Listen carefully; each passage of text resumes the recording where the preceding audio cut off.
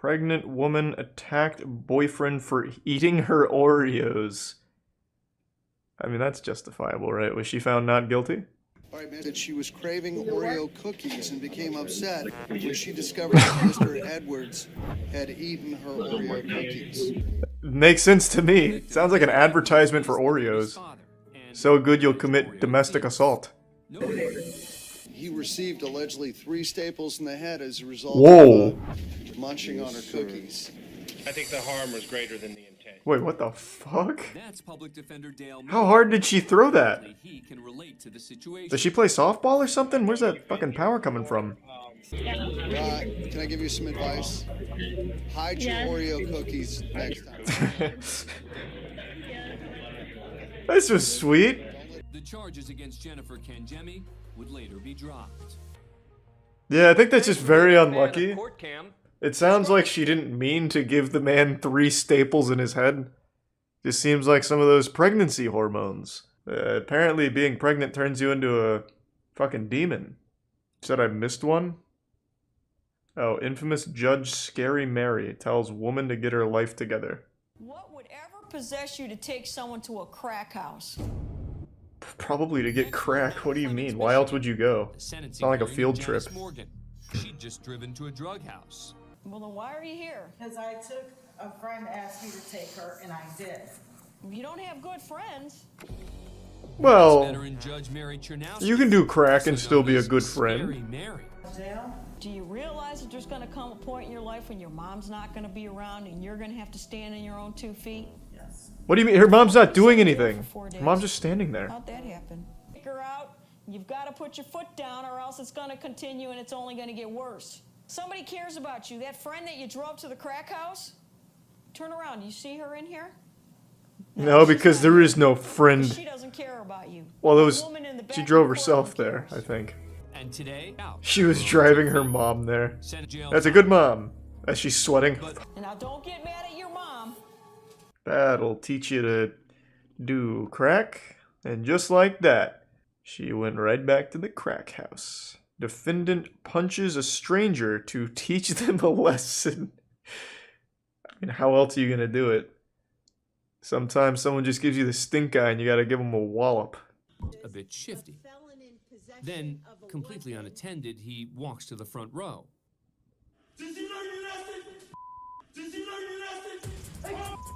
What? What the fuck is that? Well, did you? That'll teach you. Oh my god. For 1 second, I didn't realize he had a mask on. So at this angle, I thought for sure he had the world's largest nose like that guy from Guilty Gear Strive. Like Gabriel. I was like, oh my fucking god, they got Pinocchio on the Force. Now I see. They need to change the fucking camera quality. This shit is garbage. So frustrating. And there were no additional charges brought. Was this like an episode of Scared Straight? He remained. A woman slips handcuffs and attempts a daring escape, huh? And the family fingered Cooper for providing the lethal dose. She was charged with first-degree reckless homicide, but she's now being taken into custody for violating the conditions. It's simple legal talk. When you finger somebody, it doesn't mean it sexually. Stop. Let's be mature here. Just a few feet away are members of the victim's family. It's standard terminology in court. Fingering and fisting and all of that. Let's not pretend like we don't know what they mean. Wow.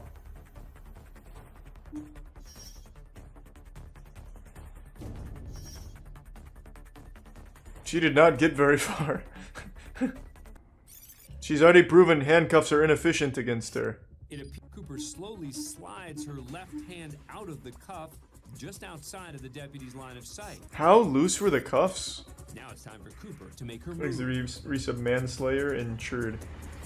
She takes off down the stairs. Is this how Chris Angel does it? The deputy chases her. Cooper darts down the stairs, but trips over the last step. Just as another guard joins the chase and jumps on top of her. It was a good attempt. I don't know why the slowest people are the ones to try and escape. Member jumps in the mix too. That was pulling her horrible. legs. This woman just walks right by without missing a step. What's she supposed to do? Go over and help? For her failed attempt at freedom, Elizabeth Cooper received several additional charges. Nice. Eventually Worth. pled guilty. Thanks for being a fan of Court Cam. Very nice. I think you really need to analyze your own capabilities. If you're gonna try and escape, think back on like your 40-yard dash time. If it's over 15 seconds, it's probably just not even worth getting the extra charges. You're not gonna get very far. If you go someplace, well, I bet I do. Well, then you're in contempt, young lady, and you've got 30 days. So you're not going. You're not what? Oh. That's another 30 days. That's 60 days. So what? 90 days. So 120. Oh God. 180 days.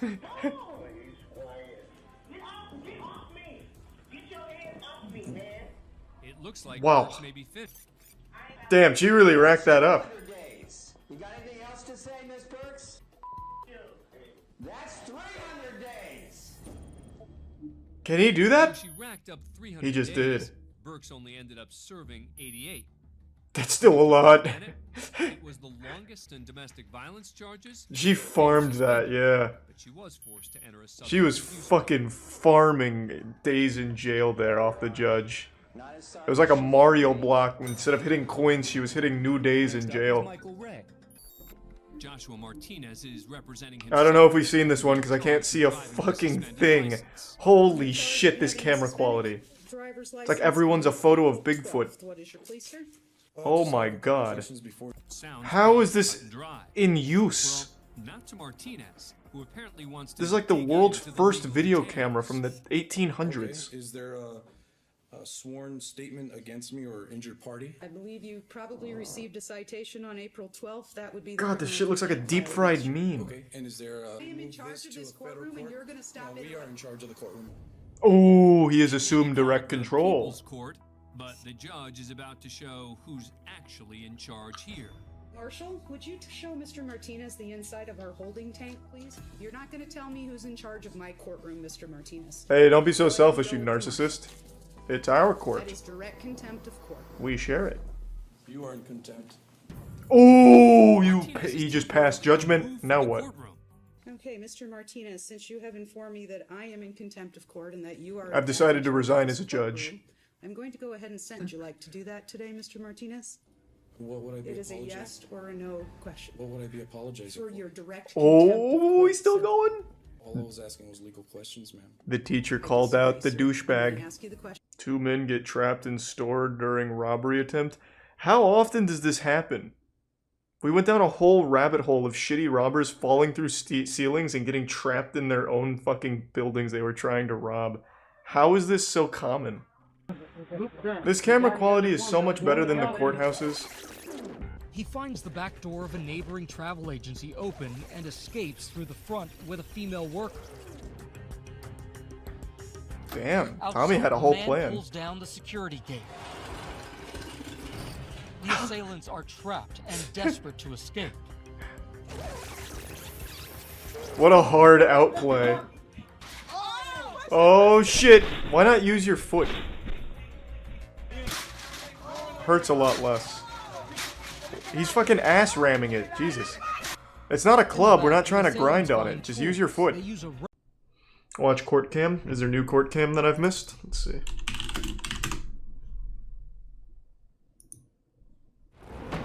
I'll just go through here, I think. This might be easier. Man tries playing mind tricks with the judge. Ah, so he encountered a Jedi. Is that Nicolas Cage? Hall is here for driving under the influence and driving with a suspended license. He looks like the kind of guy. Sir, I haven't said for the court how I'm appearing today, Well, sir. I'm not asking you yet. What does that Give me a mean? moment, all right? I can need see how you're appearing. Like a meth addict. Hall is current. Sir, today I'm appearing as the agent and settler for David Hall. Oh, he's cosplaying. Okay. My name sounds exactly like the defendant's, and I'm here to settle that matter today. Oh, So oh. are you and David Hall one and the same Interesting. person? I'm not a person, I'm an individual. David Hall is a person, I am a private individual. Hall's legalese Interesting. is unconventional, to say the least. But the judge He's got us backed into a corner. May I, individual. And I don't think you understand the difference between a person and an individual. Could you appear as a 19-year-old boy, perhaps, if I asked you to? Correct. Just starts transforming his face like a polyjuice potion. And even the person's bond today, $10,000. Damn. Because the settler of the Slap the whole family. And the person continues to drive without a driver's license. Quick, substitute in somebody else. $10,000. This time you're But because Martha this charge Cranberry. is a violation of his original bond, all versions of David Hall must remain in jail unless he can come up with the cash. Well, Is there any other? Are you asking me as the settler of the agent? Hey, he's getting fucking blasted. Judge is bending him over and biting his fucking asshole off. Okay, I am not the person, David Hall. Tell him he's not leaving jail either, all right? Have a nice day. Thank you. Thank you, sir. Come on. Down the middle. You have to be a really, being a fan of really court camp. insufferably fucking dumb asshole to think sovereign citizen is a real thing. Just as a heads up. Thanks to the resub chills. It never works because it's not a real thing. If you say you're a sovereign citizen, you just get laughed at. Let's see what the most dramatic moments are. He's even got merch made. That was pretty cool. Please be seated. A message Accused from of the killing 2 teens in indicating that they've 1993 reached the verdict. when he was just 16. Holy At shit. that time, it became a key piece of evidence for the prosecution. The president of the courtroom. The court has received. So did he actually kill them or what? Indicating that they've reached the verdict. Villegas has been on trial 3 separate times for this crime and has maintained his innocence throughout. After spending 18 years in prison, that verdict was thrown out in 2013 Holy shit. because of ineffective assistance of counsel. He has remained out on bond as he awaited a 3rd trial. During that time, he fathered 2 children. What the Though the fuck? prosecution continued to insist on his guilt, Verdict Form B. We, the jury, find the defendant Daniel Villegas not guilty of. Hey! Oh, okay, so that had a happy ending, assuming he didn't actually murder anyone. If he did, then that's not good. We'll need to, have a hard think on that if that happens to be the case. 16 years old. Good luck to you. He fucking did it! It only took 18 years of his life. Madison's been convicted on 3 counts of aggravated Jesus murder for Christ. the killing and mutilation of 3 young women in Ohio. As part of the hearing, I thought these were gonna be goofy. These are fucking heavy. Jesus Lord. Right now, I guess we're supposed to, in our hearts, forgive this clown. No, I hate that perspective. You don't forgive people like that. It's not empowering. It's not just demonstrating strength to forgive a murderer. It's ridiculous. Oh, fuck.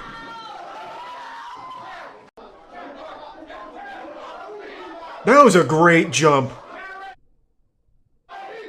His airtime was nuts. He fucking took off. Van Terry is released without charges. A short time Thank later, God. County Judge Michael Madison is sentenced to death and will now live on Ohio's death row. We start things off at the I am so glad that guy Russell didn't get Family charged. Court in Kentucky. I am so fucking glad. Domestic violence order I filed hate by when a like you husband lash out at against someone his like wife. that and you get charged for it. It's fucked up. I haven't done anything to this court. Is she gonna lunge at him too? Fucking take off. For contempt of court. You will serve 10 days for contempt of court. Go now. Oh, Jesus Christ! Make it 11 days. In a legal process. She handled that really well. Jail time. Damn, people really like lunge. No, I'm not. I'm not under oath. All right, raise your right hand. Want to swear in? Ooh! Blasted, get pranked. Oh, we've seen this. I recognize this guy now. You threatened my life the other day. I remember this. We did see this one. I am not under oath. This is being done unconstitutionally. I don't remember what he does. My kids unrightfully. So that being said, He's driving a hard case. no, do you want to be here or not? The judge is handling this very well. Wants to sit here while you take their kids. This is a conflict of interest. Can I get some water, please? Do you want to suck his dick for the water? I don't know. I need you to answer. He's so Head patient. to the Cook has accepted a plea deal that will drop a conspiracy charge, which carried a maximum penalty of life in prison. But counts What? of carjacking, attempted carjacking with a deadly weapon, and felony battery are still in play. Damn, that's huge. I didn't know conspiracy was that seriously taken. There was an orchestrated ambush, and you are a main part of that. And for that, Oof. I'm going to go ahead and adjudicate you guilty of all 3 charges. Oh! Sentence you to 20 years in state prison. Damn! I mean, it is really avoidable. Don't set up an ambush. Like, it's super easy to avoid. More severe than they expected. Thanks to Prime Bomb. It turns out that Cook and her mother's reactions were so intense because they believed the plea deal meant no prison time. That's how they get you. Judge Foxman That's allows her that's to enter plea a deals in a plea nutshell. deal. Cook's sentence is reduced to 11 years in prison. Ah. Okay, so only over half of her entire life so far. Where public defender Andrew Weinstock and his client are To be fair, sounds like she deserved it though. Defender, public defender, Match with someone on Tinder, set up a robbery. That's fucked up. I'm not waving. That's not like a mistake you make. That is you being a psychopath. I don't need your help. Wow. You know what? I'm the public defender. I have a right to be here, and I have a right to stand and represent sit my down. clients. Damn. If you want to fight, let's go out back and I'll just beat your ass. Oh, They both it is. head to the hallway What? behind the courtroom, just out of the view of the court's cameras. Believe it or not, they get into a physical Holy shit. until Judge Murphy returns to the courtroom alone.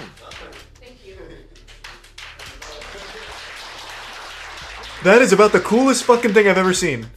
I will catch my breath.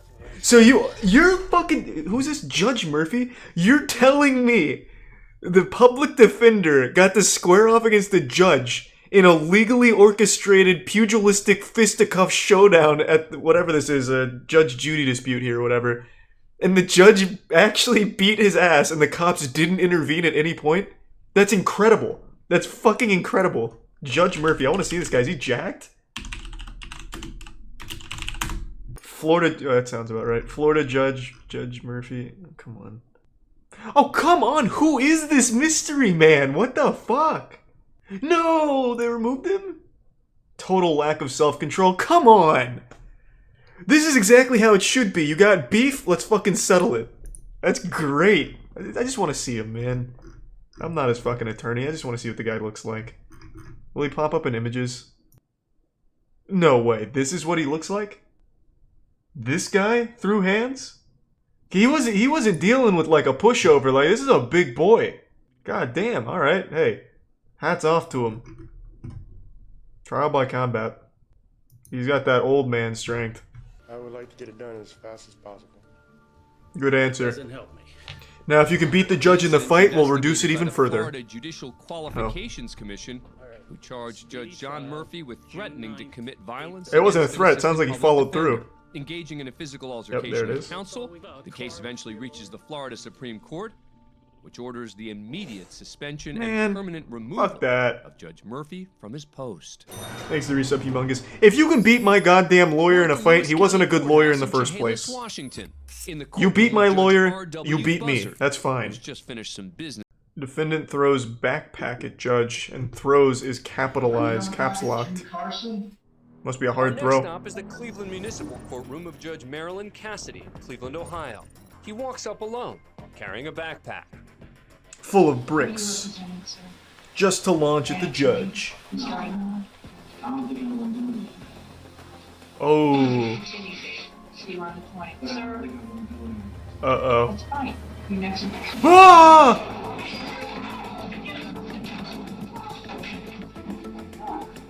So it was right. He isn't going to do any of that. He's just going right to jail. He didn't lie. How close was the throw, though? By hurling his backpack at her. Oh, not even close. Hit the judge desk. quickly ducks, and meanwhile, Carson punches public defender Ooh. David Eidenmiller, who just happens to be standing there in the back of the head. He's then tackled by the I large bet man David in the feels white real shirt. silly. as court officers come streaming in to help. I better get out of the way of this potential danger. Shit, I walked right into his fist. And that big mystery man who came flying out of his seat and over the defense Stone Cold table to Steve take down Austin. Carson? Well, that's Cleveland Police Union President Steve Loomis. Oh, I was close. He's eventually subdued, cuffed, and led out of the courtroom. He's charged with contempt of court and sentenced to 30 days in jail. Only 30, you Thanks know? for being a fan of Court Cam. You know, only 30 days for launching a backpack and punching an attorney? That's, you know, it could have been worse. That's almost a fair trade right there. Like, you know, he kind of came out on top of that transaction, really. Man escapes from courthouse in handcuffs. Man, this happens so often. Oh, good move. Away from security and re-entered the courtroom. He picks the locks on the handcuffs. He strips off his prison-issue shirt. Wait, what? He actually got the fucking handcuffs and off? uses it to hide his handcuffs. He makes it to the Oh, hallway, and wow. after a quick look around, and continues barefoot through the courthouse. This guy just doesn't give a fuck. He makes his way to the lobby until he exits straight through the front doors. But within 2 hours, police catch up with him he didn't get hiding very at a far. friend's house. He went right to a friend's house, huh? Immediately taken back into custody. He looked pretty smart there for a minute with that shirt play. I'll go to the one place they'll never expect me to my mom's house. It's too obvious, they'll never check. Man tries to escape courtroom. Next, we head to Jefferson Thanks County to Tier Circuit 1 Court Nick. in Louisville, The Kentucky. prime suck. We are on the record. Once the testimony concludes, the camera, controlled by Judge Barry Willett, remains locked on the empty witness chair as the judge announces his decision. And then a ghost comes in. In its entirety. That flash across the screen was Woodford making a run for it. I was able to pick up on that. I was able to piece that puzzle together, actually. That the man running was probably the Can guy. be heard pleading with her boyfriend to stop.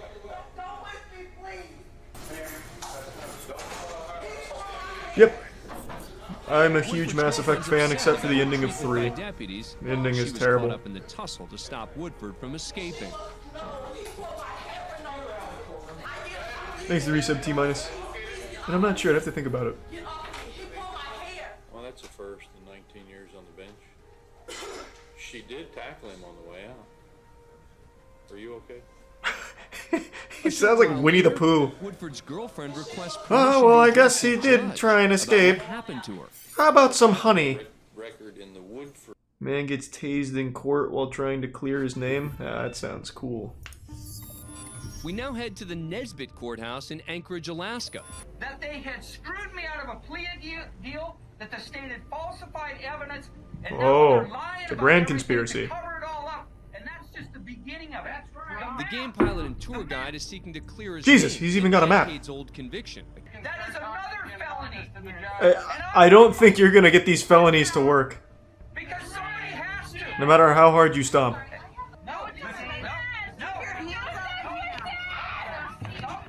Oh shit.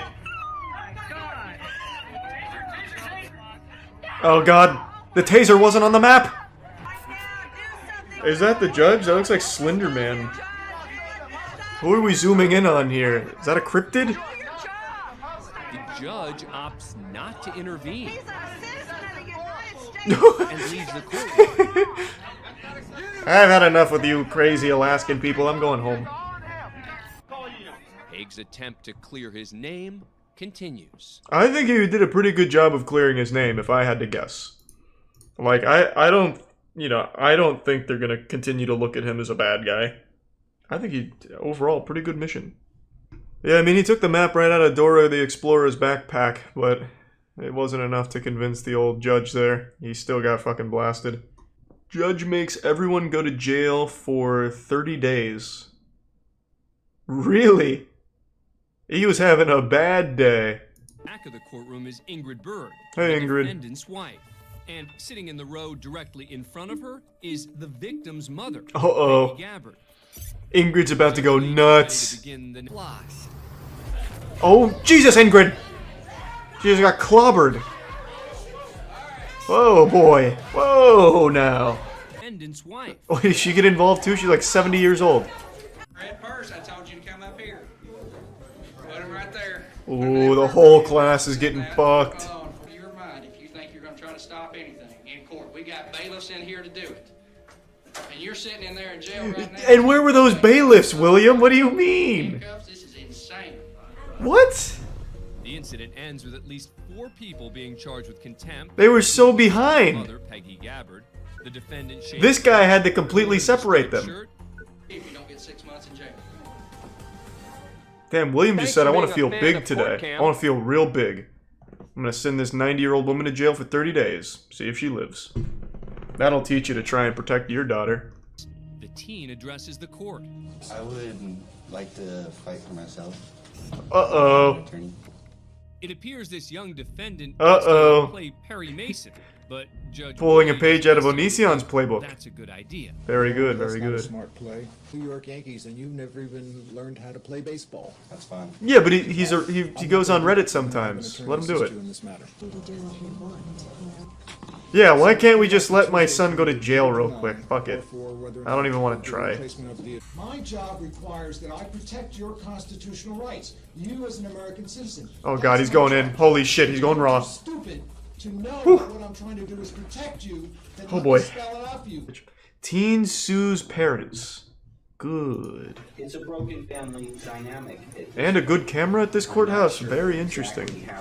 And I'm asking the court to help her in this very difficult situation because they have. The dad just wrote down, no chance. And I believe that they are being negligent. Nope. And irresponsible. Will not help. These statements that they. Uh-oh. One of the So it's a driving boy forces of thing, this huh? Is that mom and dad don't approve of Rachel's boyfriend. Why does he Attorney drive a read the sports transcript bike? from a phone call made by Rachel's Smoke mother, cigarettes? Elizabeth. Isn't this case thrown out? She's 18. You're a real winner, aren't you? I really just want to all over your face right now. Anyway, Oh, I see. have a nice life. Jesus, okay, He well has then. some strong words for the plaintiff. That's a weird thing to say to your parents. I want to shit all over your face. It's like an Xbox Live insult. Where the mother is calling the daughter the same kind of name. So I would go. The mother threatens to shit all over her daughter's face. They're the ones who raised this child. This is the language that they're using in their household. Interesting. So who's shitting on whose face then? The web runs deep. Are we going to A family that shits together stays together. I'm sure many of you remember last year, a man drove through the Waukesha Christmas parade, killing 6 people and injuring 60 others. And over the last couple weeks, he's been on trial for it, and he chose to represent himself in court. Now, I'll go ahead and spoil it. He's no Saul Goodman. No matter what you're picturing, the reality is significantly stupider. You are not prepared for the absolute unhinged lunacy of this man defending himself in court. Now, as of today, he has been found guilty on 6 charges of intentional homicide, which he now faces a mandatory life in prison. So that's a good happy ending, but I'd like to show you some clips from the trial. This is an extremely serious situation, but him defending himself turned it into an absolute circus, and he was just the clown. The man went to court as the jester as opposed to trying to defend himself. It is so unbelievably dumb. I don't even know how to fully describe it. I know he's representing himself. I also heard that he built a fort. Like he got removed from the court and built a fort out of boxes to hide in or some shit. Is he trying for insanity? I don't know. And I also don't know if that's even a good strategy. I don't remember who made the video. It might have been Jim Can't Swim. I'm not sure. But apparently going for the insanity plea is bad. You set yourself up for a really, really, really rough time. He's not going for insanity. He's going for a mistrial. I read that theory as well. Like him arguing with the judge was hoping that she'd snap at him and then he'd be able to make a case for a mistrial. But she didn't play his ball game. I just don't think he's that smart. Like, I don't think he has the capacity to even come up with that plan. I would note he put 2 boxes right in front of where he's seated, so I can't It's his fort. see his face. I see his jacket is off, so I can see the outline of his arms. Okay, for people that don't know, I'll bring everyone up to speed. This guy is an absolute goofball, but what he's done is anything but goofy. This is the guy that ran his car through the Christmas parade and killed, I think it was 6 people. He's representing himself at the trial right now. Oh, yeah, it even says right here, killing 6. Well, now you've ruined his whole defense. Mr. Brooks, I'm going to ask you for a 3rd time. I've asked you twice now, and I'll ask you a 3rd time. Do you have any requests as it relates to the But they're my... instructions? That was his fucking box fort. Edits, Have some respect. Hey, man, you don't gotta talk to me like that. It ain't like they gonna be honored, though. As it relates to the jury instructions, sir, what are your... I heard what the hell you said, man. Jesus Christ. Mr. Brooks, that was very disrespectful. For what anyone that doesn't keep up, and admittedly I haven't watched this whole thing top to bottom, I've only seen the clips. His tactic is yell at the judge as much as possible, hoping that she'll snap it back at him, but she just treats him like an actual baby. Just, hey, that wasn't nice. Can you use your inside voice? Okay, I don't really want to go down this road. Can you stop? Why are you so mad? Please? This is silly. Just all she gives him, because if she does like snap back to try and like discipline, based on what I've read, they could try for like a mistrial, stating like the judge was biased or the judge clearly had it out for the client or some shit like that. So she's just keeping her cool, keeping everything super mellow, super stoic. So good for her. I'm going to mute him again because he's not answering the questions that I'm very clearly asking him, and I've given him 5 opportunities. Give him his boxes back and he'll be more talkative. Do you have any requests as it relates to the jury instructions? I'll unmute you for that answer. I can't hear everything you're saying. Might break them. them. I'm still agitated. I ain't gonna stop being agitated. That ain't gonna stop. You sit up here and do everything you're doing, and think God don't see what you're doing. You can't call God as a witness. That's not fair. That's like summoning Exodia. Mr. Brooks, do you have any requests as it relates to the jury instructions? Yeah, I can hear what you're saying. I can hear what you're saying. You just told me you didn't. So what are your requests as it relates to the jury instructions, sir? A little bit of ice cream in my boxes back. Why am I charged with 2 bail jumpings when I was already charged in Milwaukee for the same bail jumping? That's double jeopardy. That's not double jeopardy. Your objection is noted. It's overruled. I'm not familiar with the law. Is double jeopardy something that you could, like an actual legal thing, or is this man really confused on where he is right now? Because that was a quick overruling. It can be, but not here. Okay. So it can't be tried twice. They call it double jeopardy. Gotcha. What's your next request, sir? I'm noting your objection. I'm trying to talk. Can I get it out? You always want me to not interrupt you, but you always find a way to talk over me. I understand your position. I'm saying it's overruled. You always want respect. Well, you're not hearing the epilogue here. He's about to overrule your overruling if you give him a moment. I want to know why I'm even charged twice with the same thing. Oh my God. Jesus Christ. Oh my God. What the fuck? Oh, he got his boxes back. He can build his fort again. Turning to the basis for give him a couple extra boxes. Counts, it will be up to the jury to review the evidence and make a determination as to the verdict forms, though that were what's in the boxes? He's representing himself, so it's probably just a bunch of like legal books and shit. Obviously, some of them did not have them on, just frankly from prior. So as it relates to this, the state is asking that I simply He's vanished, Your Honor. Instruct the jury. The box ghost has claimed him. And not include that This is so eerily similar to that case I've told you guys about multiple times, and I keep forgetting who it was, but it was a man who had killed his girlfriend, and I believe it was the boy, his son, testified against him, giving the details, and he's like, no, you guys are all wrong. I did kill her, but not where you said I killed her. So if you're gonna tell the story, you're gonna tell it right in front of the whole court. That shit was wild. I can't remember who that was. Was that Ronnie O'Neill? That name looks very familiar. Yep, that was another person who represented himself. Somehow, the people that represent themselves are the dumbest people of all time. That's weird, right? That's weird how that works. I even just voice cracked that, how strange that was. You would think if you're representing yourself, you're like a super intellectual being. But I mean, I don't know. Not a great track record. So weird.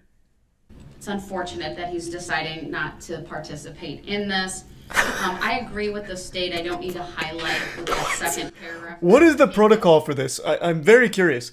Everyone I've seen represent themselves, at the very least, tries to play ball. Like the guy who openly admits to murdering his girlfriend and correcting the people on where he murdered her. But this guy just straight up doesn't do anything. He just builds box forts. So at this point, it's just like a field day. You just like you could just give them like everything all at once since he's not defending himself. The judges usually like to be lenient in these cases to prevent grounds for appeals. Well, that's what I was saying, right? Because they're doing everything they can to avoid a mistrial motion, right? Because, I mean, this is a very serious case. This guy is an absolute fucking monster. This guy is evil. This is the guy that ran through that Christmas parade, killed 6 people, injured 60. This is a man by no means should be let off easy under any circumstances, so they're doing everything they can to tiptoe around here to make sure there is absolutely no wiggle room for mistrial accusations. So I get that. All right, sir. Mr. Brooks, do you have any questions for this witness? Yes, I do, and I object to being called that name for the record. What? Do you recall giving a what statement to an officer? Someone fill me in on the lore. What does he want to be called? He's claiming his name isn't Daryl Brooks. Oh my god, how did I miss all of this shit? I've only seen some of the clips. I had no clue. What? He thinks it's a loophole. We've seen this before on court cam. There was a guy, I don't remember what he's there for. It might have been a DUI, but I'm just spitballing what it was. But his whole thing was, that wasn't me. That person that you're accusing of doing that is not me. That's not me. And then they asked what his name was, and he's like, it's not that. That was his whole defense. Is he trying that in this situation? I was positive it was you. Who is you? You. I'm looking at you.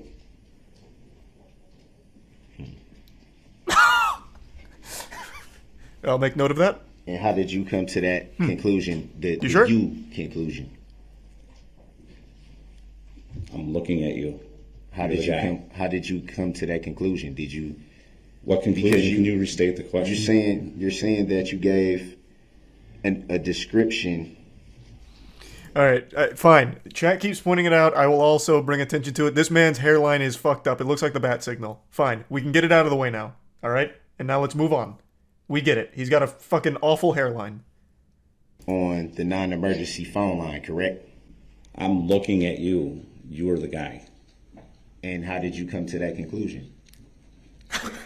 You and I were standing in the same yard looking at each other. So, is it possible you saw something on the news?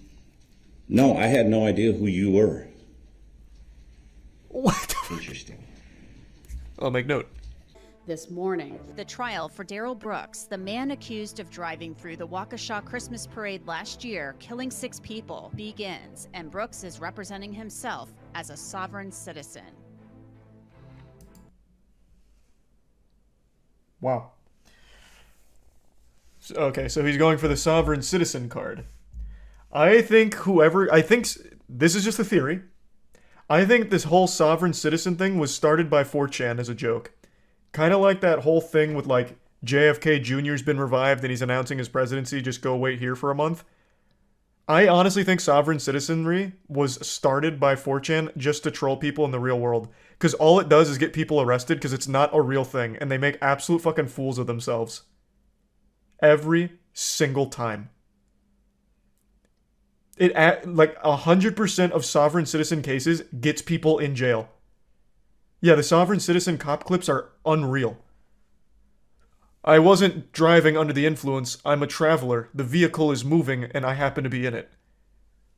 I'm not driving, I'm traveling is a big one. Or, I'm not Charles White. Charles White is my vessel. Or, yep, we're not in America is another big one. I don't know how long sovereign citizen's been around. I really don't. I only know it from all of the clips over the last decade. Yeah, they took his rap video down, didn't they? I don't think that's up anymore. Oh, never mind. They put it back. They played it during the trial.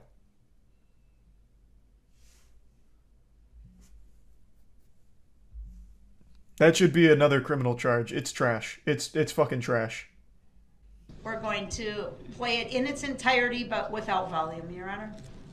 All right, thank you. Oh, that probably isn't even standard procedure. The music was just so bad, they're like, we're going to do everyone a favor and mute it.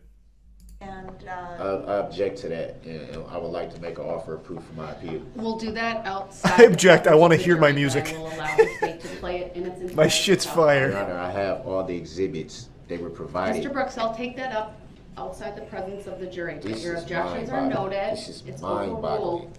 Mind-boggling. I love the way he acts as if he's some kind of seasoned lawyer. My God. In all my 30 years of practicing law, I've never seen something like this. This is... What a circus of a trial. Back to Double Jeopardy.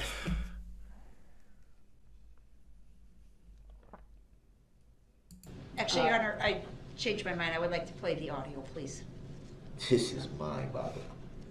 I want to have it. You don't want to play the audio. And then I'll make a ruling and I'll take that up. The video wasn't even in the exhibits that I received.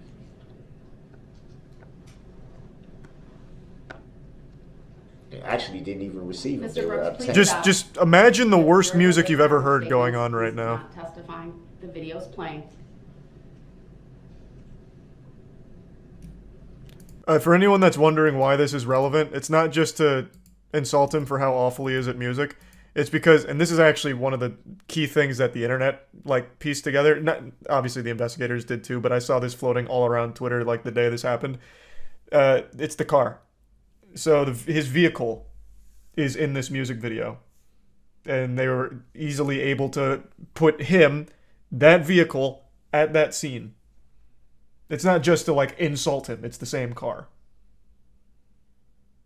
Though the music is really bad, and this should be an extra charge for how terribly shit the music is.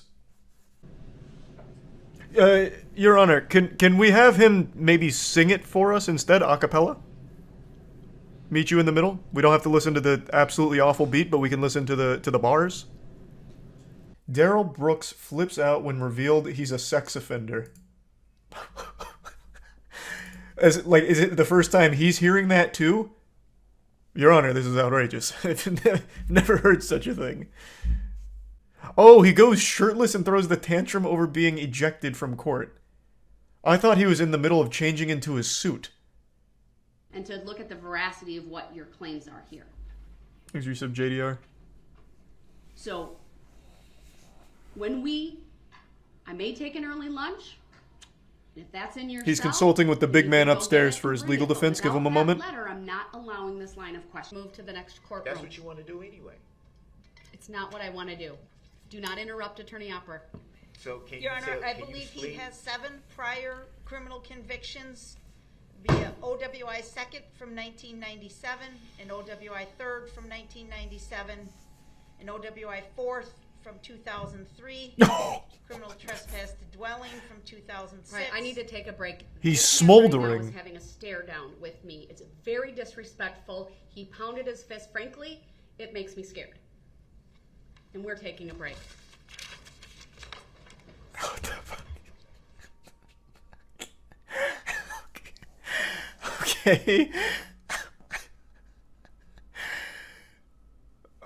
An interesting tactic. Again, not something I would have seen Saul use, but that doesn't mean it's not effective. Bro emoted it. Yeah, he misinput and accidentally emoted in court. What do you think? What does he think is going to result from his actions? I have no idea. I couldn't tell you. He doesn't defend himself. He doesn't even try. I don't know. Yeah, he basically just shows up to court to go AFK and then rage. There is an update to the Corey Harris case here. The Zoom court hearing where he was driving with a suspended license. The judge was stunned, even made this face right here, which is a really, really good face that he's making. It kind of reminds me of 007 characters, like the bad guys, when you like zoom in on their face after they get shot. So the story started with him going to the Zoom court hearing while driving. The judge is like, I might be misunderstanding something here. Someone help me out. Am I off my gourd right now? He's driving, and he has a suspended license. There's a suspended license case, and he is driving on the Zoom call, and he just goes, "Yep, that's correct, Your Honor." So then he ended up turning himself in. He was released 2 days later, like after spending 2 days in jail. Turns out his license suspension was rescinded 2 years ago. So he should have been able to drive, no problem. It shouldn't have been an issue at all.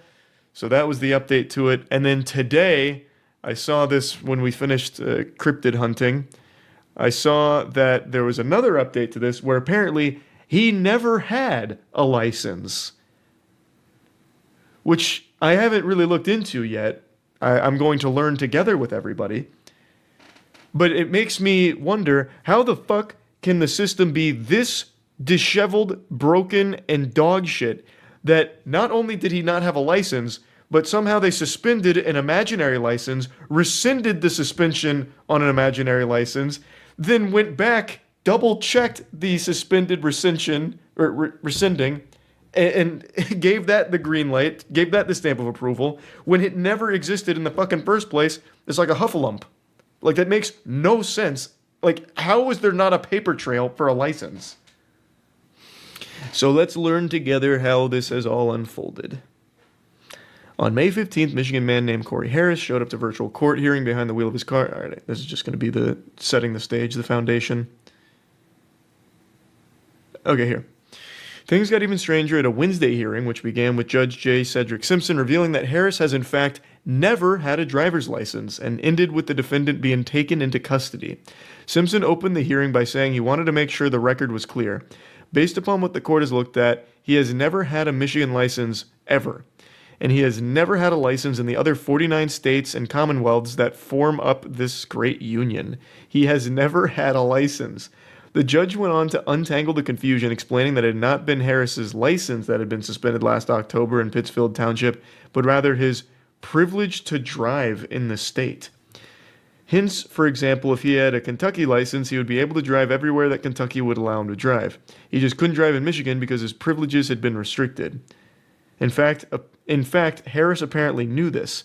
Prosecutor Conrad Siller said during the Wednesday hearing that police body camera footage showed Harris acknowledging at least twice to the officer who pulled him over that he didn't have a valid license. Jesus Christ. This is a lot to process.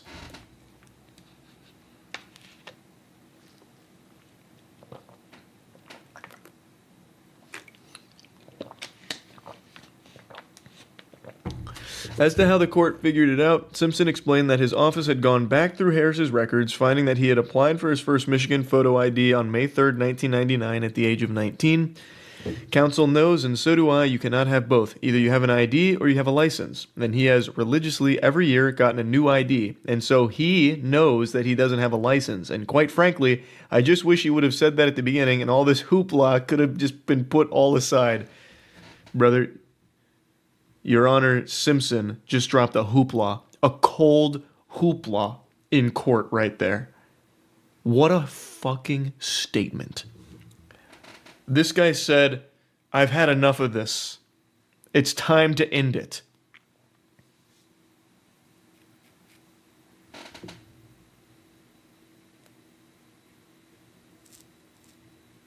I didn't invent hoopla. He didn't steal my word. I haven't trademarked that. It's not copyrighted. I got it from SpongeBob. Hoopla, hoopla, hoopla. That shit.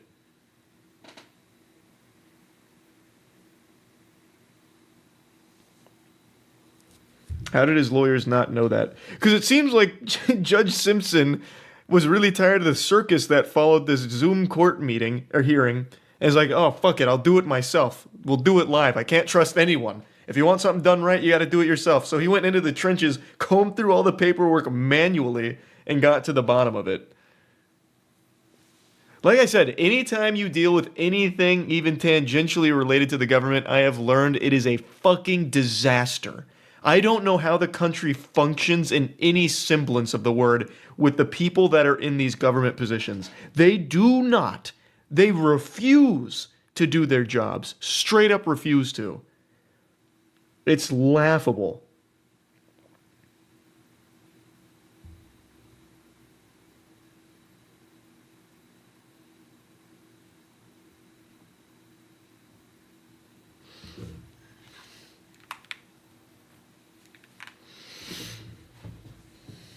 That's why I don't believe in government conspiracies. They're too incompetent. Hey, checkmate. That's a good point, actually. That is a really good point. They can't even figure out whether or not someone has a license, and they act based off of just imaginary dreams that they had about this this license.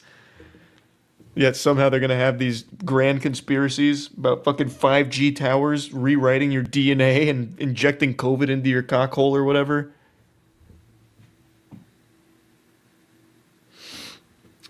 After Harris' disastrous pretrial hearing on May 15th, Simpson revoked his bond and ordered him to turn himself in to the county jail that evening, where he spent 2 nights. 2 weeks later, shortly after Harris went viral, ABC affiliate WXYZ. Man, I've actually never read that out loud. I usually just brush over that because I don't feel like saying it all. Man, that's super stupid. ABC affiliate WXYZ. It's trash.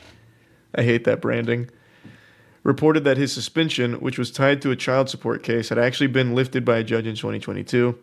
It has literally been pure hell. I've been assaulted, I've been followed, I've been laughed at, I've been ridiculed, I have been disrespected, Harris told of the situation. He's been assaulted? Jesus Christ. Like in jail, maybe? Have random people on the street just been accosting this man? That's terrible.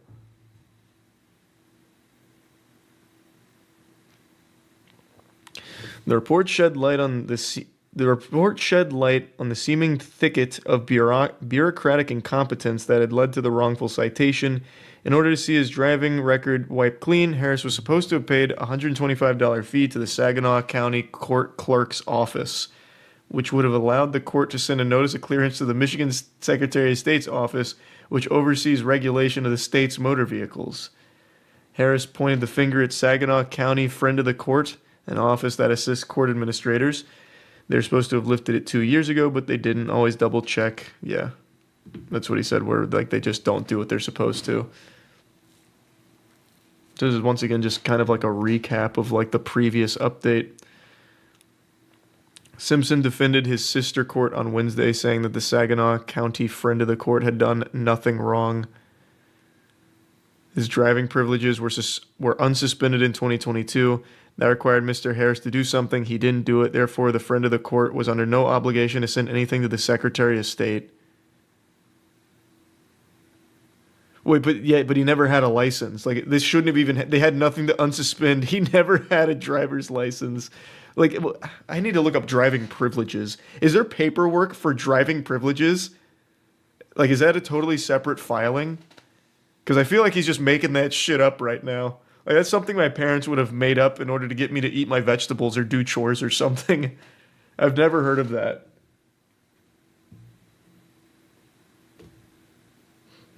Yeah, let's see. I'll do it on my phone real quick. It'll be faster. What is driving privileges? I'll do, like, court. Well, I dreadfully misspelled that. I typed in privileges. So that didn't work. Hold on. All right. A limited driving privilege is a judgment issued in the discretion of a court for good cause shown authorizing a person with a revoked driver's license to drive for essential purposes related to any of the following: employment or maintenance of a person's household. Okay.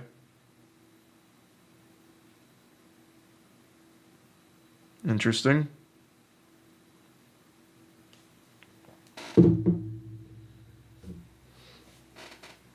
It was not immediately clear if anyone had notified Harris of the outstanding fee back in 2022. He paid it on Monday, a spokesperson for the Secretary of State previously confirmed, and Simpson said Wednesday that the friend of the court had immediately sent over the notice of clearance taking the suspension privileges off his driving record. The judge emphasized that no clerical error had been made either by his office, the Pittsfield Police, or Saginaw County authorities. It was a failure on the part of Mr. Harris to do certain things. It really wasn't, though. What? You guys also bear a lot of blame here. Like, this has been such a fucking convoluted series of, like, twists and turns and tubes to go through. It's not all on him. Driving privileges, driver's license, fucking... It's all over the place.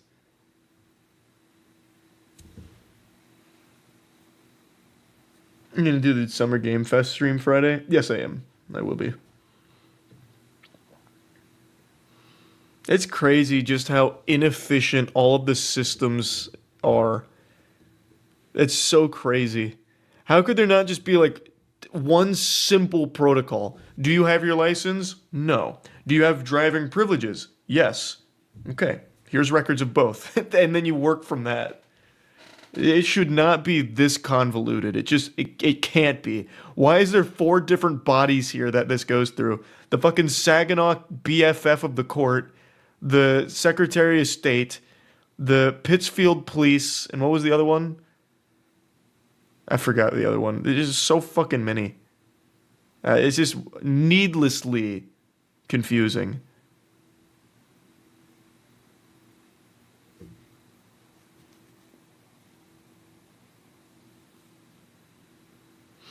Charlie, most of the military still runs on XP. Let that sink in. Not only the military, most hospitals still run off of Windows XP. And they probably always will. Harris's attorney, public defender Dionne Webster Cox, who appeared alongside him in the WXYZ interview, said that she was committed to resolving the case and that Harris was in the process of procuring his license. She said he had his permit test scheduled for Thursday. Once he gets his permit, he's got to drive for at least 30 days. Apparently, he knows how to do that part. After cracking a smile. Other parts of the hearing were less jovial, particularly when Webster Cox stressed that it wasn't Harris's fault that he was now a meme. My client didn't start the hoop. Oh my God, they're dropping hoopla back and forth in here. It's a real Thunderdome. We got ourselves a clash of the Titans. Now the public defender's dropping hoopla. You can't just invoke the power of that word. It's like Voldemort's name. It's an ancient incantation. Perhaps he's made some comments, but he didn't start the hoopla whatsoever. That was someone that was outside of his control. Simpson seemed to take exception to this. You say it wasn't started by him. Oh, it certainly was. It was certainly when he made his first statement to WXYZ. The judge added that the person Harris needed to blame for the kerfuffle. This is so unserious. This one wasn't a quote, though, so this one's just from whoever wrote the article, dropping in a mean kerfuffle. It is actually a children's book here. These are Rick and Morty words. Was the person that was staring at him, the person that he was staring at in the mirror. He later added, just own it. Once you own it, then it becomes a whole lot easier just to move forward. What do you know about being a meme, Judge Simpson? Your Honor? What experience do you have there? The judge then brought up the fact that Harris had a warrant out for his arrest stemming from a separate traffic stop in Allen Park in June 2015 when he'd again been cited for driving without a license. Simpson acknowledged that he didn't know whether this had been mentioned to Harris after the pretrial hearing last month. I really don't care whether he was or not. All I know is that was back in mid-May. and it hasn't been taken care of. Simpson then had court officer escort Harris out of the room. Online records show that Harris has since posted bond in the case. Next court date for the traffic stop is August 13th, while the next hearing in this viral case is slated for August 7th. Mark your calendars, we got another summer blockbuster coming up for this case. I'm sure there's going to be another twist to it where it turns out that Harris is actually like a deep covert operative here. Something. Gonna get the CTU involved with Jack Bauer somehow.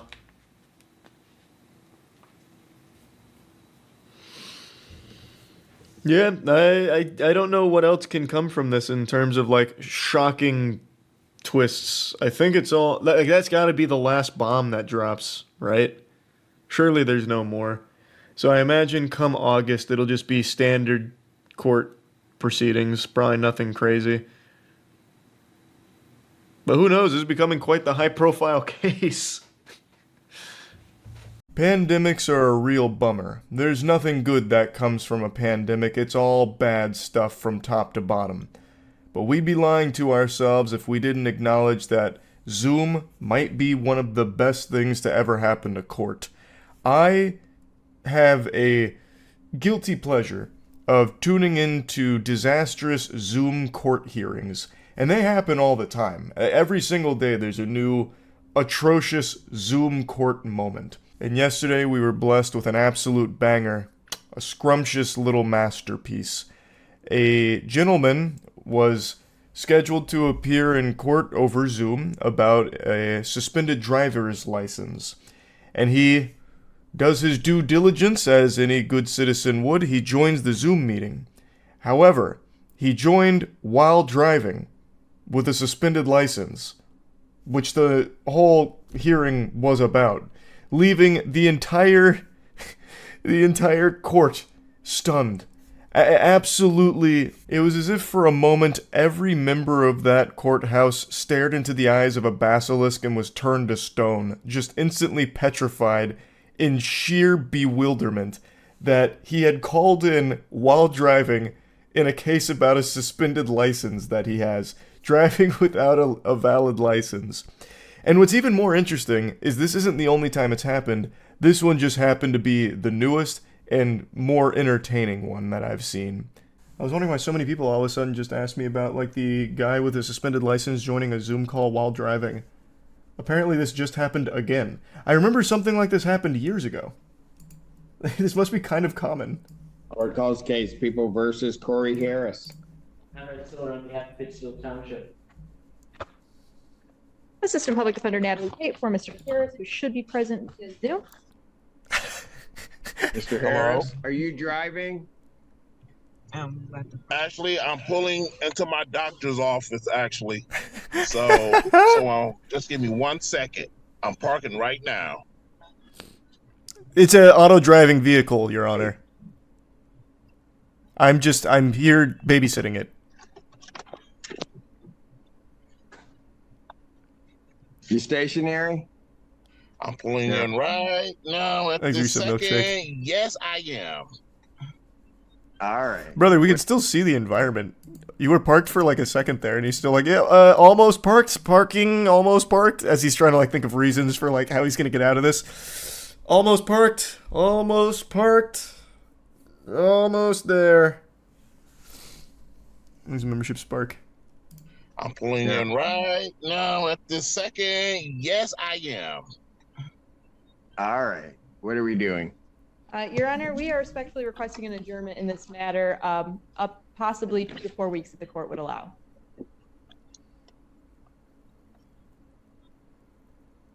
Oh my god, that was the most aggressive frown I've ever seen.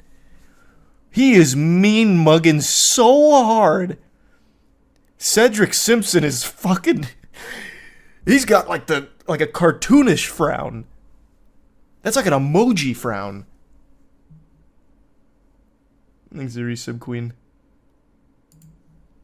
Okay. So maybe I don't understand something. This is a driving while license suspended? That is correct, Your Honor. And he was just driving. Your Honor, we don't have... allegedly driving. We don't have all of the evidence. We can only see from his chest up. Anything, this could be green screen. It could be deepfaked. And he didn't have a license.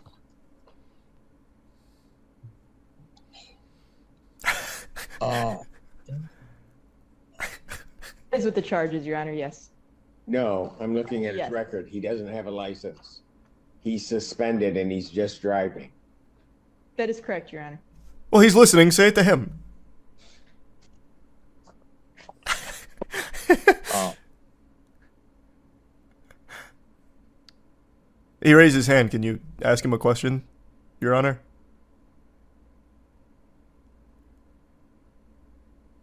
Is this real? Is this fucking real? Wait, Tampa Bay. That's my neck of the woods. Hey, hold on, I gotta learn a little bit more about this. Perhaps he's been framed. Everyone here is stun locked. It's just complete fucking silence that has fallen on the courtroom. This guy's doing his best to keep it together. Her as well.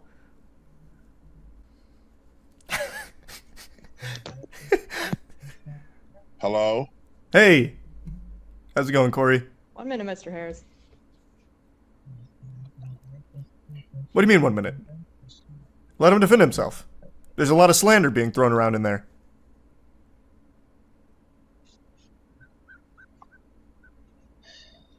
I don't even know why he would do that.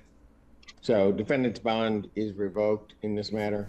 Defendant has turned himself into the Washington County Jail by 6 p.m. today. Can you get his side of the story, please, Your Honor? Result in a bench warrant with no bond.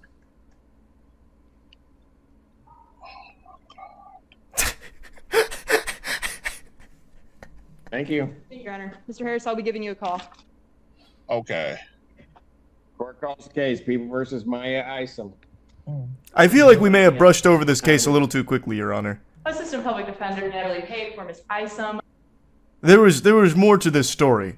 It was like a transformer, more than meets the eye. Time to drive back home.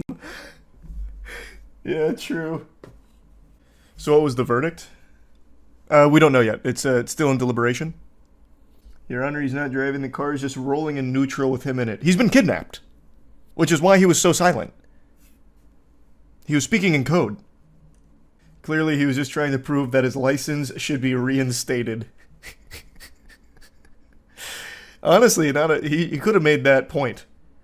Like, as you can see, Your Honor, I'm doing just fine here.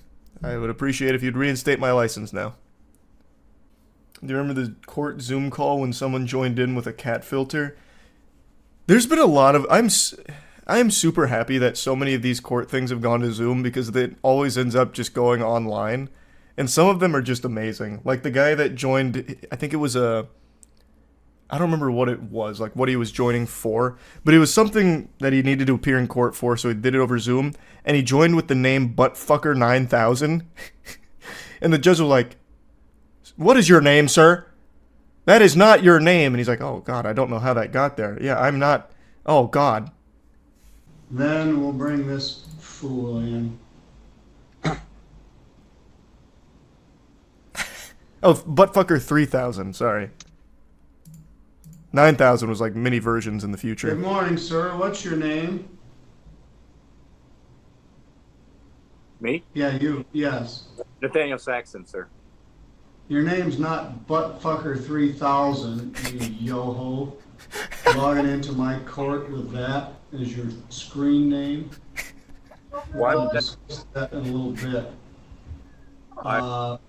Big miscalculation from Jason What kind of Statham. idiot logs into court like that?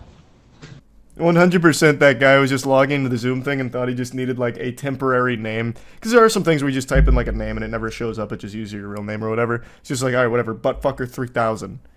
And it just runs with it. It's so good. Also, Joseph, please change the angle. When I first watched this video, I thought for sure he had his cock out. I was like really thinking I was looking at this man stroking his meat. That is a terrible angle, Joseph. Get control of your court, Jeffrey. He probably had that name before joining. Oh, that's true. Doesn't Zoom log your names? Yeah, maybe he did have that name with like his friends or something. That's a good point. I forgot about that. Look at the one for the cat filter. All right, we'll do the cat filter next. Mr. Ponton, I believe you have a filter turned on in the video settings. You might want to take we're a look. trying to. Can you hear me, Judge? I can hear you. I think it's a filter. It is, and I don't know how to remove it. I've got my assistant here. She's trying to, but. Why? It's fine. This is helping your case. I'm prepared to go forward with it. I'm here live. I'm not a cat. Thank you for clarifying. I can see that. Jeffrey Toobin getting caught jerking off. Yeah, I made a whole video on that one. That one was great. Lubin the Toobin lost his whole job over that too. And then they had him. That one's so good because they brought Jeffrey Toobin back on down the line. They're like, "So what did you get fired for?" And he's like, "Well, you know what I got fired for. I was masturbating in a Zoom meeting. I thought I was alone." They had him like recount it as if it was a war story and apologize live on air. That one was great. I have just got to give an update to the wackiest trial that's ever been broadcast. It finally concluded. And goodness gracious, geez Louise, I tell ya, what an adventure. Since the invention of video technology, we've been building up to a moment like this. This is why video exists. To capture this public trial, Gwyneth Paltrow versus Terry Sanderson. It's a legal battle where Terry Sanderson insists that Gwyneth Paltrow hit him on a skiing slope 7 years ago and it left him, debilitatingly injured, like a brain injury, turned him into a shut-in, this and that, and he was looking for $3 million in damages, which got thrown out pretty quickly. They wiped their ass with that whole case, saying that, this wasn't a hit and run, but then he came back for round 2 looking for the sloppy seconds and came after her again, this time for $300,000 in damages, and this time it made it all the way to court, and thank God for that because we got to watch it live. In response, Gwyneth Paltrow was countersuing for $1. A single dollar. Like Mr. Krabs with me millionth dollar. She was coming after him for a single buck. One clam. Though I do think he'd also be responsible for covering her attorney fees. So realistically, it's more than $1, but the damages she was pursuing was one single dollar. The verdict is in. I don't want to spoil anything from this anime, but I would like to show you a couple Terry Sanderson best of moments real quick, just to give you like a brief appetizer to wet your whistle on just how crazy this trial was. Do you recall saying that you agreed that saying I'm famous was a crazy thing to say? Agree? Absolutely, it's not me. I don't buy into that. But it was you, right? Just to be clear. When you say it wasn't me, it was in fact you. It's the other personality that's inhabiting my body right now. And you blame Gwyneth Paltrow for that? Yes. No question. This case now turned into a demonic possession type deal going on right now. Terry's got spirits inside of his body that sometimes take control of it, I guess. Because it wasn't him that sent that email about, I'm famous. It was a different personality living with inside Terry right there, working him like a fucking puppet, I guess. Terry does deliver some very important entertainment to the trial. However, the real stars of the show are undoubtedly the lawyers for Paltrow and for Terry. I'm convinced that this had to be some kind of social experiment conducted by the Impractical Jokers, and they were using actors for these lawyer roles because, Jesus Christ, I really felt like they were just feeding them these questions. The lawyer for Terry, she was pretty much a huge Gwyneth Paltrow fan and was just asking softball questions and conversation starters, literal small talk that you'd see from like Ask Reddit advice on how to talk to like your celebrity crush. And then the lawyer for Gwyneth Paltrow, that man you saw at the end of the clip, that guy I'm pretty sure didn't even know where he was half the time. It was a complete circus. But I want to focus mainly just on Terry, and you'll see why in a little bit. This is obviously an issue that someone needs to be accountable for. And if they're never accountable, what are they going to do? They're going to do it again. Now we have the molesting of young children on an island. Your Honor, Denial. This is ridiculous testimony. He's talking about... Sustained as to relevance. the last part, the jury should disregard. This is really Terry's most iconic moment here, referencing Epstein's Island and putting himself as like the hero that could stop all of this if he only wins the lawsuit against Gwyneth Paltrow, basically. He hypes himself up like the fucking Batman who's standing up to her to put a kibosh on her hitting people on the slopes, as well as, like, you know, not letting it spiral out of control where kids start getting molested on an island. Now, like I said, I would wager a guess Gwyneth Paltrow has probably flown on Epstein's airline. Half of Hollywood has. Bunch of fucking evil weirdos out there.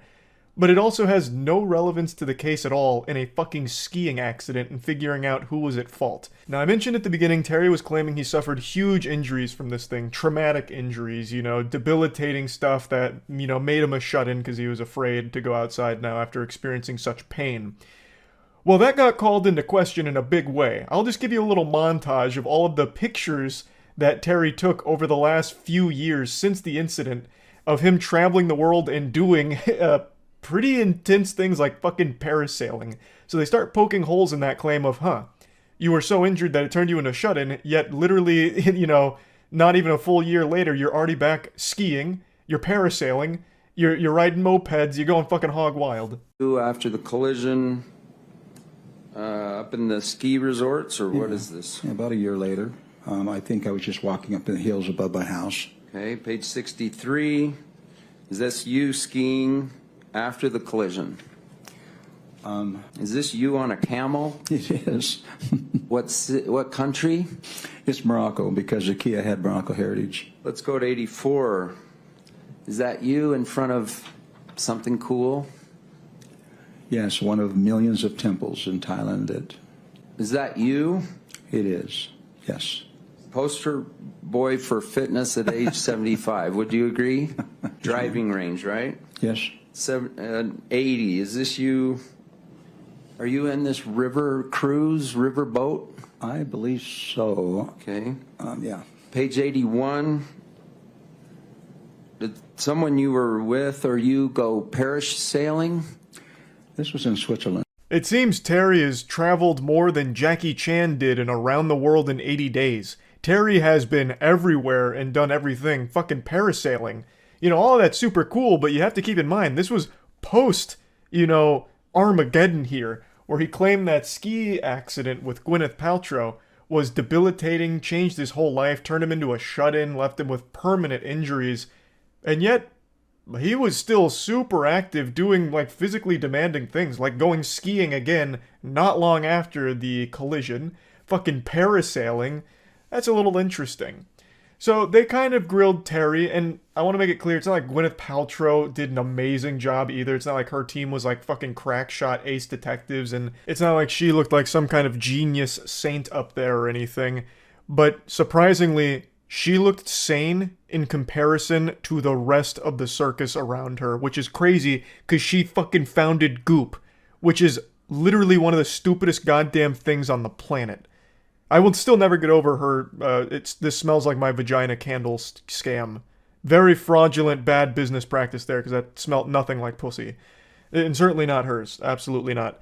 But again, she wasn't amazing, but compared to the rest, she did enough. I'll go ahead and show you the verdict now. Paltrow at fault? No.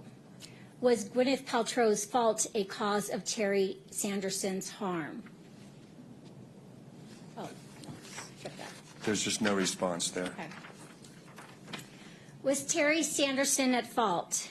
Yes. Was Terry Sanderson's fault a cause Gwyneth Paltrow's Did Terry Sanderson's fault cause Gwyneth Paltrow's harm? Yes. Comparative fault. What % of the fault do you assign to Terry Sanderson? 100%. Damages. What amount fairly compensates Gwyneth Paltrow for economic damages? $1. Signed March 30th, 2023. I love how if you listen closely, you can hear a subtle whisper when she says awarded like $1 in damages. Someone goes, nice. Which is fucking cute, I guess. Yeah, Gwyneth Paltrow won the case. Shocker. If you watch this unfold, I think you knew this was coming. This was one hell of a trial. Like, wowee. What a ball game. Now, don't be upset, Terry Sanderson fans. After the trial concluded, he was interviewed outside, and he was in very high spirits. He was even asked about a reality TV show, if he'd be open to something like that. Which, of course, you know, being the humble, not narcissistic gentleman that he is, he said, "Oh, no, I don't think so. I don't think I'll do a reality TV show. No way. Get out of town." But I'm not too sure. We might see more of Terry Sanderson in the limelight after this whole debacle here. But anyway, I just wanted to give a little update to all of this because this was so silly. This was so fucking silly. And yeah, that's really about it. So yeah. Right now, Gwyneth Paltrow is locked in a legal battle that I think has to be the most unhinged court case I have ever had the privilege of watching live. It's such a blessing. It really feels like this is a parody of the legal system, like it's some kind of old college humor skit about how court works, because I just can't believe this is real. Like, watching this Gwyneth Paltrow court case is like experiencing an episode of Psychosis without ever doing any kind of drugs or anything. It's baffling. Before even getting into the actual specifics of it, I just want to, lay the groundwork real quick.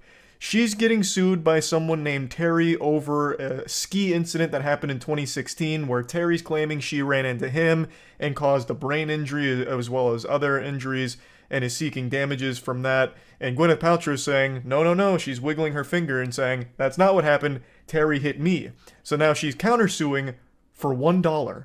She's looking for $1 in damages as a result of all of this. So already the case itself is delivering on the goofiness, but what elevates this and brings it to a higher level and turns that dial from goofy, blowing all the way past wacky, and even teetering on silly, is the fact that the two lawyers that are representing them feel like they've never practiced law in their entire life. I wouldn't be surprised to learn this is their first case, or that this is all just one big publicity stunt and these are two actors pretending to be lawyers.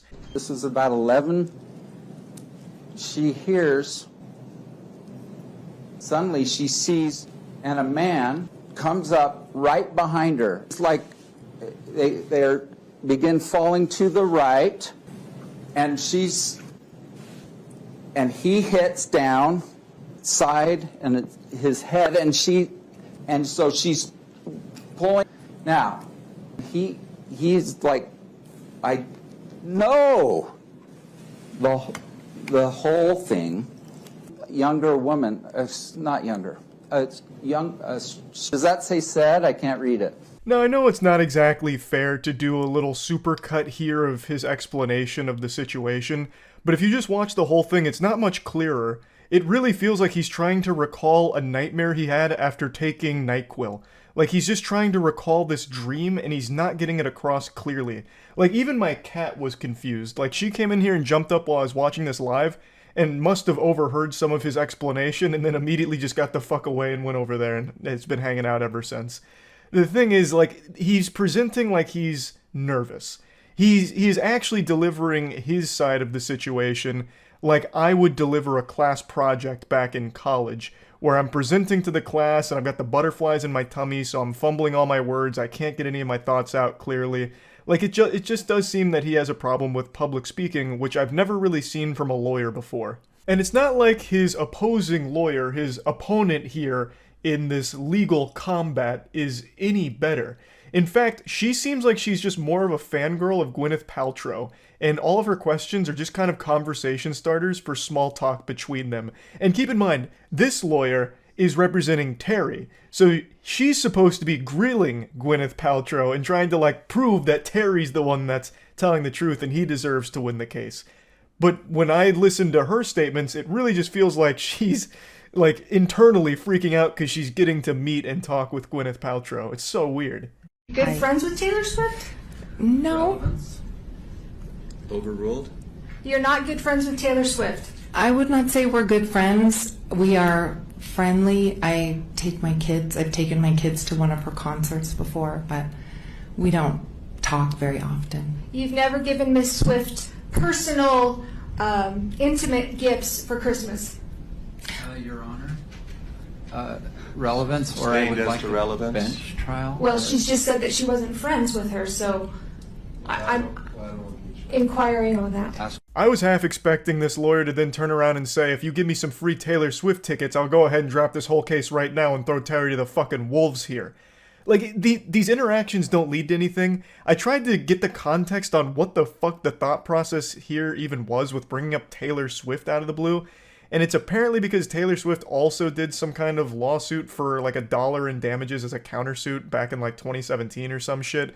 But it's still completely irrelevant to the whole case here. It doesn't really serve a purpose to try and establish a connection between Gwyneth Paltrow and Taylor Swift, because that has nothing to do with getting to the bottom of this ski incident and who's at fault and who should be awarded the damages.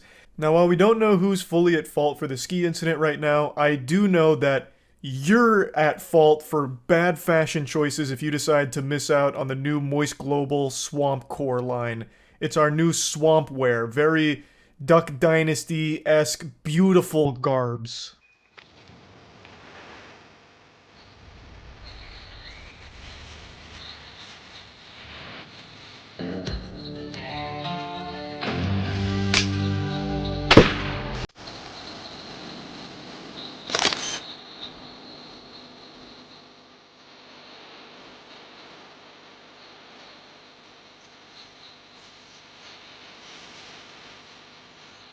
Every time the lawyers ask questions, it just reminds me of that scene from Godzilla 2014 where he says, "Let them fight," referring to the kaijus.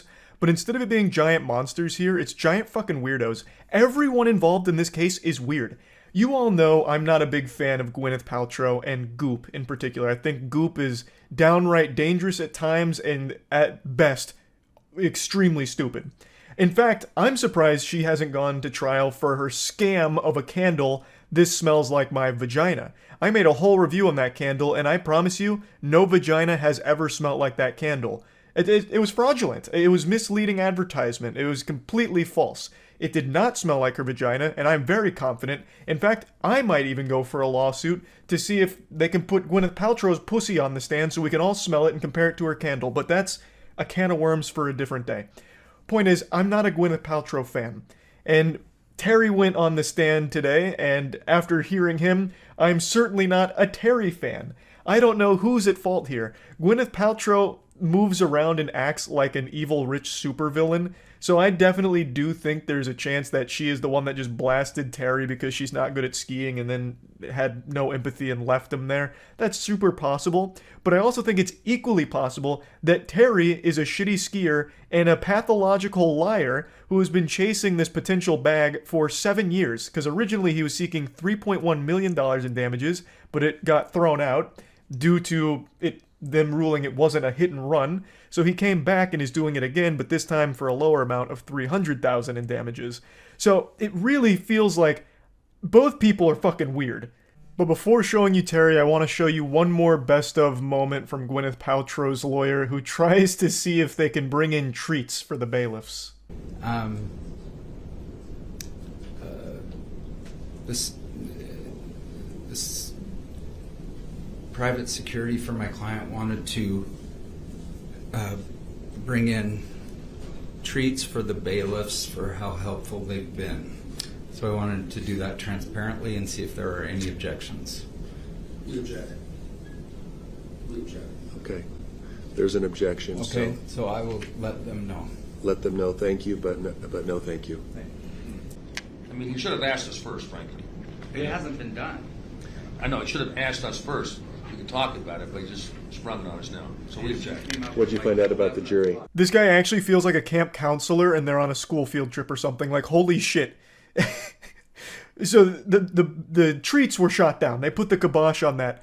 But they were open to negotiate. In fact, they get into a little bit of a tiff, a slight argument about, well, if you had only, asked us before and discussed it, I mean, maybe we could have all had treats together, maybe even a little pizza party. I mean, you didn't really give us notice. You sprung it up out of nowhere. You ambushed us with it. So, nope, not anymore. Now none of us get to enjoy any of these baked goods.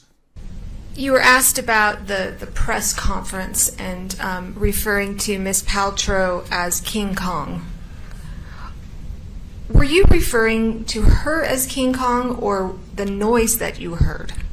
That's leading, Your Honor. What did King Kong refer to? I got to watch this whole segment unfold live, and my god, what a treat.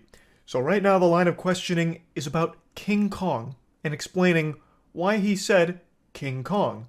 And this is Terry's response. My apologies to Ms. Paltrow, because my intention got twisted up in my intentions, and was to say it sounded like a lady getting chased by King Kong out of the jungle. It was that kind of I'm really scared. He clarifies that the sound he was hearing reminded him of a woman being chased by King Kong out of the jungle. So that cleared all of that up, luckily. Another question that I feel gets pretty much fucking nowhere. There was some testimony from Miss Paltrow again that she was hit in the back by a very large man, or that there was a very large man. Could you just step down for just a moment? Terry, do you... No, right here. Right here. Do you consider yourself a very large man? Many times I wish I was, but no. Definitely on the small side of most people. Finally, real evidence to poke holes in Gwyneth Paltrow's story. She said, apparently, that she was hit from behind by a large man. So, in order to prove that this is a false claim, she brings Terry out to just embarrass him, like, he is not a large man, this is a small man. Excuse me, ladies and gentlemen of the jury, this is a manlet. It just puts him on blast like that. Terry, my brother, I am also on the small side. I'm 5'6". If someone called me out to prove a point that there's no way this whole case is real because Charlie is too fucking short to fit this definition, he's too much of a goddamn hobbit for this to be true, I would have just said, it's not worth it, please. The shame is too much for me to bear. Just let that claim be accurate. Let the large man claim stick. That's fine. We can fight on every other point. Please let the large man stay in the record as truthful. Don't fucking have the jury point and laugh at me because I'm short. Like, good lord, this was...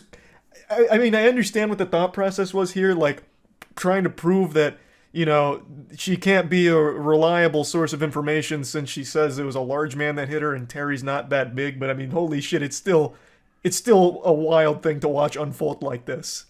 You've been here for a number of days, you've heard all the doctors testify, your entire life has now been broadcast to the world. I feel like I've been fleshed out, and anyone up here I think would feel the same way. Very painful. In fact, I think you just told me back there, well, I could never go on another dating site again. Objection! Terry can go on any dating site he wants. Sustained. Again, this is just simply a line of questioning maybe I'm too dumb to understand. What does this have to do with anything? It's a public trial, so of course, on both sides, a ton of information is going to come to light to the public. So, I'm unsure of where this was supposed to lead. Maybe it was supposed to make people feel, like, bad for Terry, like, on the stand, like, oh man, you know, this guy, he's had his whole life laid out in front of everyone now. You know, I guess? I'm not really sure, but it just doesn't really seem super pertinent to the actual issue here. Yeah, I'm classifying it as an insult, but it's absolutely ignoring me, ignorance. And that's what it felt like. It's like, what is going on here? This is obviously an issue that someone needs to be accountable for. And if they're never accountable, what are they going to do? They're going to do it again. Now we have the molesting of young children on an island. Your Honor, denial. This is ridiculous testimony. He's talking about... Sustained as to relevance, the last part, the jury should disregard. Now you can see things going a little off the rails here. So the question that brought this section up was, is the lawsuit important to you? Which again is one of those fucking galaxy brain questions, those chess master moves I can't quite process, because fucking obviously the lawsuit's important. He's been pursuing it for years now. I mean, Jesus Christ, clearly it's important. And it led to this situation where he's saying if he doesn't do something, it's just going to happen again, and then it leads to the molesting of children on an island. So that's a lot to take in right there. That's a lot to digest. I think he's talking about the Epstein Island and the Epstein book. I don't know if Gwyneth Paltrow's name was in Epstein's flight logs on his lists, but I certainly wouldn't be surprised if it was. Half of Hollywood was taking trips to Epstein's Island bunch of goddamn evil freaks. But I don't understand exactly how we got to that point in this case here. And I also like the statement preceding it that if he didn't sue Gwyneth Paltrow for this, she'd do it again. As if like she's just this absolutely rambunctious villain on the slopes out there that is constantly running into people out there like a fucking pinball. Just actually bulldozing everyone she can, and it's up to Terry to stop her. Put an end to her reign of tyranny on those slopes because she just keeps hitting people. It's as you can see, this whole case, this whole trial is wild. You've said you've shrunk and lost weight since the incident, right? Well, I gained, I ballooned. Now, when we stand you up, you've lost like 15 pounds and shrunk 3 inches, right? Yes or no? I had no idea. I guess yes. I was just a few days ago. You said I was 175 to 80 and 5'8". Remember? I said that not here. Oh, you know what? In this very trial. Overruled. I know why I said that. It's because the VA records weighs you with all your clothes and everything on, and I knew that's what you were reading was what clothes the VA don't reported. give you 3 inches. You with me? Heels do. Did you have heels on? No, not at all. All right. Now the tables have turned again. Phoenix Wright is back, and he's grilling him on a potential lie here, stating that he had said that he was heavier and taller than he actually is, and says that you stated that you were 5'8", but as we've seen today, you're closer to 5'5". How did you lose 3 inches so quickly? That doesn't make any sense. It's not like you set the height setting from wumbo to mini, so what the fuck is going on here? This seems like a lie. And that's kind of the line of question he's going down. The whole thing is just such a weird trial. Like, I feel like half the time they're not even focused on the actual skiing incident. It just goes in all of these completely different directions that you'll never see coming. These plot twists in this trial are wild. And I just wanted to talk about it a little bit because I got to watch a good chunk of it today. And it's something special. So yeah, I just wanted to go over it a little bit. That's about it. So yeah. Pink sauce is just the gift that keeps on giving. And I don't mean in the way of foodborne illness. I mean this story just doesn't end. I think the story of pink sauce and the pink sauce lady, her name is Chef P, I think this will be taught in classrooms across the world for years to come as a how to start a business out of a biological weapon and then also how to ruin your business. Chef P has legitimately done everything wrong when it comes to being an entrepreneur. Every mistake you could make, she made, and then some. She invented new mistakes that the world didn't even know were possible, such as her initial food labels on the pink sauce having absolute gobbledygook on it, nonsense, just a catastrophe, really. And now we have a very sad update in this story. Real quick, just to give you the lore breakdown in case anyone's forgotten, because I know it's been like 8 months, and on the internet, that is prehistoric, so maybe a lot of people don't remember this. But pink sauce was started on TikTok by a creator named Chef P. She made it in her kitchen and posted videos with it. It was just this vibrant pink Pepto-Bismol looking sauce that she started selling, and people went crazy for it. Everyone was buying it, and she was shipping it from her house. And since she was shipping it from her house, she didn't take any real safety precautions with the food, and the ingredients on her sauce contained things like raw honey and milk. And she was transporting it over state lines in hot temperatures, meaning when it got to customers, it was vile, revolting, radioactive sludge. And people started posting videos of opening their pink sauce in excitement, and what they got was shit that looked like this, looking like a bloated corpse out of a sarcophagus, looking like some kind of festering scab. Chef P was basically Oppenheimer, and this was her bomb. It was waging war on the gut, the tummies of everyone who bought this, because it wasn't safe to consume. It really wasn't. So she faced a lot of backlash. The internet started clowning on her. She even had a very famous speech that she gave on TikTok Live, where she said, "What do you mean FDA approved? I don't sell medical supplies." And it only got worse from there. She eventually went on a talk show from a host named Karamo, and she confronted one of her critics, and it was a very sweet lady who made a TikTok a little concerned with the pink sauce because she found like glitter in it and all the things she was seeing. So she sent the pink sauce to a lab to be tested, and On the talk show, the two of them got together and Chef P made herself look like the biggest possible asshole. She was unbelievably rude and disrespectful to that lady who was just testing the pink sauce to make sure it was safe. And that lady was extremely polite, extremely nice. And Chef P was just ruthless and mean and nasty. And it turned everyone even further against Chef P. But then, out of nowhere, with one of the most unexpected, shocking plot twists the world has ever seen since the Darth Vader, Luke, I am your father moment, it was revealed with a big statement that pink sauce had just been acquired by Dave's Gourmet, which is apparently a very reputable, big brand that was taking pink sauce even amidst this massive disaster. Like, it was legitimately a danger to consume. Dave's Gourmet came in and said, "We want it." So, Dave's Gourmet acquires pink sauce with, I imagine, a very hefty payday to Chef P, and they start producing pink sauce themselves in like an FDA-approved facility, and they start selling pink sauce in 4,000 something Walmarts across the country. And based on everything Chef P was saying, sales were great. People were super excited. But it doesn't seem like everything was all sunshine and rainbows and daisies, because apparently that deal soured.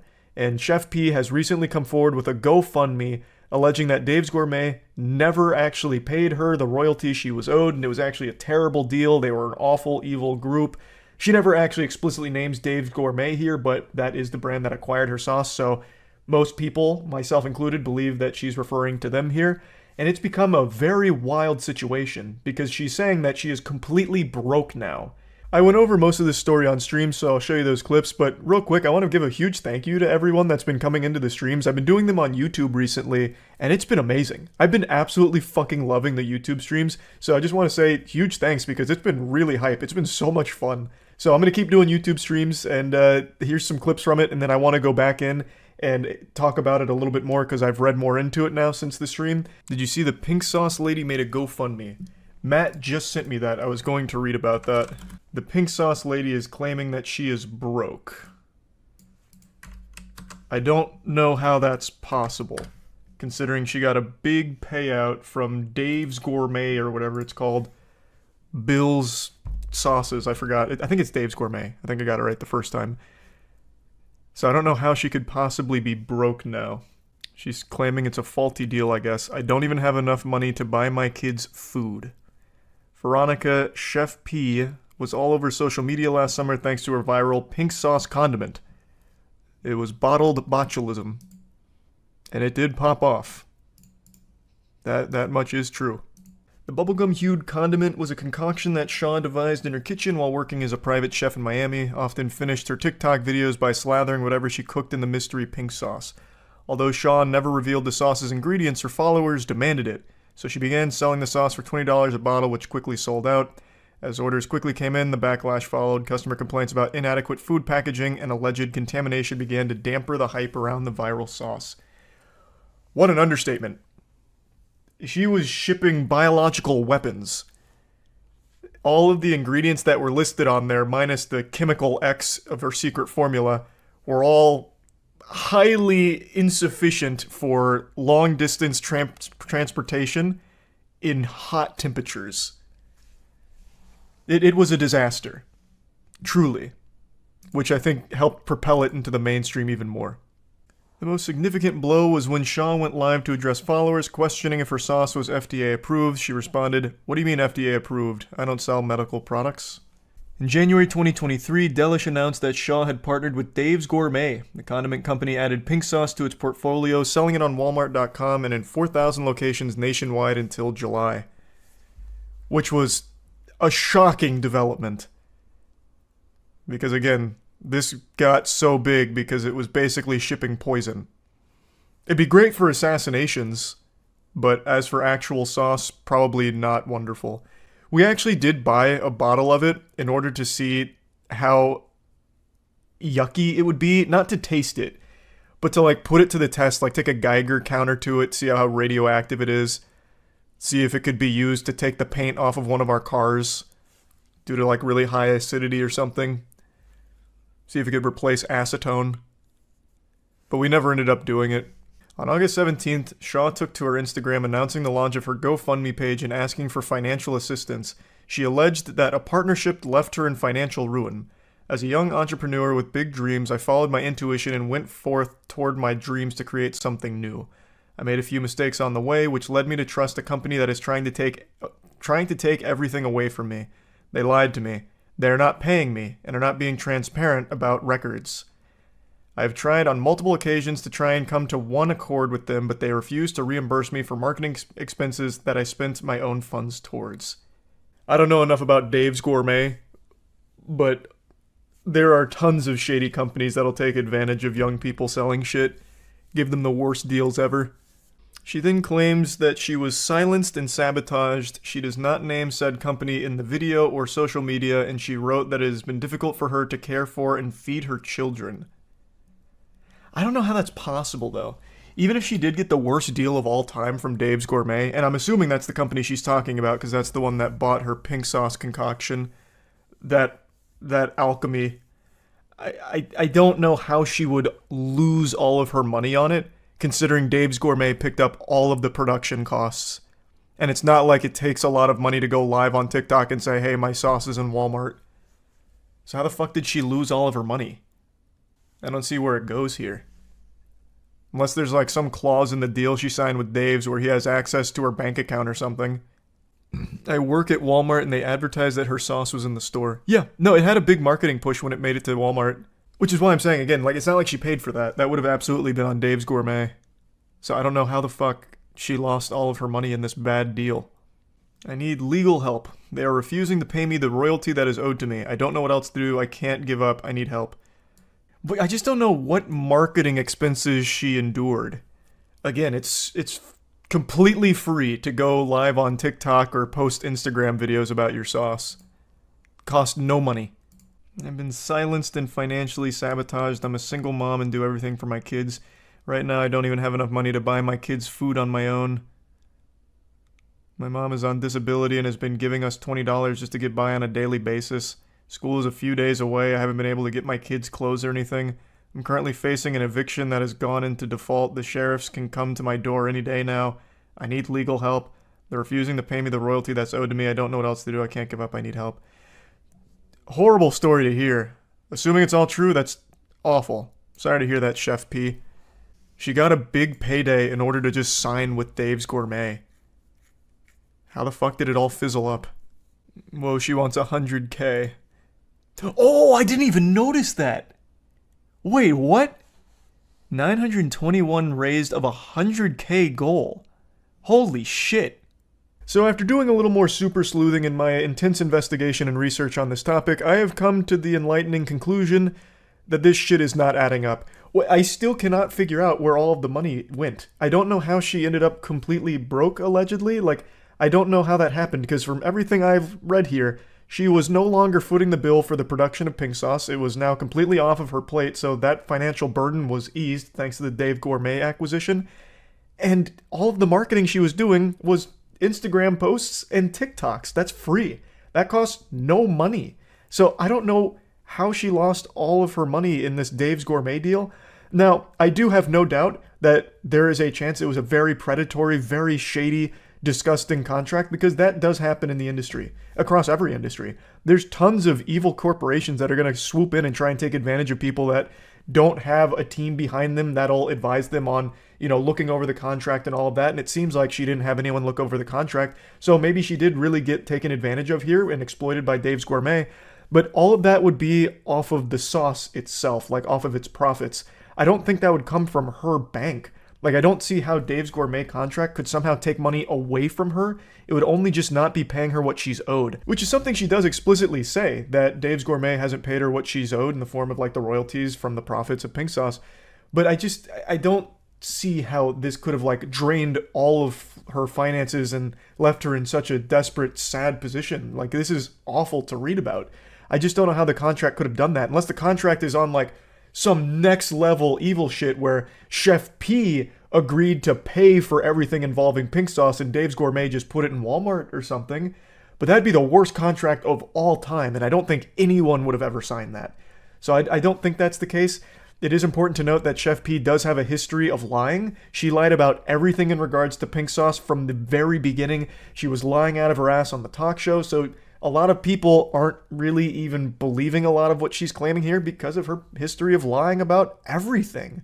So the whole situation is just horrible. And another thing worth consideration as a possibility is maybe Chef P is just a little off on how well pink sauce is performing. It has been a long time since anyone has given a shit about pink sauce. No one's fucking uttered a peep about pink sauce in like 8 months. And it was a product that was entirely hype driven. People were curious and wanted to try it, and then they tried it. Maybe they got violently ill, perhaps, or just extremely scared to consume it. So obviously they're not going to try it again. So it being in Walmart doesn't necessarily mean that it's going to do well by default. It was always ever just a wacky product that people would try as a meme or just out of pure morbid curiosity. So I think there's a very good chance that pink sauce is just actually not selling at all. And Chef P thinks that it is and thinks that she's owed money that this pink sauce is just actually not making. So maybe Dave's Gourmet has no profits to even share with Chef P as part of their contract because everyone's lost interest in it.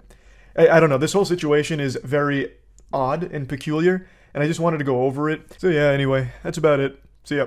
Chef P is the mad scientist behind the pink sauce sludge that took the world by storm last year. A concoction so foul, I really thought there was a chance we'd see the sequel to COVID with this one. I really thought if people ate the pink sauce, they'd just start dropping dead from botulism, and I think we were pretty close. But luckily, a hero swooped in called Dave's Gourmet that purchased pink sauce from Chef P and vowed to actually make it edible and not poisonous. So, Pink Sauce Lady was able to take a disaster with this sauce and find success through Dave's Gourmet, who then put it in Walmarts across the United States. However, since then, Chef P has made unbelievably, incomprehensibly bad decisions. I think she is so bad at business that she will be studied for the next 100 years for how hard she has fumbled this whole thing, and she just continues to make it worse. She just gets worse and worse. I've made like 2 updates to her story over the last year because it just...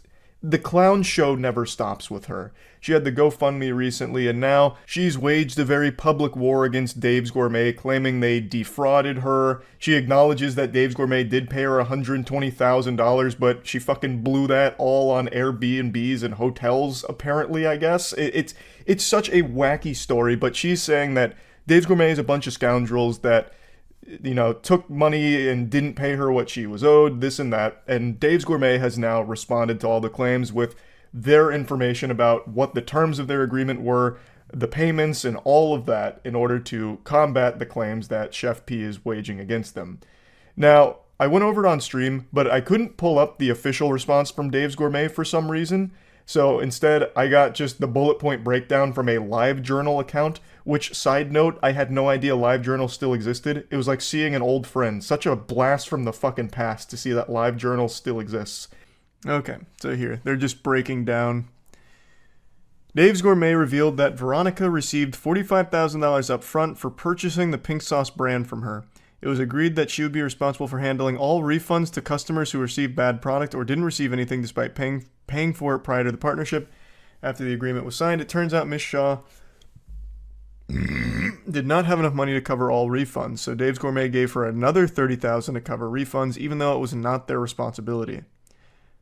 In fall of 2022, Shaw was struggling financially, so Dave's Gourmet provided Shaw with multiple cash advances that totaled more than $40,000.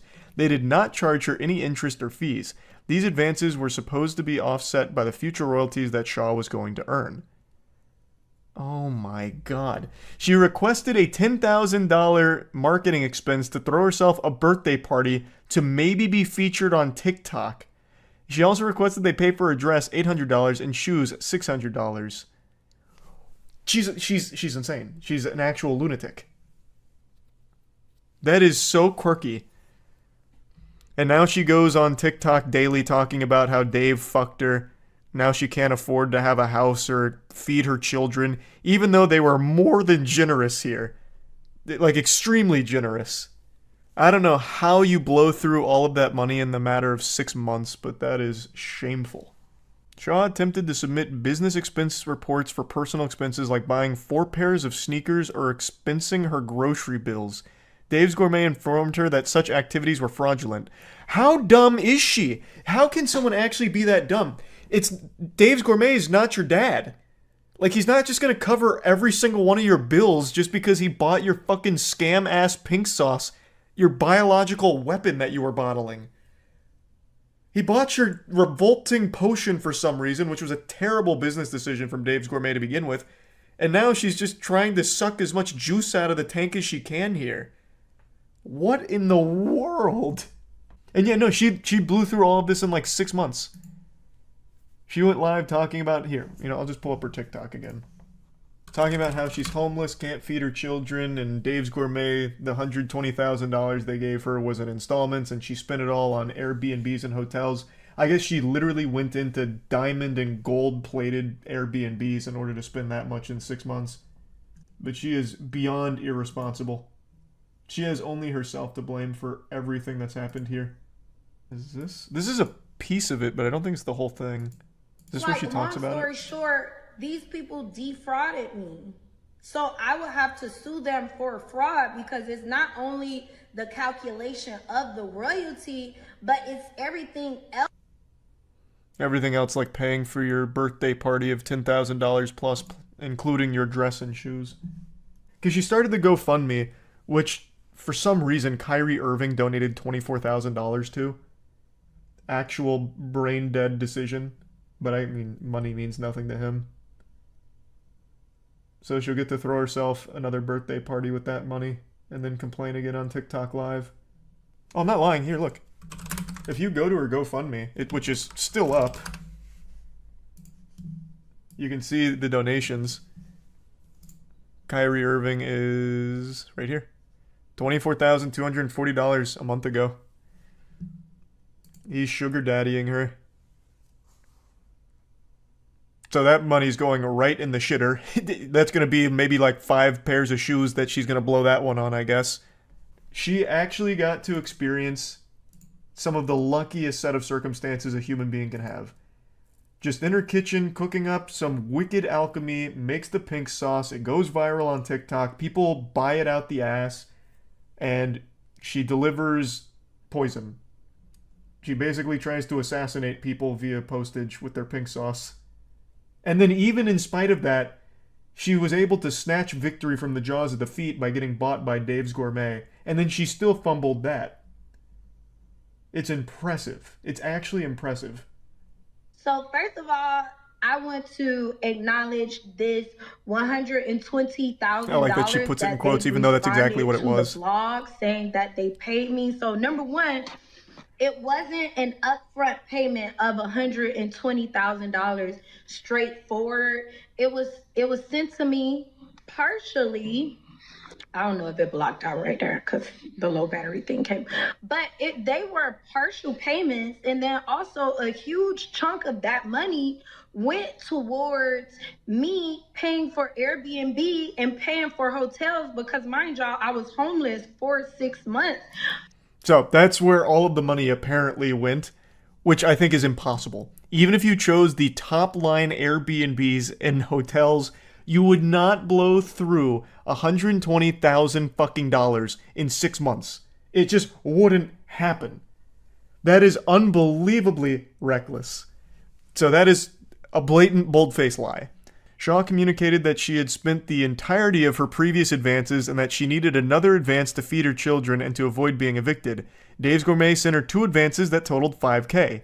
This seems, honestly, everything that's happened with this lawsuit makes Dave's Gourmet seem like a fucking saint. Like an absolutely beautiful place and business partner. They just keep giving her money because they're buying into her lies. She is not spending shit on her children or anything besides herself. And they keep sending her money. And then she keeps being such an asshole to them. She had a party on a yacht and tried to flex on TikTok. No way. There's just no shot she had a party on a yacht. Let me see. Now I have to check that claim. I don't even think she'd be that dumb. Because Dave Gourmet would see that. Another thing she whined about was that she had to do or pay for all the marketing herself. But here, let me give you a peek at her super expensive marketing for the pink sauce. Just take a video of pink sauce on some food. Nothing else. Actually nothing else. So that cost $0. Yeah, I don't see the yacht you're referring to, though. In June of 2023, Shaw submitted an expense report to Dave's Gourmet that included requests for payment for her time dedicated to making social media content. Such requests were outside of the terms of the agreement. Dave's Gourmet then asked for clarifications related to the various expenses listed by Shaw, but backups, receipts, and explanations were not provided. What a shocking development there. She didn't provide any proof of the things she was claiming the money was being used on. Not because it wasn't being used by what she was saying, just because, fuck you. Why don't you trust her? Ms. Shaw had certain obligations in her contract related to social media activities that she violated multiple times, but Dave's Gourmet chose not to enforce them as to not create a strained relationship. I didn't think she could make herself look like more of an asshole than the time she was on the Karamo show interview, where she condescendingly talked to that lady who was just concerned about her health with pink sauce. But yet somehow she found a way. She looks like an even bigger asshole now. This company did not even force her to abide by the contract she signed because they didn't want to have a bad relationship with her. And then she goes and burns the bridge anyway publicly. She started all of this, by the way. It wasn't Dave's Gourmet. She is the one that blew the lid off of this with all the hoopla. In total, Veronica Shaw received over $120,000 in payments from her partnership with Dave's Gourmet and Pink Sauce since August of 2022 to date. Dave's Gourmet offered to pay her attorney fees to go over her contract and make sure all payments she has received are in fact correct, but she declined. She's just been brain rotted by TikTok. She really thinks if she just whines and cries on TikTok, somehow the big bad Dave's Gourmet is going to give her even more money that she doesn't deserve. They did so much for her. Far more than any reasonable, sane person or company would ever do for somebody. And it still wasn't enough for her gluttony. That pink sauce was toxic to her mind. She truly got lost in the sauce. I know it's been over a week now, which means that this has already been forgotten by almost everyone on the internet, but I can't stop thinking about pink sauce.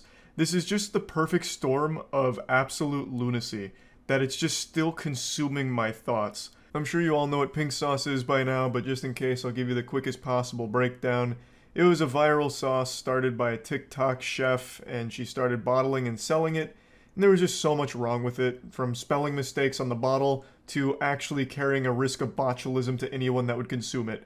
Pink sauce is probably like the most detrimental substance on this planet for your health. It's probably safer to eat gas station shrimp out of a used toilet. There is just so many health concerns around pink sauce that it blows my mind anyone even bothered trying. She used ingredients like milk and raw honey and didn't take any measures to refrigerate it or preserve it. There were no preservatives in it, and would ship it across state lines, so by the time people got their sauce, it was rancid, spoiled, and looked like an actual fucking crime scene put into a bottle. I swear to God, you could eat an entire block of uranium and it still wouldn't do as much damage to your body as trying pink sauce would. Just an absolute disaster, but I can't stop thinking about it. So, against my better judgment, and against the basic survival instinct of human beings, I decided to try and order it. But unfortunately, there must have been some kind of divine intervention because I can't order it. She's no longer selling it. I don't know if it's because it's sold out or if there's health officials stepping in to prevent her from killing people with pink sauce. I don't really know. But I've been unable to actually get my hands on pink sauce officially. Now don't get it twisted, I wasn't getting pink sauce with the intention of actually eating it. That's like putting a gun in your mouth. So I wasn't doing that. We wanted to get pink sauce because we had the idea of taking it to a lab and having scientists analyze it and see what's actually going on in there. You know, I imagine we'd find botulism or, you know, this is definitely like a playground for salmonella. We just thought it would be fun to analyze the pink sauce in a lab to see what all the fuck is living inside of there, bacteria, diseases, and all of that. But unfortunately, we couldn't get the official pink sauce, so we did the next best thing. We followed her ingredients, her recipe, to make pink sauce ourselves. Give me the dog bowl. Wait, this is actually really impressive. Well, we actually could just use the PDQ ranch. If you pull up what people get with this color, it's the exact same. You good with some? Yeah. Oh, that'll pick it yeah. up real nice. Yeah, let's make sure you give me a good look at it before you go in. Bon appetit. Bon appetit. So we're doing pink sauce today. The lady still isn't in jail yet, so we might as well like take advantage of like the secret recipe here for the Krabby Patty formula. We got, I think, everything that she uses. Caleb assembled the ingredients. He's the one that has the directions, but we're gonna try and spitball it and see if we can kind of get close. So the directions are non-existent, but I have the order of ingredients based on the bottle. Do you have any semblance of what it's supposed to be, taste like? Flavor profile. My understanding is it's like a pink ranch. Remember how like they came out with that purple ketchup in like 2006 or like a thing? It was green too. Yeah. Jimmy Neutron. They had him on the ketchup bottle. That was some good shit. We can do some prep. You want to scoop out some dragon fruit? Yeah.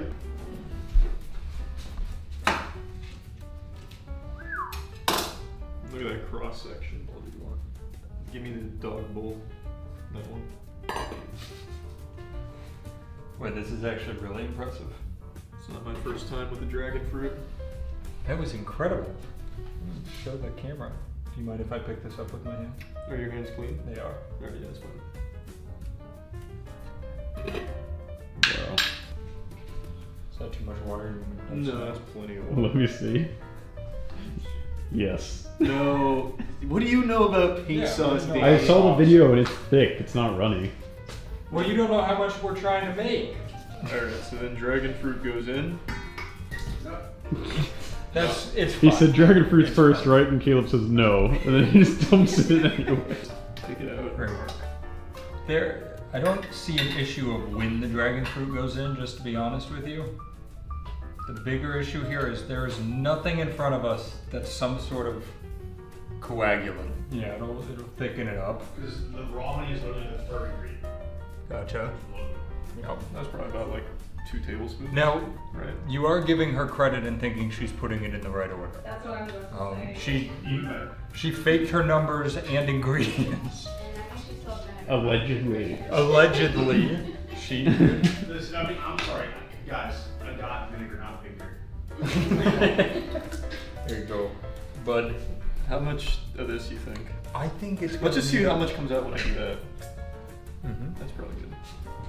What do you want to mix it with? You want your waffler? Yeah, I'll use it. I knew you would. Wow, that's not really getting it. That's fine. That's nice. It smells good. Still Whoa, whoa. I'm going hyperdrive. Don't get too crazy here. Okay, what was next? Still bigger. Where is it? Yeah, where is that? Still bigger. Where did you put it? I didn't move it bigger. We haven't touched anything on the counter. Well, it wasn't here. Check your car. Yeah, I'm sure that's probably gonna be good now. Nice 95-degree vinegar sitting in the car. We could substitute it with like Tums. I saw we have Tums. Those are almost the same thing. Yeah, it's like an antacid. I will stand by the fact that there is still nothing here that will turn this into a sauce.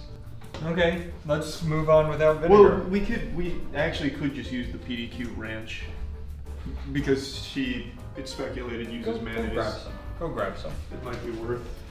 So we're just using ranch to start it. It's like our bread sourdough starter. Yeah, it's the catalyst. There we go. Mind if I mix it in there? Yeah, whisk it a little bit. I'm gonna do a slow pour here so that we don't have any kind of like umami overload. Not getting an umami overload. That smells like vinegar.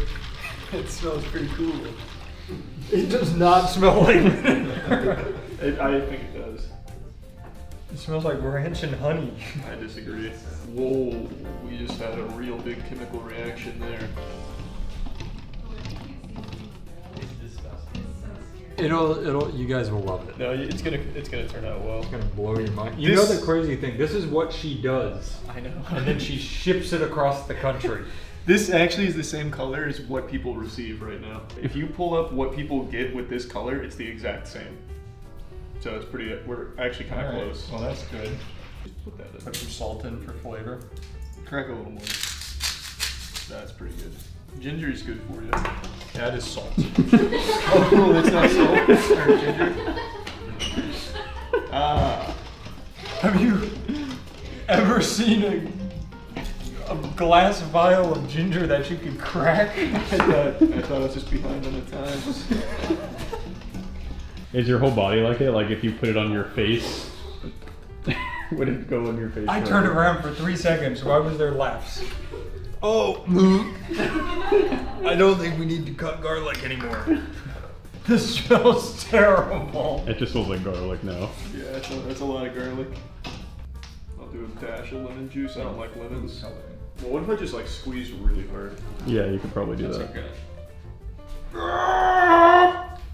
Okay, Let me get a squeeze. You remember in Austin when we did the grip strength? Yeah. That's where this comes in handy. Well, I did. Are we trying to make it explode?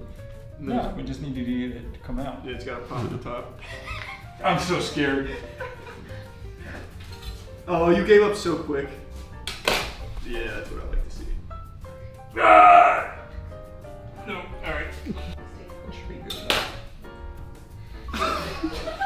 It's a sprinkler. Is that good? Yeah, it's probably good. So it's probably time for the dragon. I think so. And you definitely don't have to like cut them up or anything. Why? I think just the full dragon part is Well, what- that's yeah. why you use the waffle. Okay, yeah. Waffle it. Oh! You want to do one? That was pretty Yeah, I satisfying. want to give that a try. That felt great. That was cool. Everybody should get to experience that feeling. Wait, so what makes it pink? Because for in- us, neon pink food dye. in Charlie's video, it was like neon pink. It literally looks like Yeah, pepper. and yeah. I think it's the botulism that makes it pink. Probably. Yeah. Wait, do you guys use everything already? Now it just says dried spices, and we have Oh, a we spice need, rack. we need to spice it up. Oh, that's Oh, why it's yeah. not looking like a And sauce. then before that, it's pink Himalayan salt.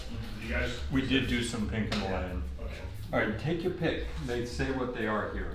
Oh, it needs rosemary. There it is. There's cayenne and chili powder. But I'm just gonna move those over here. Yeah, let's just get a little pizza sauce or pizza spice in there. Alright, so obviously we've made like a vinaigrette for a salad. Yeah. So we gotta pump this up. I think we go a little more honey. Okay. I think it needs to be thicker. Absolutely. I think you're on the right track. We're gonna need Well, a powder. do we have like? Cornstarch. Cornstarch is Yeah. really what we need. I can promise you we don't have it. Let's get it colored. Oh, we're gonna color it first. Is that safe? What is that? This is neon pink food color. We can do G Fuel if you want. What if it came out that she actually uses Divine Peaches G Fuel for pink sauce? We don't have another powder in this whole place, so we're gonna use this. Yeah. Just You good with some? Yeah, just dump it in. Oh, that'll thicken it yeah. up real nice. Oh, that just really. That's a good color. That just brought out the pink a lot. I was concerned about botulism with the initial pink sauce, and now I'm concerned about it with artisanal too.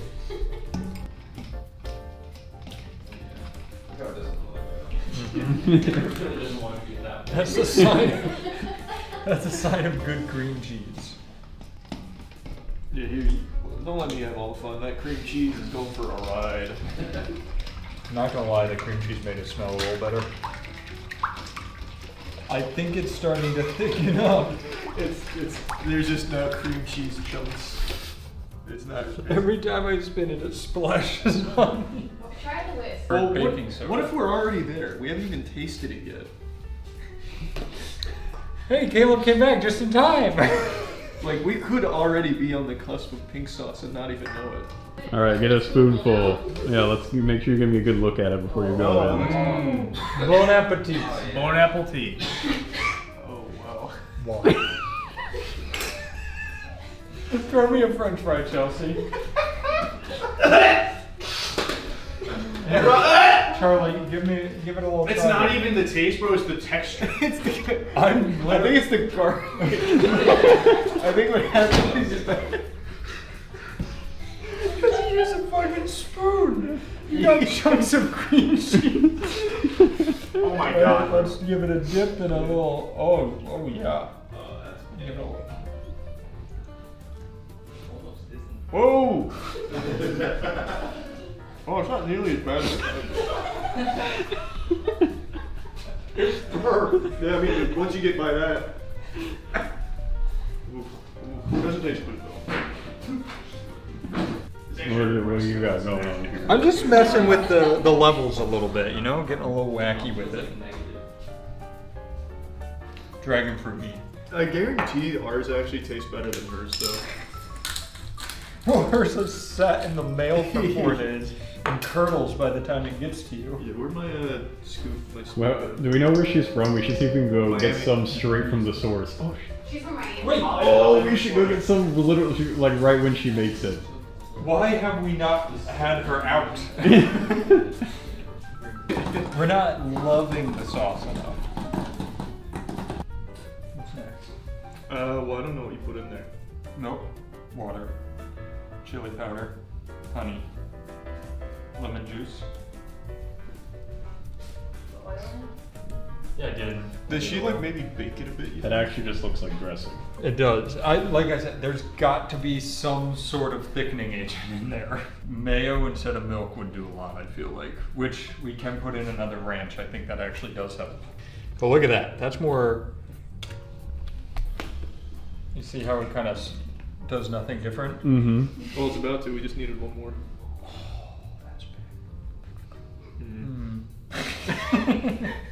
We're like two Minecraft villagers cooking. The only powder we have in here, because I didn't think about the fact that your G Fuel is meant to be water soluble, whereas this.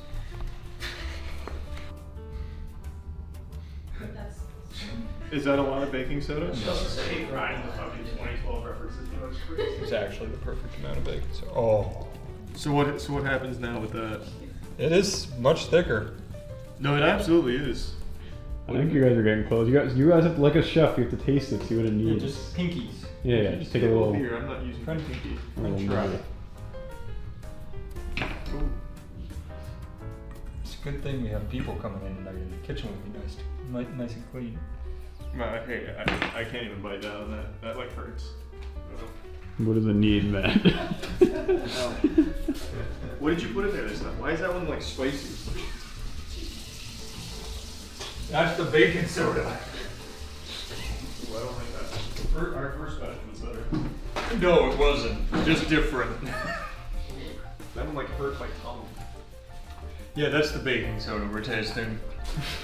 For sure. Can you make toothpaste out of baking soda, like homemade toothpaste? Yeah, it's safe for you. Like, don't be alarmed. It's just not a typical sauce ingredient. Right. I want to know what she actually puts in it. It's gotta be mayo. I'm telling you right now, it's just gotta be a bunch of mayo. Yeah. Because this is much closer to the texture. viscosity and everything, but it doesn't taste great. I actually would be surprised if it was just globs of mayo with food coloring. You're not wrong. And then the reason why it's so runny is because it fucking superheats in the mail. Alright, well, that was fun. Great work. Yeah, we tried. No one has the touch like Chef P. Chef who? P. P. Nice. Alright, well, thanks. Hey, thanks for the shit ingredients. This week, a creator on TikTok began selling their own special homemade dipping sauce, and it got extremely popular, not only on TikTok, but across the entire internet. It's called pink sauce, and it became a sensation because it's so concerning. Even just its appearance is alarming. It looks like runny Pepto-Bismol. It looks like Majin Buu donated blood and it got turned into dipping sauce. It looks like the paint they use at glow-in-the-dark mini-golf courses. It just doesn't look fit for human consumption. And it turns out it's not exactly safe to eat. So let's get into it because this is a wild rabbit hole. So TikTok creators started making these posts promoting the pink sauce, and then it eventually went up for sale for people to buy. and right away people noticed something was really peculiar with the bottle because it said there were 444 servings per bottle, which is obviously wrong, unless of course it's just the smallest serving sizes of all time. Like one tiddlywink of sauce is all you're supposed to consume before you like actually die from it, like cyanide. And not only is like some of the shit on there mislabeled, but some of the ingredients are misspelled. But the thing that really stood out to me is one of the ingredients in the sauce is milk. And this is shipped over state lines, and it's packaged in just these baggies, like these small bags. There's no like ice or anything to freeze it, no dry ice to keep it cool. So you're just getting shipped hot milk. Also, there's no preservatives in it, so it has nothing to keep it stable. There's no way it survives the shipping process intact. It just becomes unedible. There's no shelf life here. The second this thing leaves a refrigerator, it's on a tight clock. You have maybe like 1 good hour with the pink sauce before it just turns to nuclear waste. It's just a disaster. So no doubt by the time you receive your pink sauce, the milk is already spoiled. So you're basically just buying poison. Like fundamentally, this is the Tide Pod challenge all over again, but in a bottle. By the time it reaches you, you've just got yourself like a goddamn container of rat poison. You may as well just go down to your local Walmart and just get a can of Raid Wasp Killer and start chugging that, or dipping your chicken in that. You'd get the same flavor out of it. We need to talk about pink sauce and why a lot of people are concerned for the people that have bought this sauce from the lady that makes it on TikTok, because the hue of the sauce keeps changing. Every photo, every video, the sauce color looks different, and also she doesn't describe what it actually tastes like. I don't know if it is to promote it, get people to buy it just to see what it tastes like, but she will not describe the taste. She says it's because she cannot describe the taste. I've been hearing it kind of tastes like ranch, not exactly ranch, but basically ranch. I think it's important to note that the pink sauce that they're eating in the TikToks is probably safe. Like that was probably refrigerated and kept at the proper temperature so that way it didn't just turn into a bottle of rancid sludge. But the pink sauce people are receiving are the bottles that were just shipped through the mail in the hottest summer on record. So I think they're getting a very different sauce here. So they're probably fine in the videos you're seeing. But if you're one of those poor souls that ordered this, I mean, Godspeed to you. You're gonna really be training your immune system, have that shit working overtime, because this is a recipe for disaster. Like, this shit seems like it would give you botulism and COVID at the same time. Also, fun fact, I decided to look into this a little bit more, and a food safety expert weighed in on it and actually confirmed what I was just joking about, that you can actually get botulism from this product. Imagine paying $20 just to get murdered by some viral sauce you saw on TikTok. This shit is just basically paying $20 for an assassin in a bottle. Now that people have purchased it and received it, they're noticing that there's a lot of stuff that's really sketchy with the bottle. The nutrition facts seem to be off. It says there's 444 servings. Some of the ingredients are spelled wrong. The website also just seems so poorly put together. Like, what is this? Why does it say this? It's literally like $20 for a bottle, and a lot of people are now worried that this creator is going to be facing a lawsuit. Yeah, if people keep reporting that they're getting violently ill from the pink sauce, I think there probably is grounds for a lawsuit. But I also think it's entirely their own fault for being stupid enough to buy sauce from a complete stranger on TikTok. The sauce was also arriving in the mail in these bags. They were not like boxed up with bubble wrap, and we're talking about liquid sauce here. So obviously some people were receiving them literally exploded. It's honestly so sad. I'm really rooting for small businesses, but when it comes to food, you need to be careful with what you're buying and the safety and everything. I see a lot of people putting the focus on the wrong thing here with the shipping, talking about how it would always spill and all of that. And while it's true, since it was packaged so inefficiently, the spilling should be like the least of your concerns. That's a blessing. If all of your pink sauce spilled into the box, that means you can't consume it, which means you won't die from it. The most important problem is that they shipped it without any like refrigeration to keep it cool. And if the ingredients are accurate, there's no way that that can get as hot as it would during transit to get to you. Like, by the time you get it, it is no longer safe to consume. So, yes, it is true that it was packaged so poorly that all of them spilt. Like, here, I'll show you a couple more videos. Pay attention to, like, the color, too, and also look at how they always, like, arrived spoiled in most of the videos.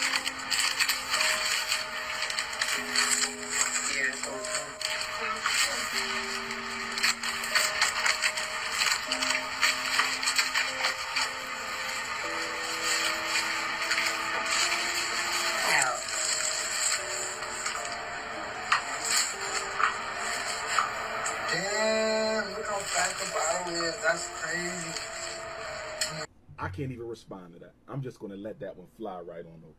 I'm gonna let that one fly.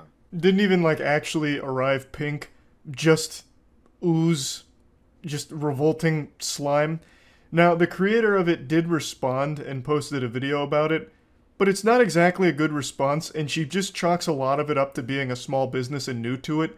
But when you're selling a product like this, you're literally being entrusted with people's lives. You know, like, they're trusting you not to give them foodborne illness, salmonella, botulism, you know, all of that. So it's kind of hard to just be like, oh, it's just a small business, they're learning. So what if a few people have to die for them to get the pink sauce right? You know, it's not exactly, like, super excusable if you ask me. Time to acknowledge the elephant in the room. So I want to start off by saying, number one, my apologies. I'm only human. I'm not perfect.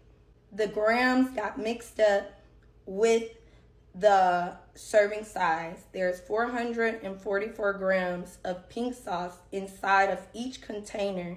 So she starts by addressing the 444 servings thing, saying it was just an honest mistake where grams got mixed up with the serving sizes and that it was being fixed, so all the labels going forward would have the proper serving size.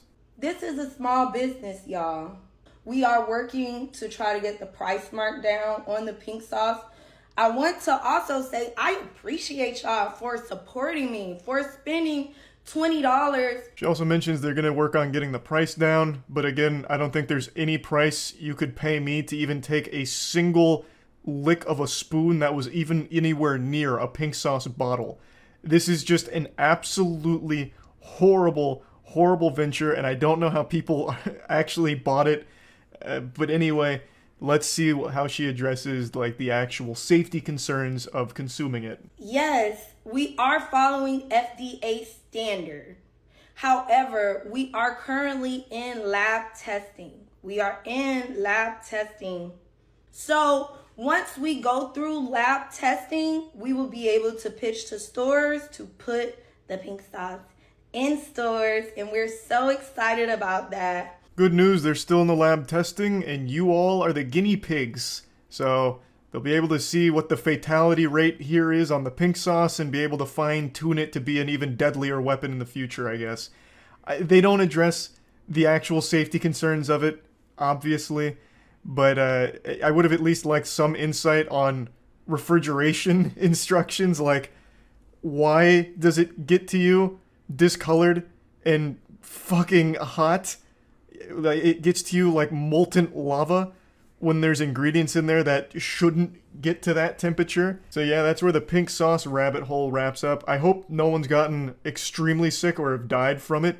If they did, it would actually genuinely be their own fault. They'd have no one to blame but themselves. This is an entirely avoidable illness here. You don't have to be exposed to the pink sauce epidemic when it's very clearly not up to FDA protocols, it's not regulated, and it's not been done responsibly. So yeah, I just wanted to talk about it because this was a pretty wild one. That's about it. See ya. Pie confronts online critic over her viral pink sauce. You mean the entire human race who criticized it? It wasn't just like one critic. So they just bring in one critic here to attack together? That was the dunk? Y'all know pink sauce from TikTok, right? Yeah, okay. Yeah. So Jessica says her online business quickly went downhill when her social media followers and customers turned on her. Everyone, welcome Chef P to the show. You shipped poison. Like, this wasn't like cancel culture or something. You shipped actual hazardous material. You shipped sludge. Well, tell me about but you weren't ready for it. No. Did you have a negative response from your customers? Yes. Why? I made a mistake. What was the there mistake? Was a packaging mistake. So initially, that was the only error. Someone who received the first order was someone that I knew personally. So she called me. Contact each and every customer. We contacted everyone directly, meaning single emails, and let them know, hey, the shipment got damaged. We're aware of this. We will either refund you or send you a brand new bottle of pink sauce. Hey, we care. And you handled your business like a boss. She was like, I made a mistake. I'm gonna rectify it. What? Okay. No, she what? I'm unfamiliar with this guy's talk show, but what the fuck? No. What? She's addressing like the most minor issue with the packaging, as opposed to the shipping harmful ingredients without any refrigeration. Fucking raw honey through hot mail wrapped up in fucking crunchy paper. It's botulism to go. It's a to-go order of botulism. Jesus Christ. Fucking milk and honey. Things about you. Yes. So this one mistake of packaging with your pink sauce. Yes. Oh my God. People creating exaggerated stories about your product. Does this guy know at all what this is even about? How clueless is he? He thinks it's all just a packaging mistake? That, oh, the calories were wrong and the servings were wrong or something, or the ingredients were misspelled. Is that all he thinks it is? Yeah, the comments are absolutely against her too. And I feel like I'm leading an inspiration to them. You can do whatever you want to do. You know, you put your mind to that and you do that. What's making you emotional? That was a good question. Yeah, why are you getting emotional? Like, you have not been pressed on anything right now, by the way. This guy has tossed you an absolute birthday cake of a question. Oh, you had one packaging mistake, and now people hate you for it. Which isn't at all the case. Like, this is very silly. Like, this is pretty bad. I'm assuming this guy did absolutely no research on it, or I'll give him the benefit of the doubt that that's the case. But there is a chance that it really is just ignoring that on purpose for some reason, and I don't get why.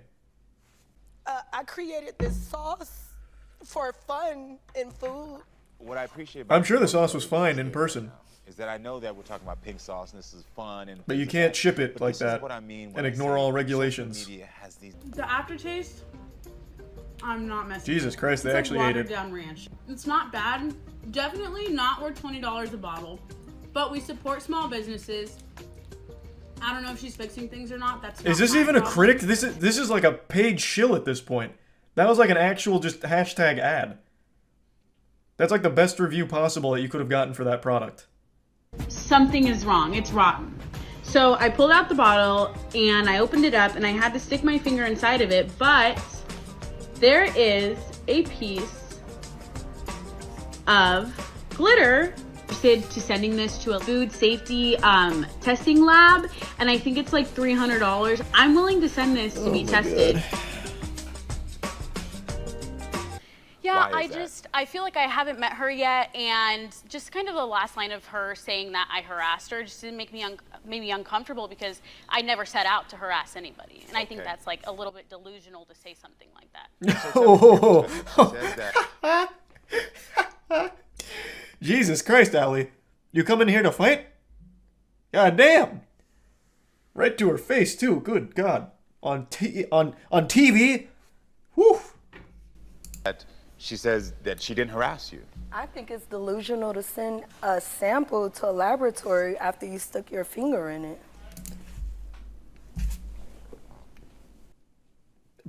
Pardon? What line of thinking is that? Checkmate. Why would you send this sample of my hazardous sauce to a lab? You contaminated it with your finger. Of course now it's going to be inedible. You've ruined the sauce. And the lab results are going to show it.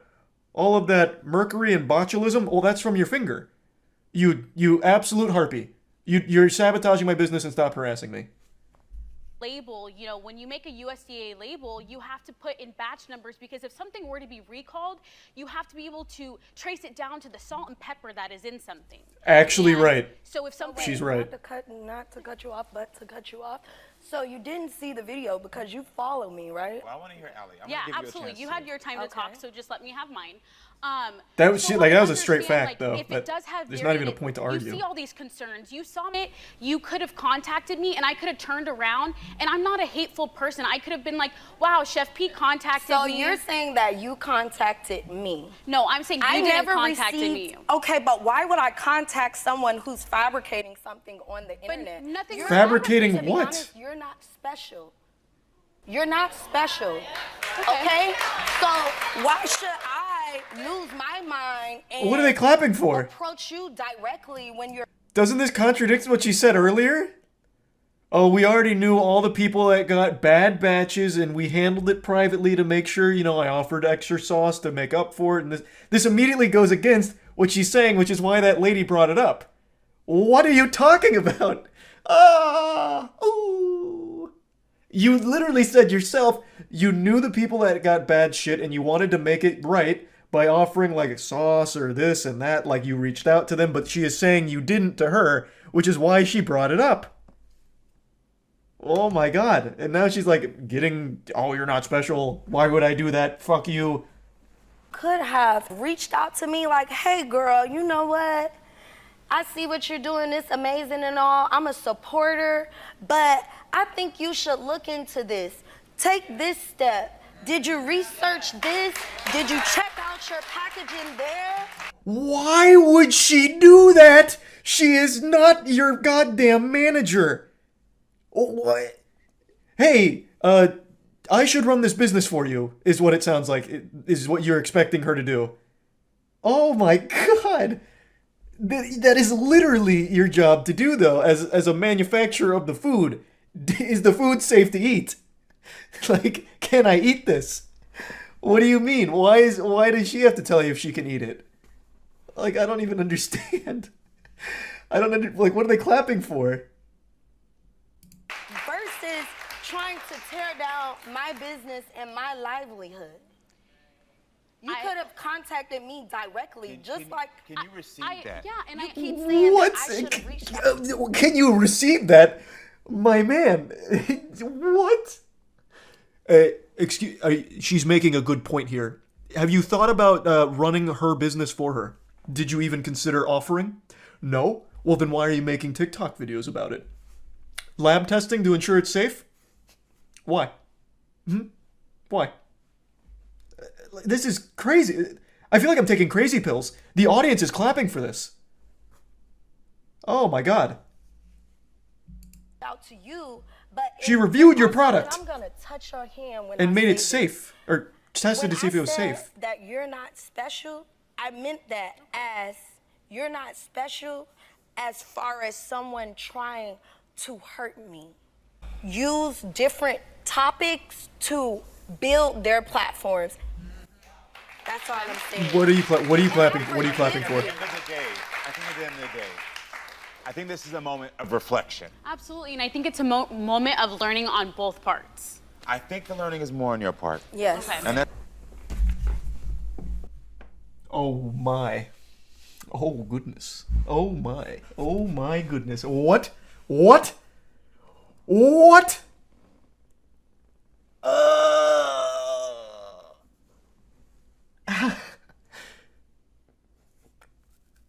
Where am I? What dimension are we in right now? They haven't even brought up the lab results on whether or not it's safe, which she did the testing for. Why are we not focusing on it? You shipped material that can't be shipped, and it's spoiled for almost all of your customers. Was rotten. And you're just mad at her for pointing it out and getting it tested? Oh my god. This is actually kind of wild. I also hate this, by the way.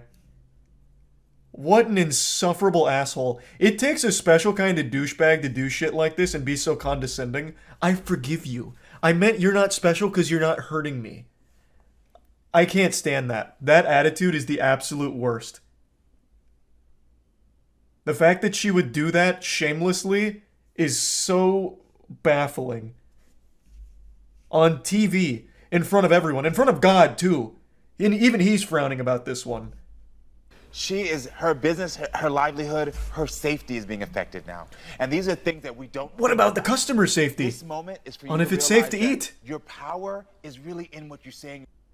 I want to hear that one more time. Video that you did for that second, the follow-up video had ripple effects that you have to acknowledge is there. Because if it was on the other foot, you'd be sitting here upset, crying, mad if you had to move every week because you and your child were in danger. Absolutely. So you're blaming her. Her pretty fair review. Like, she was super nice.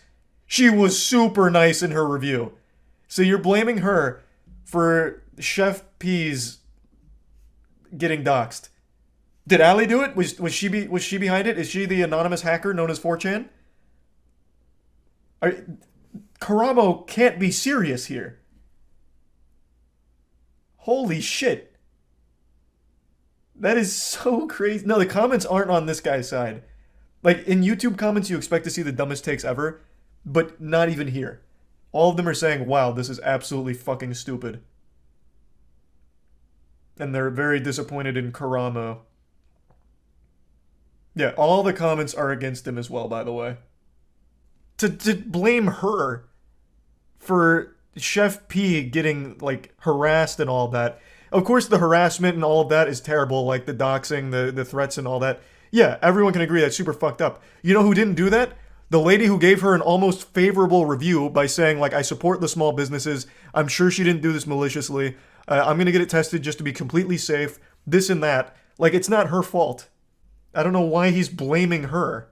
Or slyly pointing the finger at her. It seems like he really wants to spread a positive message, but did it in the worst way possible here by blaming the victim. She received a bottle of spoiled pink sauce. Case closed. Why is she being attacked for pointing it out and taking steps to ensure that it was safe? Atozi did an interview with the Lord Beauty about the lab results. Oh, cool.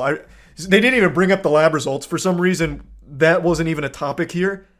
They didn't touch on how dangerous it was, and they didn't touch on what the lab results showed. I'm super curious. I can't imagine that got a glowing review from the lab that she sent it out to, so let's take a peek.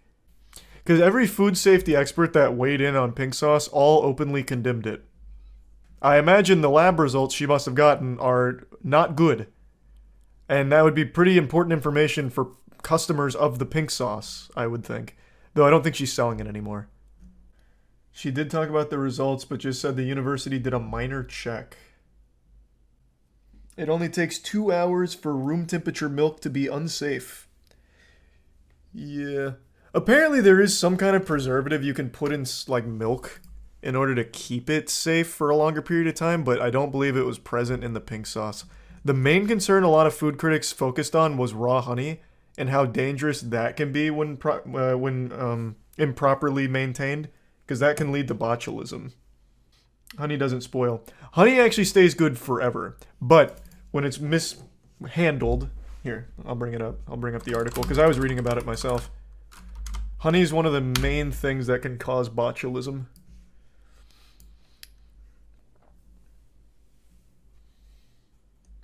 With raw honey in particular, which the pink sauce used.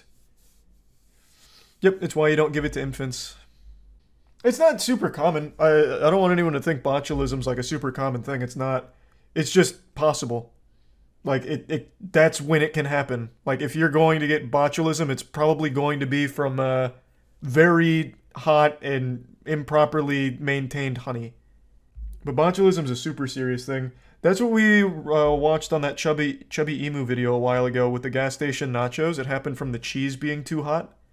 Or, no, the cheese sitting for too long. Caused botulism, which led to 8 people contracting botulism. And what happens in botulism is it, like, basically severs your nerves. So it causes paralysis in some people. There's different levels to it, of course, but like the more extreme one can lead to death because it basically just it basically just kills you, like, outright. It starts by, like, targeting your nervous system or something. I'm a little spotty on how it works now. But botulism is a lot like Botox. I believe they use the same, like, bacteria to destroy the nerves, so that way it freezes. Damn, it's been like 2 years since we watched that video, and I still haven't touched gas station food since. 6. But by far the most lethal toxin known to mankind is botulinum toxin, which is commercially sold as Botox. Yep. 62 nanograms is all it takes to make you dead, about the same weight as 62 of your body's cells. It's So botulism's just not something you fuck 2.5 with. times more toxic than hydrogen cyanide, but only very tiny fractions of that lethal dose are used in commercial Botox. Yeah, botulism is not something you take lightly. I still wonder who thought to inject that shit. I can tell you exactly how they came up with it. I believe it was also in the Chubby Emu video. Because that toxin hits your nerves, when you use it on like your face, it just paralyzes the nerves. So it freezes. Thus it gives you that appearance of younger skin because now it's not wrinkling anymore. That's how it came about. That's from milk? No, that's from... the most common source is honey.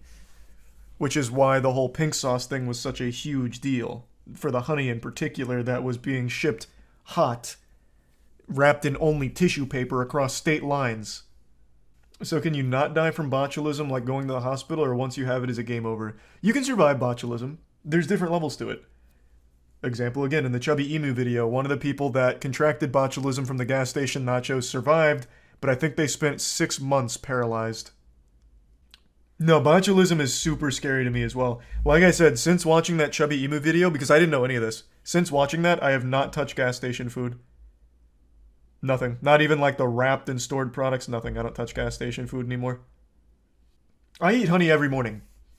I eat peanut butter and honey sandwich every single morning. Honey itself isn't dangerous. Please don't get it twisted. But the pink sauce honey being shipped over state lines, being kept hot and wrapped in tissue paper is bad. And can lead to botulism. That is the whole point. That is what the food safety experts were weighing heavily on. Fine, I'll look at Brick Slayer 5000. That sounds super stupid though. It sounds just like a Roblox meme, but I'll take a chance. You'll see world-class Masons battling all day for champion titles. This looks intense. Amazing prizes. What the fuck?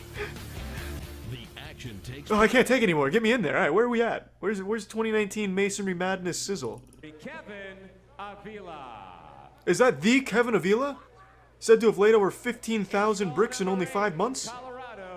Unrivaled in his efficiency. Oh my god. Jose Limon's come out of retirement for the Masonry Madness 2019 Spec Mix? We're in luck. No. No. Is that the ice cold Perez? That's an impersonator. Jake Payne. Jake Payne's an amateur. He's rookie. Just fresh out of high school. Number 11, Washington R&D Masonry, Joshua Carney. Is that two hats on top of each other? The bad boy of masonry? He'll steal your girl and make a brick house around her?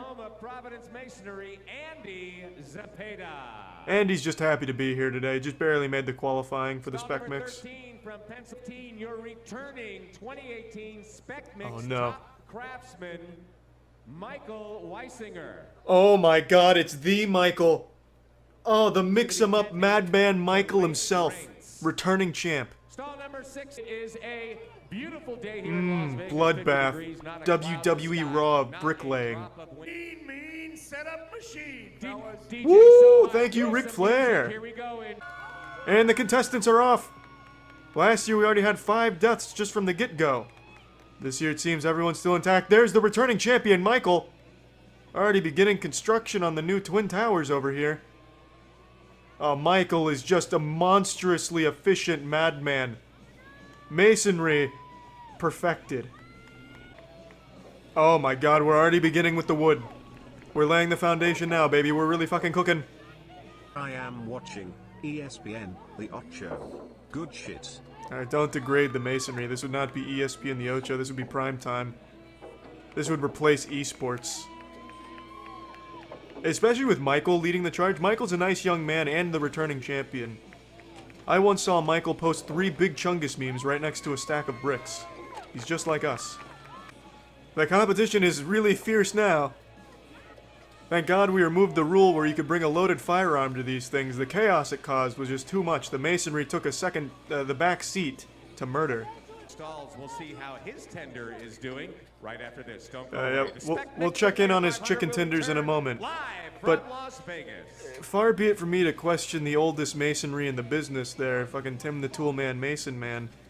If you say that it's not timed, but it's all about how fast you do it, doesn't that inherently mean that it is timed? We're right in the throes of the toughest 10 Or maybe time doesn't apply to masonry. When you're laying bricks, time no longer applies. It's like a black hole. This morning with the skills competition, that was at 9 o'clock. Kids are going to be doing that all the way up until noon. Now, Oh, they're teaching kids to be... That's fucking smart. The Spec Mix Toughest Tender Chicken Nuggets Battle Royale Masonry Madness is teaching kids to start laying bricks to do the work for them. That's smart. That's a really good way of getting child laborers excited about crime. Like, hey, let's make child labor a sport. That way they enjoy it. That's smart. These tenders, they're key to their bricklayers' success. For all the tenders that are giving it Yeah! Way to go, fellas! Fuck yeah! Get your brick tongs going. These are some fat tendies out here, baby. Getting ready, but they're doing one hell of a job. I've never seen bricks being laid before, so I don't know what the fuck's going on, but I'm sure we'll have a building here soon, hopefully. Let's see what you got. Thank you, Jimmy. Thank you, Terry Bradshaw. I got here early. You look behind Oh, it's a sold-out stadium here today in the parking lot of Walmart. the stands are getting full. And as a matter of Actually, that's a lot of people. That's a lot of bricklaying enthusiasts. one of the masons. Hanging out with Adam White here, and I tell you, The Adam White? The man they said invented the chicken tender? Why are you grabbing his chest? Hey Adam, we're not really working too hard here as he's tweaking on his nipples. Yeah, so the game plan is as follows. He's gonna put some bricks down with some cement. Typically how that plan goes. John Madden style. Here. Who's this guy? No! No! Are you like the veteran? Is that Jeff Gordon? no, this is the third generation. Yeah, I just got bored of building my own houses, so I started teaching kids how to do it. Now they do it. I don't give a fuck. Wow, that was like. Yeah, you goddamn right that's a party. Look at that harem of beautiful women. He may have been known for laying bricks down, but now he's known for laying that pipe, you know what I mean? Interview we've never done before. Whoa! I thought he was gonna start eating her out. Do you think masonry is in your future? Let's see what her vagina has to say about the masonry. Right. A womb with a view, I believe, is what we have right there. Awesome. What? Well, let's hear it for JP. Womb with a view, baby. Right here, you know. What the fuck? They have jets fly over the bricklaying competition? Or is that stock footage? No, it's stock footage. It doesn't get any better No than that, way. kids. This better show me who wins, and it better be Michael. I can't even imagine a building not built by Michael being up to code. God damn, that is a huge crowd. There's more people here than there is at, like, fucking Overwatch Owl League matches. Holy shit. 3 minutes remaining. Damn, maybe bricklaying's on the come up. Top craftsman. Boo. Guy's first rodeo. Boo, boo, boo. Where's Michael? Boo. Not Michael. Don't care. Boo. Where's Michael? Michael was like a well-oiled machine of bricklaying. Who are these guys? Nah, it's garbage. Check for performance-enhancing steroids. Check his concrete. Maybe his cement was, like, Gorilla Glued or Flex Seal glue. He cheated. Michael was robbed. The frugal ways that Roy has have allowed us to focus our time. Is that dog gonna be one of their methods? In order to get our milk, we just drink from my dog's tits.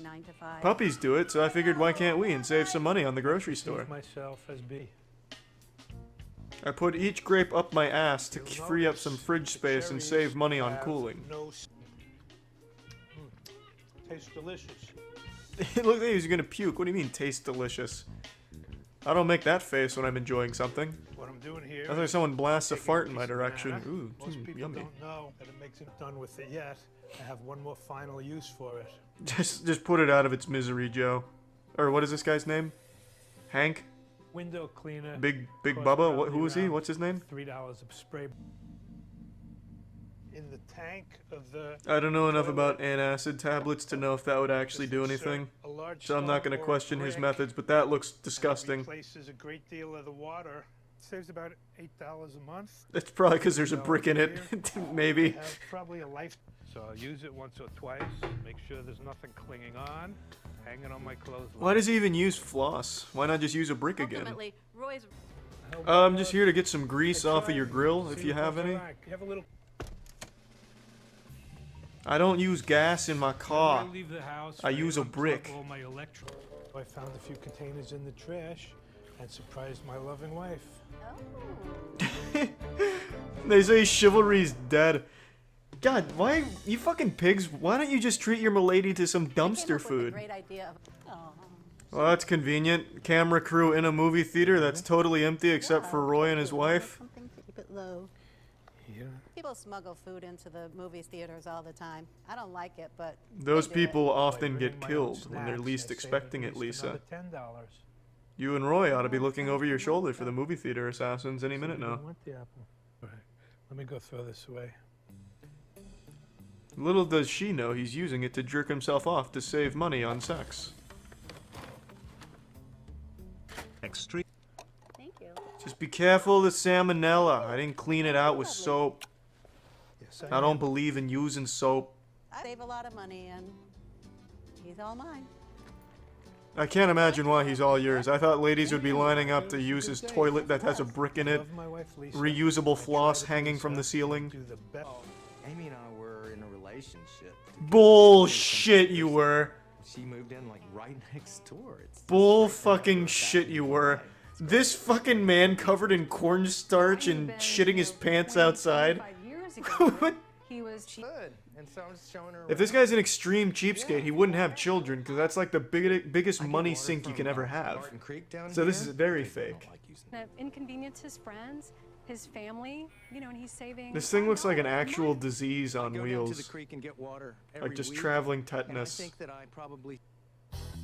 Bullshit, he'd spend more on gas driving there. You think Ben Livingston, Big Ben Livingston would spend money on gas? He makes his own gas out of cornstarch and water. Do you make your own deodorant? No. Have you ever heard of This the universe collapsed. Well, I'm one of those guys. What did you just If I say to could me? save quite a bit of money. Gave him a discount of $1. This guy looks like Mario if Luigi died right in front of him and Peach completely just cut him off. It's just one night. Stacy, it's Jeff, the guy that's not a pedophile. I was just in the neighborhood. Can I sleep on your couch? A guy like me sleep on their couch. Well, I'll see you soon. I found some interesting things. This man's not saving money, he's buying Coke. Are you kidding me? A real cheapskate would make his own Coke substitute out of motor oil and cornstarch. Hope he doesn't find the dog shit I threw in there. To reuse, to wrap leftovers in and everything else. You can't buy that durable plastic bag. What about this? Why do you need durability when wrapping leftovers? It's not like it's going into battle. It doesn't need armor. Could have the most flimsy shit to put it in. It's probably fine. Coming up. Coming up, the Wilsons get food poisoning and die. Chief culprit? Jeff. Is he eating the eyeball? It's sort of a little purse. It's made out Wow. of a 1-gallon milk carton. Can you believe it? If you want to speed run getting bullied, yeah, you can actually use that as a purse. Okay. And you know what? I go to bed early. Okay. Oh, that's a sinister look. Did you hear that, children? I go to bed very early. So why did he come here again? This is his vacation to go torment a family he doesn't really know? I decided I was having too much fun digging through my own trash, so I figured why not take the party to some people I don't know. Japanese tire racing? That sounds good. This was actually a really good competition. It was a close race. Yeah, it just looks like shit. That looks like a golf cart's tire. Oh, boo! Not even gonna hit the ramp! Oh. That was still terrible. That was still trash. Only 29 meters. Jesus Christ. They should just discontinue the car after that performance. Fucking shit tire. I don't have a whole lot of faith in this one either. It's a pretty accurate roll though. Ooh, it just killed a lot of its momentum with that little, that bounce. Had a little bounce towards the end I caught. Oh, just barely, really. That's surprising. Wow, that is a weird, that's like a fucking onion ring. Man, there's no meat on that tire at all. I wonder if that's gonna help or hurt it. I feel like more weight would be better. It's not even wobbling though. That actually might be a good tire. Damn, this is a tight race. Holy shit. Unfortunately, it killed a man over there, but it's all part of the sacrifice. All in the name of a good sport. I feel like this will be a good launch. Yeah, I think that's the fastest one yet. Oh man. Jesus Christ. Fuck. What a blowout. That makes sense though. Like I said, I believe the heavier the tire, the better the distance will be. So I think what they really need is like a... What the fuck? Excavator tire? What are those big construction vehicles that have like 9-foot tires? Oh, that was bad. That was too heavy. I think that's, again, going to be too heavy. Like, the ramp is just not going to be enough for it. It'll probably catch, like, a bounce at the ramp. Oh, I see. That's almost exactly what I thought would happen, really. I think it still went further than all the others, though.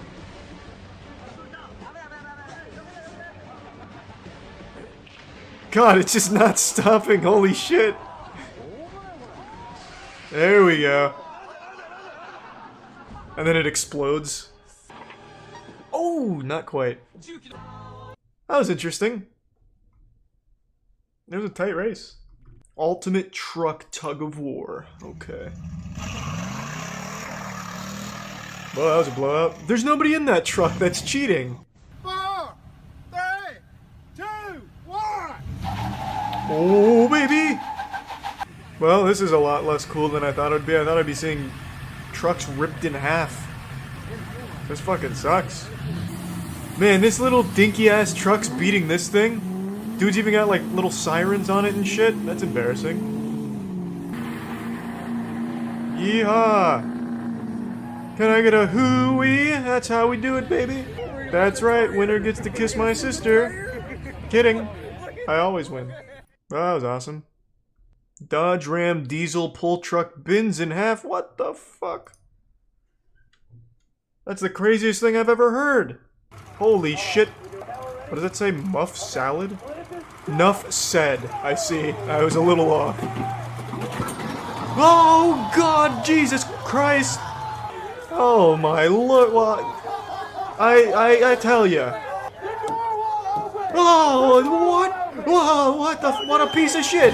Let's get real wild. I can't, this is unreal. How does this go on for 4 minutes? Damn, that guy looks like Mad Max shit. Yeah! Yeah! He bent a fucking truck in half. Nah, I can't believe it. I don't think I've seen this in Florida before. This is a new one right here. Florida? Carolina taking it to the max. I guarantee half these people are dead then. That's the most American goddamn thing I've ever seen. A fucking Dodge Ram bent in half? That's insane. That's insane. Insane. This? Boo! Worthless. Yeah, these guys suck. Boo! I can do that. Boo! Easy. Not impressed. That's what I like to see. That's pretty cool. Oh, you fucked it up. You still alive? Did it not have a roll cage on this car? It's just like a factory new car. That is a little dangerous. Come on, don't be a bitch. This is easy. Yeah, baby. Yeah, fuck yeah. Uh-oh. He's losing control. Oh god. He's got it. He's got it. Oh. Shit. Well, he should just quit driving forever. Worthless. That's a big grand prize, baby. We have a championship belt. That was fun. Let's see. What else does the World Arm Wrestling League have for us? Do I want to watch Barb Schlegel versus Valerie Beach? You bet your sweet ass I do. I encourage her to kick my ass, and Why? she encourages me to kick her ass. No, that's bad. We can be Match heart rate check and Schlegel's at Wait, why are we monitoring heart rate? That's what most people rest at. Valerie Beach in After the first round, it gets up to 400 beats per minute. I'm pulling for Barb Schlegel, baby. Let's go, Barb. Oh shit! We need the ropes. Ref, can we get the ropes out here? Need a band. Come on, Barb. Come on, Barb. Rip her fucking tits off. Let's go, Barb. Which one's Barb? I'm rooting for her, but I don't even know which one she is yet. Yeah, Barb. Oh, I guessed right. Cool. She looked like a Barb. All Barb needs to do is unleash that Schlegel tornado, and it's over. She just needs her signature anime finishing move. I don't think Valerie has any counterplay. Oh my god, it wasn't even close. Good lord. Like lambs to a slaughter. And that slaughter's name is Barb. Absolutely superb work, Barb. I knew it from the get-go. Like I said, Barb is an unstoppable force when it comes to raiding public libraries. So there was absolutely no chance for Valerie today. Jeff Dave and Devin Larratt have never arm wrestled? Why? What the fuck? Yeah, for those that haven't seen Jeff Dave, though, this guy is fucking crazy. Look at the size of those arms. It's like having an arm wrestling match with a vending machine.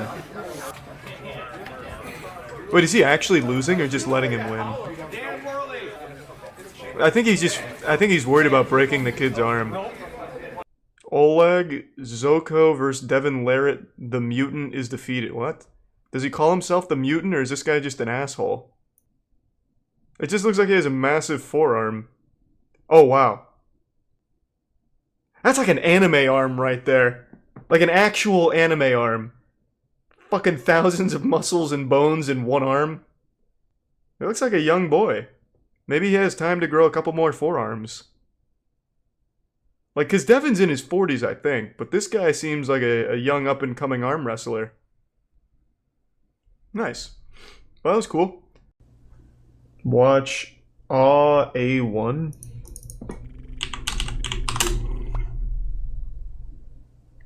This? It doesn't matter. Sounds like he's kind of about to Yes, break it out matters. into Linkin Park's In the End. You know it matters. You know it matters. This video said 1 minute and 38 seconds, but I feel like it was actually closer to 15 minutes. Holy shit. Not that it matters, but, you know.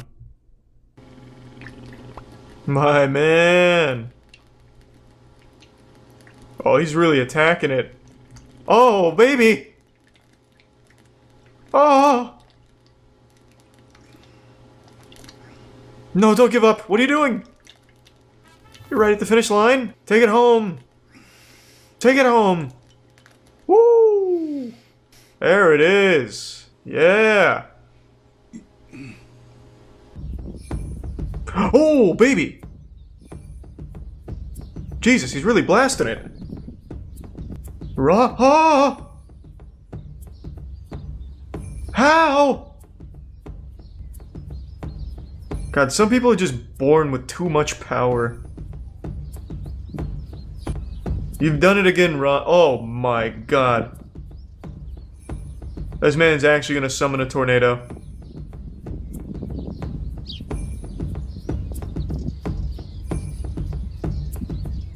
Oh god, run! Oh, I can't watch this. Ah!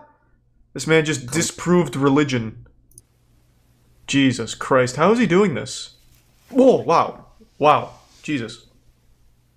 Ron, please. Whoa.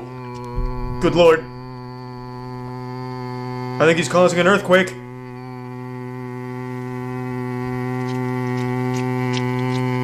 All the fish just start like flopping out of the water, dead. Oh, is that it? That's pretty wild. Have you ever watched Thrash and Trash Productions, Tiana? No.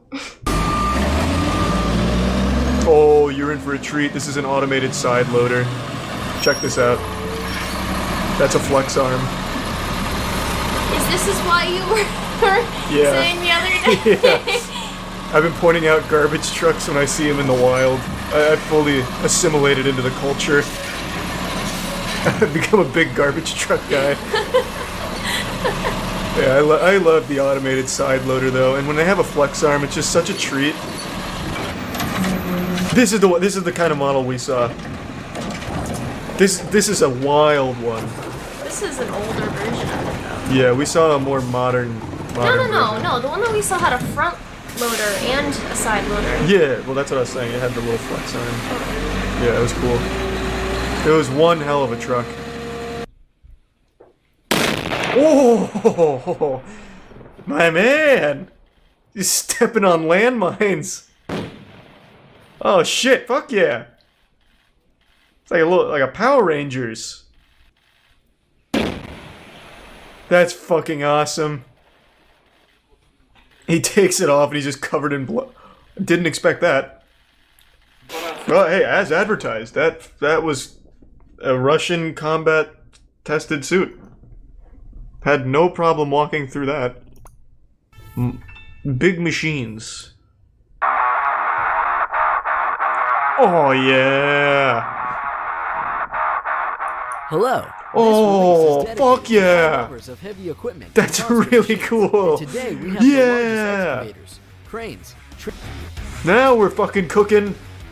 Show me those big machines. Is intended for building bridges which consist of many spans. This 328 feet monster can independently move, transport. That's fucking awesome. Of the bridge canvas to pre-installed supports. Thanks to this machine, Monster Truck has doggish appetite. In a minute, there is an expenditure of 6.5 liters of diesel fuel. Oh, nice. Oh, huge. This one truck is responsible for at least like 2% of the total carbon footprint of the entire species. Team Healy's National Pro.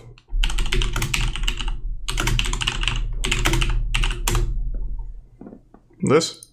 We're living an extreme day. Oh, damn! Shit! What a fucking intro!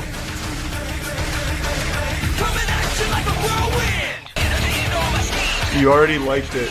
Oh, I did! I might have liked this when I was a kid, actually. Oh wait, no, this account's not that old.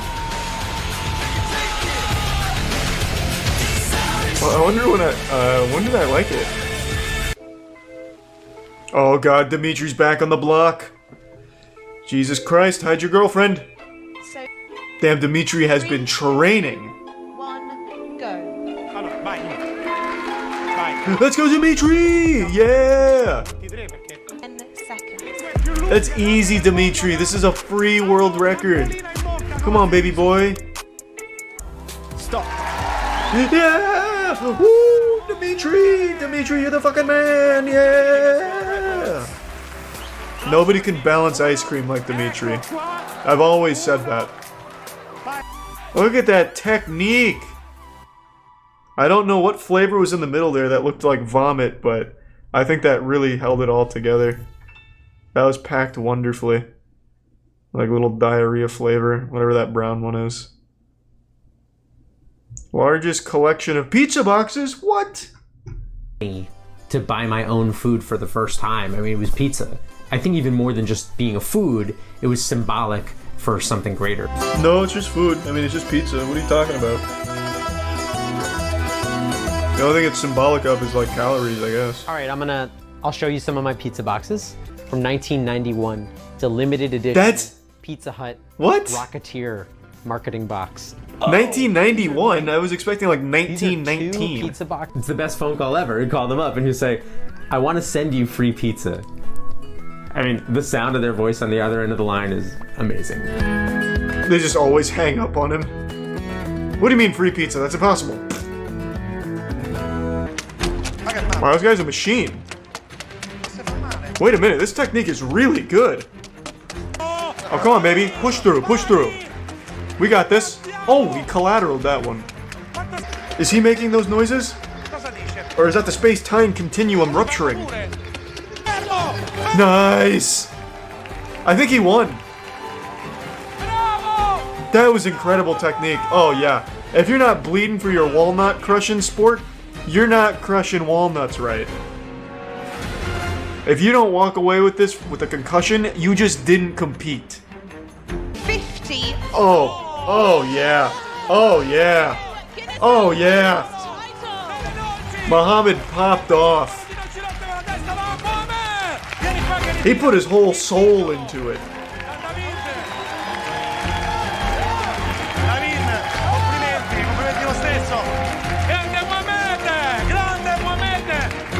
Man, that guy on the right gave himself, like, actual brain damage for nothing. Doesn't even get a world record out of it. 3, 2, 1, start! In 2019, yeah, there we go. Now we're back in it. Head-smashing record. This time for the most yardsticks broken with the head in 1 minute. Man, this guy is just a fucking machine. That's the Muhammad I know. I hope the next record he sets is most endangered animals headbutted. TikToks that will leave you speechless. Is that a fact?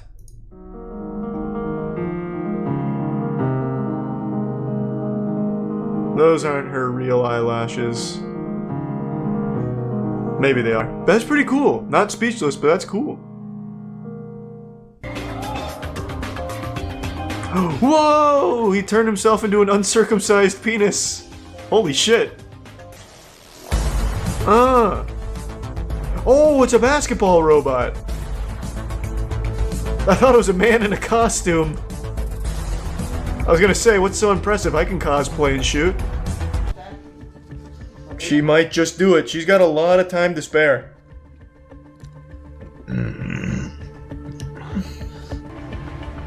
Last one. Come on, baby. Fight through the pain. This is what it means to be a world record holder. Yep. 30 seconds. Oh, this is free. This is free. Oh, she's getting every little bit of sugar too. That's huge. She licked her lips. DQ, DQ, DQ. Start over. Get out. Fucking ruined. Licked her lips. Damn! This guy is the master! Focus, focus. Come on, baby. Get that shit in there. Oh, yeah. Oh, no. Oh, boy, don't tease me. Jesus. Come on, your father's about to be a hero! Stack one more fucking ball! Don't give up! This is dangerous. This is dangerous. What is he doing? Oh, he's oh, whoa, whoa, whoa. He was not satisfied with that stack.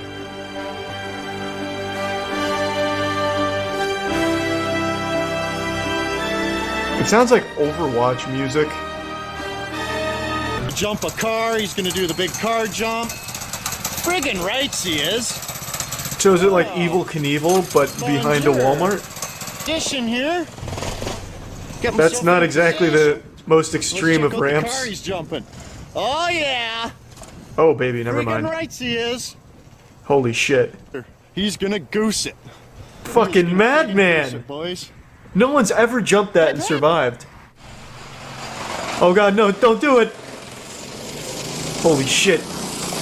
No hesitation. Holy shit, Mike. Mike! You drunk already, aren't you, buddy? A little bit, a little bit. I'm not. He's not drunk, he's just excited. That's the classic Ray right there. I want to jump the monster truck with my lawnmower. We're gonna friggin' hold you. Ray! Ray! Don't let the armor weigh you down. Anchor, bud.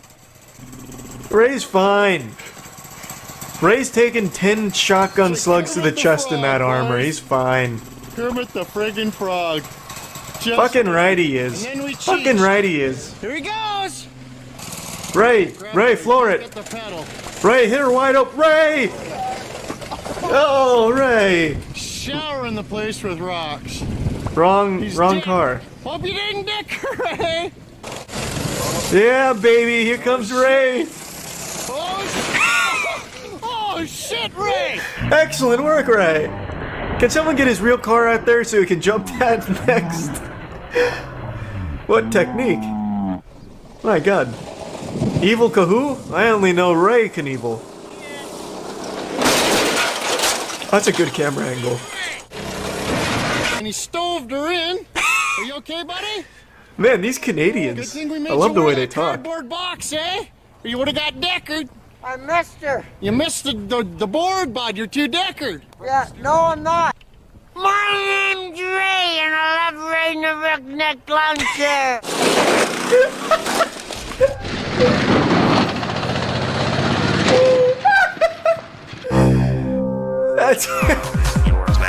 That's classic Ray right there. Ray, you decked her. God damn it. If that fucking gravity didn't sabotage Ray, he would have left orbit. Ray was 10 steps above human ingenuity. He dicked her. Yeah, he definitely dicked her on that one.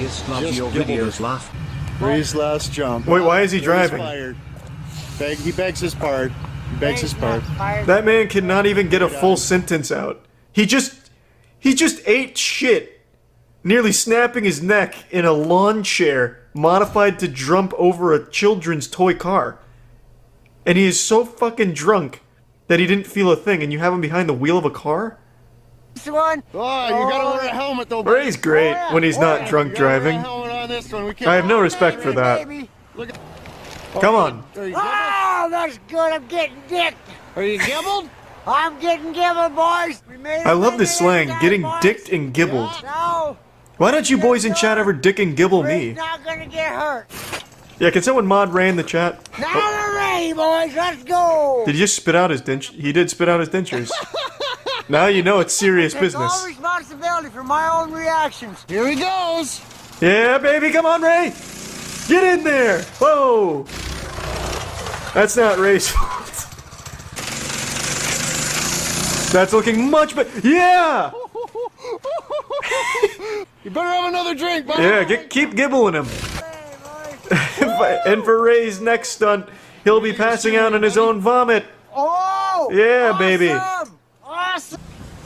Oh! Oh, shit! Good shit, Ray. Just gets blindsided by a car. I can't see a fucking thing. Oh, dick, boys. That's Here really. he freaking goes. That's really slow. Only an inward. That's. Oh, dick. He might not even make it up the ramp. Oh, dick.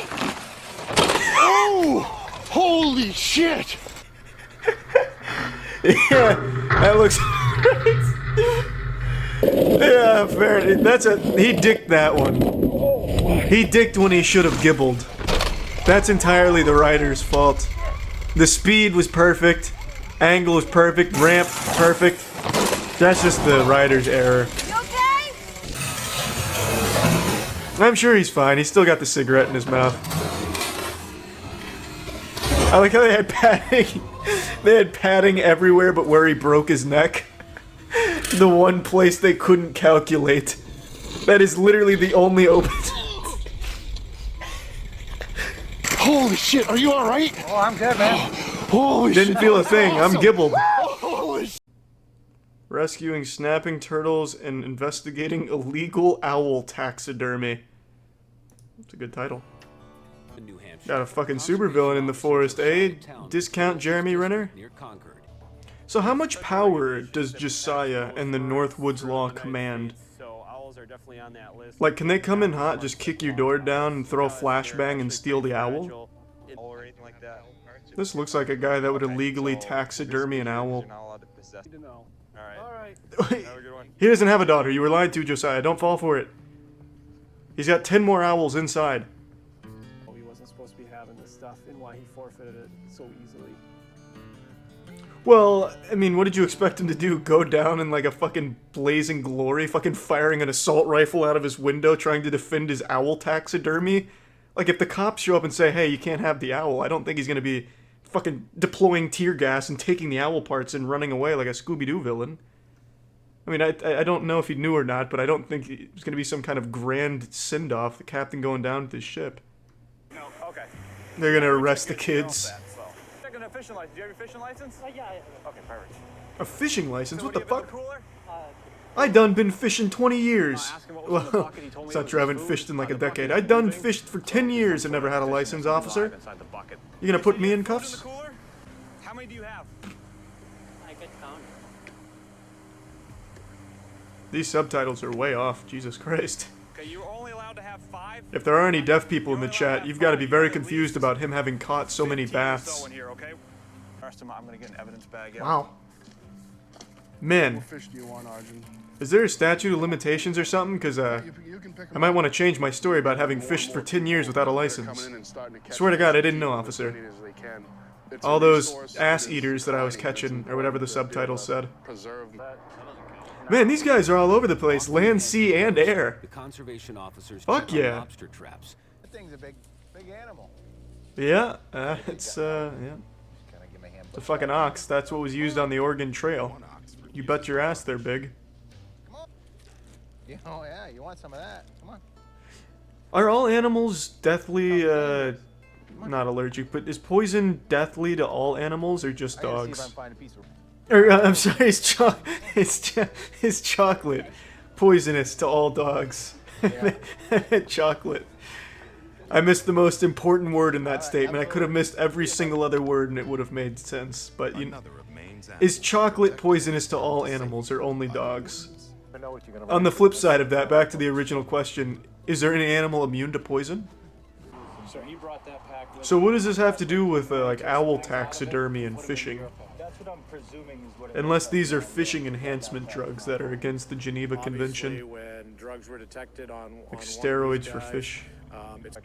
Well, this was uncharacteristic of the Northwoods County super law firm for taxidermy repossessors.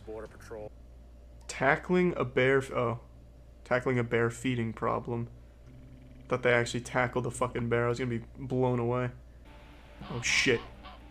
Get the fuck out of there, Affleck! Billy the Exterminator's gone rogue. Oh, Jesus, run! No!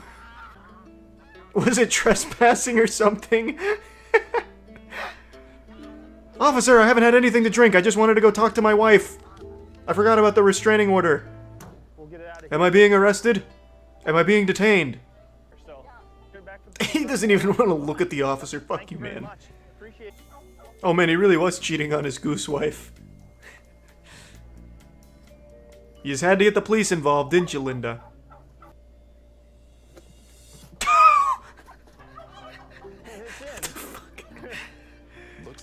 Surely there was a better way than atomic dropping it into the cage. Sounds like he's getting a mouthful right now from the other one as to why he left. So. Yeah, I'm sure that's what he wants to hear. This is probably the reason he left. Great, more nagging, huh, bitch? God, I can't wait to break the fuck out of here again, and hopefully Officer Josiah the Madman won't be on duty. He'd jerk off in the barracks. Really? What? No, that's definitely just someone's alcoholic father in a bear costume. Wojciech was never able to settle down with a female bear due to his PTSD from the war. You imagine being outranked by a bear? Yeah, I could absolutely imagine that. I already am outranked by a fucking bear in terms of combat ability. That bear would beat the shit out of me. We're all outranked by bears. Maybe not formally in the army, but in the food chain in a hand-to-hand combat fight, yeah. Down a tree. In the base of the tree. This looks like John Cena trying to go undercover. Two of them died, one was still alive. Oh, what are these, like ferret bears? Who's ready to watch some arm fucking In blue, we got the big, beefy Bolt Honeycomb, and in green, we've got George. Right now, these two musky men are duct taping their hands together, joining in a holy matrimony of unholy intentions. Oh, Bolt's setting the tone early. He's going for that tuggy-wuggy on his titties right now. But George is not fazed. Now Bolt's answering a phone call on his arm. The ref says it's time for arm wrestling, and they're getting right into it, wasting no time whatsoever. A beautiful exchange of blows right here. George is just showing no mercy here. A relentless assault against Bolt. They don't call him Jerk-Off George for nothing. He will jerk you off. Underneath this 240p quality, there's a fight going on. I know these pixels may be obscuring your view, but you know, it's the best I could find. I tell you, it seems George is showing no signs of slowing down. George is just curious right now as to how much pain he can inflict into Bolt before he just combusts. Bolt is just completely on the defensive right now. Now it looks like he's about to perform a magic trick or some shit. I don't know what he's doing. He is going for a move right out of the Kama Sutra. His signature move! He's hanging like a bat, and the ref is calling it off immediately. That's an illegal move right there. You cannot have fist to scrotum contact. It's in the rule book, and it was very clear to the ref and everyone in the audience that George's knuckles were rubbing against Bolt's nutsack. You just can't do that. Let's check this replay. Here you can see he's going for the standard cowgirl position, and that's when the contact with the scrotum was made. Bolt is just shocked by the decision, but he's not deterred. He's ready to get right back into the action for round number 2. George is looking a little more fired up this time. Yep, he's just going right in for it. Oh, but Bolt is showing no regard for the rule book. But this one's clean. This is a clean one right here. There is no scrotal contact here. No scrotty McGrotty, no full scrotal, no scrotal contact whatsoever. This one's clean. How much longer can he hang on? Oh, he looks like he passed out from the blood rushing to his head. That's unfortunate. A close match. George is the winner. I quit. Just stupid fucking sport. Today we're going to be talking about a pure evil YouTuber that was just arrested for some truly heinous stuff. This is not a goofy topic at all. This is going to take that smile off of your face faster than if you had watched a James Corden clip. This is the story about Ruby Frank of the very popular parental advice / parenting blogger / family YouTube channel 8 Passengers, which is already a really creepy name, by the way. 8 Passengers does sound like some kind of cult.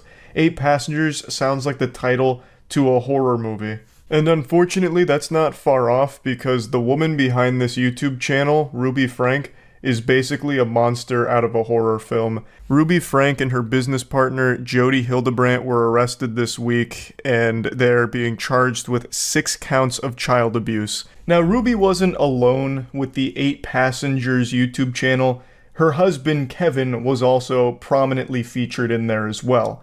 But for some reason, he's not mentioned in any of this right now, aside from a couple of mentions that he's just trying to keep the family together and help the children through this difficult time with Ruby being arrested.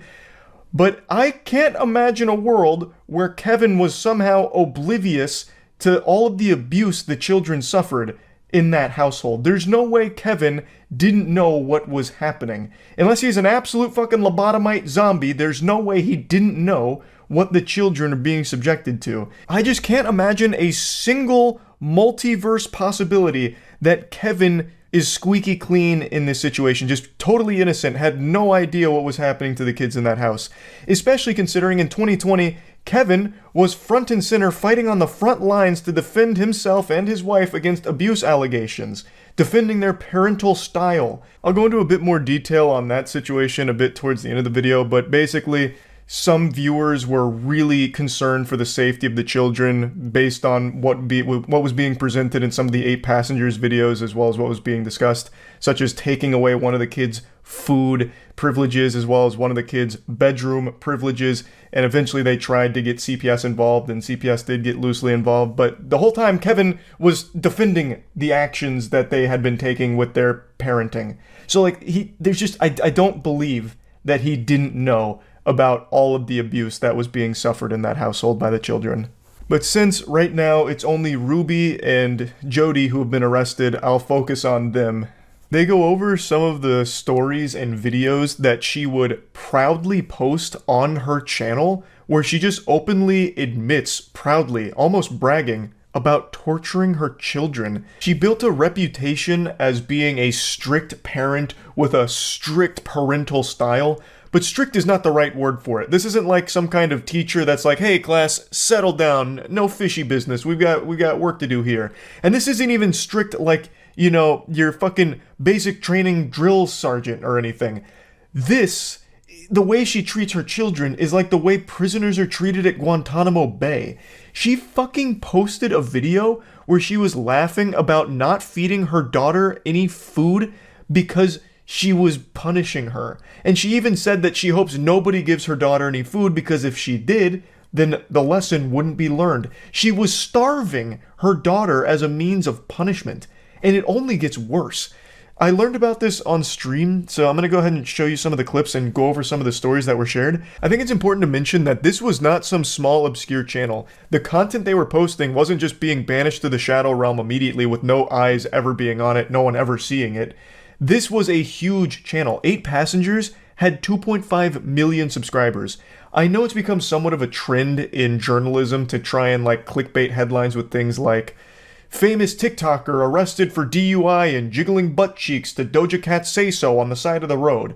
And you read that and it's very eye-catching because it's like famous TikToker, oh shit, well who was it? And then you'll read the person's name in the article about the crime and then you'll check their TikTok page and it turns out they have 50 followers and all they do is speculate on anime power levels and it's like, well, not exactly a famous TikToker, but it's 2023 so everyone has some kind of social media presence and journalists will oftentimes just connect it to that. So famous TikToker does this or famous Twitter shitposter does that, even though they're not exactly a famous TikToker or this and that. But in this case, it really is a famous YouTuber, a very large YouTube channel that gave tons of parental advice for a very long time, had a very successful family vlog, and then even went on with Jody Hildebrandt to start doing life coaching and general life advice.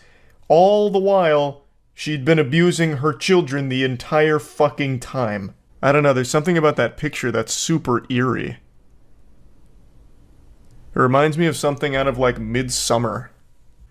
A Utah mother known for chronicling her strict parenting style was arrested after one of her children ran to a neighbor's house seeking help. Her channel name was 8 Passengers. They had 2.2 million subscribers. Ms. Frank hosted the now-defunct YouTube channel 8 Passengers, where she posted videos about her parenting approach with her 6 children, including refusing them food as a form of punishment. Wait, and she did this on YouTube? My kids are literally starving. I hesitate to say this because it's going to sound like I'm like a mean barbarian, but I told the kids, I said, I'm not even going to let you eat breakfast until you get your chores done.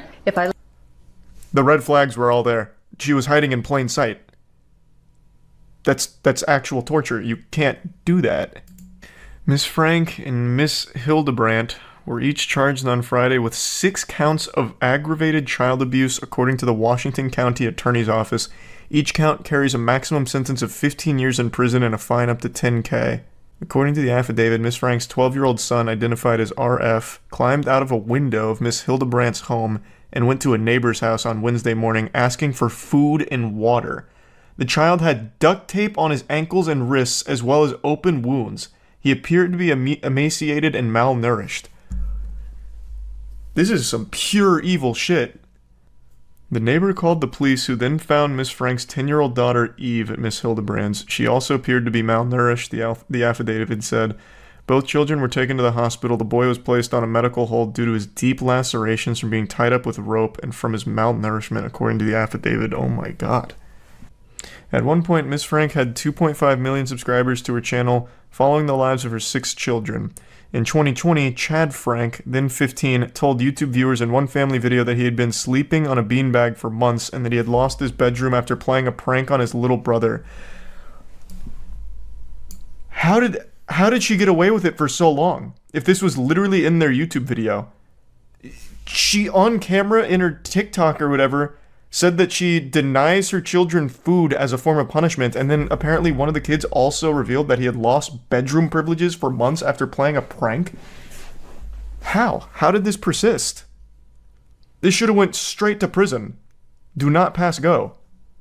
In one video recorded by Miss Frank and reposted to TikTok, she said her daughter Eve's teacher had called her to say Eve had come to school without lunch. Miss Frank said the teacher was uncomfortable with her being hungry, but that Eve was responsible for making her own lunch, and that the natural outcome is she is just going to be hungry. Hopefully nobody gives her food and nobody steps in and gives her a lunch, because then she's not going to learn from it. And this is all on video. She said this on video. How was CPS not alerted sooner? Oh, and apparently there was even a bunch of petitions from the community to try and get them taken down because it was actual evidence of child abuse. But it looks like none of that was taken seriously. We've been trying to tell the police and CPS for years about this, and so glad they finally decided to step up. Kids are safe, but there's a long road ahead. Oh, this was one of the children. Sherry Frank, now a junior at BYU, posted about her mother's arrest on Instagram saying justice is being served. So one of the kids was trying to alert CPS and the police and they didn't do anything? How would you not trust one of the victims of it? Especially when there's so much documented evidence on their own fucking YouTube channel. Now, I mentioned on stream how surprising it was that this hadn't happened sooner when she openly posted content about some of the abuse she was inflicting upon her children. And it turns out a lot of the community that was aware of this channel was actively trying to get CPS involved, especially when it came to that beanbag incident where one of the children made it clear that they had been sleeping on a beanbag for an extended period of time because they had lost their bedroom due to that prank that they had played on one of the siblings. So CPS did get loosely involved at some point, but Ruby was somehow able to brush them off and nothing came from it somehow, which blows my mind because this isn't one of those situations with hindsight being 2020. This isn't one of those things where you can just say, man, if we only knew then what we know now, we could have really helped them. Because this is so clear cut. This should have been a no-brainer that something was wrong. For an authority figure to look at any of these videos, it should have been a massive, alarming situation. Fucking sirens should have been blaring. The second that Ruby was proudly gloating, wiggling her finger, celebrating her incredible parenting of just depriving her children of food as a punishment, that should have been enough to get authorities involved and learn about what was actually happening here with the Ruby Frank household.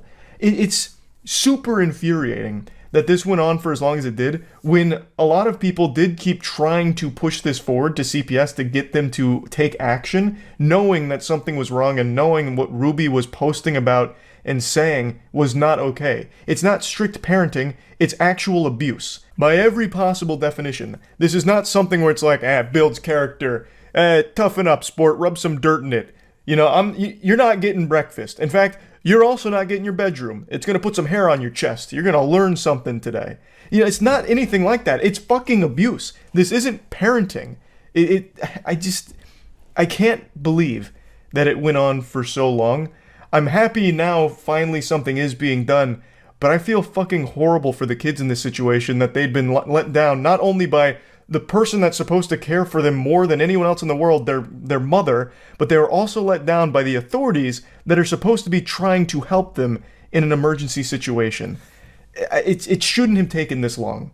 Ruby's sisters also have hundreds of thousands of followers, so they posted an Instagram statement that said, "For the last 3 years, we have kept quiet on the subject of our sister Ruby Frank for the sake of her children. Behind the public scene, we have done everything we could to try and make sure the kids were safe. We wouldn't feel right about moving forward with regular content without addressing the most recent events. Once we do, we will not be commenting on it further. Ruby was arrested, which needed to happen. Jody was arrested, which needed to happen. The kids are now safe, which is the #1 priority." I've just got to say that statement of "we kept quiet for the last 3 years for the sake of the children" doesn't make a whole lot of sense to me, because keeping quiet wasn't helping the children. They were being abused, and if you were aware of that, how the fuck would being quiet somehow help them? How is that doing everything you can behind the scenes to keep them safe? That's doing nothing. That is literally the Simpsons meme of "we've tried nothing and we're all out of ideas." Now, I guess it's possible they didn't know the extent of the abuse that the children were suffering, but even still, if you were aware of children being abused in any capacity, you should have been doing everything in your power to get the kids out of that situation. Being quiet doesn't get them out of the situation. That doesn't do anything to actually save them or keep them safe. You should have made a lot of noise and kept going to authorities over and over again, gathering as much evidence as possible to try and help those kids. And maybe they were. Like, this is, again, just a very short statement, so maybe they were. But them saying that they kept quiet for 3 years to keep them safe, just, it doesn't compute. Because that's not keeping the kids safe, that's keeping them locked in that prison with the monster. Now, as was mentioned by one of the daughters, there was a lot of attempts to get police and CPS involved that just didn't work. So it is possible that perhaps the sisters here were actively trying to do that and kept trying to get authorities involved unsuccessfully. It's just that saying you kept quiet for 3 years just, it really isn't clicking with me. I don't know why you would be quiet for 3 years if you were actively working to keep the kids safe. Let's imagine that one of the kids wasn't lucky enough to break free and escape through a window and get help from someone nearby. They'd still be tied up right now in that house, and you would still be being quiet. This fucking ridiculous silence is golden strategy didn't help the kids. The only person it helped was your sister, because it allowed her to keep abusing those children for 3 more years. And the only reason this even came crumbling down and she finally got arrested is because one of them broke free, covered in deep lacerations, and was able to get help so they could all be saved. Had that not happened, you would still be quiet and those kids would still be suffering. I know I'm getting pretty heated here, but this story is just infuriatingly evil. I am happy that Ruby and Jody have been arrested. I hope they get the absolute maximum sentence here. But I do still think there's other people that knew what was happening in that household that should also face very severe punishment for allowing that to happen and continue happening for as long as it did. So yeah, I just wanted to talk about this. That's about it. See ya. I'll just say it out loud with my whole chest. I love learning about useless, meaningless internet drama. It's one of those things where I spend an embarrassing amount of time reading every little niche tiff that a community has, going to every single facet of the internet, learning about what kind of controversy or what drama is happening over there. If I spent that same amount of time that I do reading about internet drama and instead spent that time learning useful skills, I would have been able to master like 5 different skills right now, like some really cool special things like juggling and clogging. But instead, I just learn about nonsense. It's my main vice, and it's more addicting than heroin, and I recognize that it's a pathetic hobby. It'd be less embarrassing if I just made fursuits in my spare time than read about internet drama, but regardless, the reason I'm talking about it today is because I recently watched Wavy Web Surf's new video on YouTubers that are in prison, and I was confident that I would know everyone that he was about to speak on, and I did know all of them, except one. And that surprised me because the one I didn't know is really a fucked up situation that I feel most people probably weren't aware of, because when I look up this person's name, there's only one channel that's ever really talked about them at length, and that was Philip DeFranco. Now, Philip DeFranco talks about something Pay Money Wubby talked about, which was the really weird fetish of breastfeeding videos on YouTube, where it clearly wasn't educational and they weren't breastfeeding their kids for the sake of like getting them nutrients, you know, like the actual biological function of breastfeeding. They were filming this because it was fetish content to some really sick weirdos that were watching it. So he was focusing on the entire depraved community and only briefly mentioned the person we're about to talk about, Lee Felton. Lee Felton was once a piano teacher, but after her husband left her and her child, she then got desperate for money and started posting breastfeeding videos on YouTube that were clearly meant to be sexual. For those that don't know, YouTube has always had an exception to their nudity policy if the content is educational. And they used to have that for artistic expression as well, but that started getting abused. A lot of people recognized a loophole there where you could claim anything was artistic and then just have full nudity on YouTube. I remember a couple of classic bangers, such as the girl who opened a can of SpaghettiOs with her pussy and then like dumped the SpaghettiOs on the floor and called it modern art, or the absolute timeless masterpiece of the older woman who dressed in a morph suit but then cut the pussy out, so she just have her vagina on full display, and then she had a man pick her up and carry her around while she peed everywhere in a circle. So that was hype. And eventually YouTube recognized that this was getting abused, so they don't really have that exception for artistic nudity anymore, at least not like they used to, but it does still exist for educational content. So things like how to administer a breast exam, or like how to do a Brazilian wax. If you look up that kind of shit, you can find full nudity because it's people trying to educate, even though a lot of people will recognize there's bad actors here, once again just using that educational loophole for porn on the platform. But the point is, and there's also naked yoga on YouTube, fully nude yoga that they claim is educational on poses and how the human body reacts to the poses. I'm getting sidetracked. There is a loophole for nudity on the platform as long as it's educational. And Lee Felton, it took advantage of that. She started making this breastfeeding content where she just had her titties out and she'd have her child being breastfed. And she made a lot of content like that and then started to recognize that her audience wasn't women trying to learn how to breastfeed. It was creepy, absolute fucking worms that were watching her to jerk off. It was sexual. So she started to lean into it. Lee reportedly made breastfeeding videos where she rubbed herself and her child down in oil and shoved her breasts in the baby's face. Lee would give her videos titles akin to something you might find on an adult website. Titles such as Slip and Slide and Mommy's a Whore.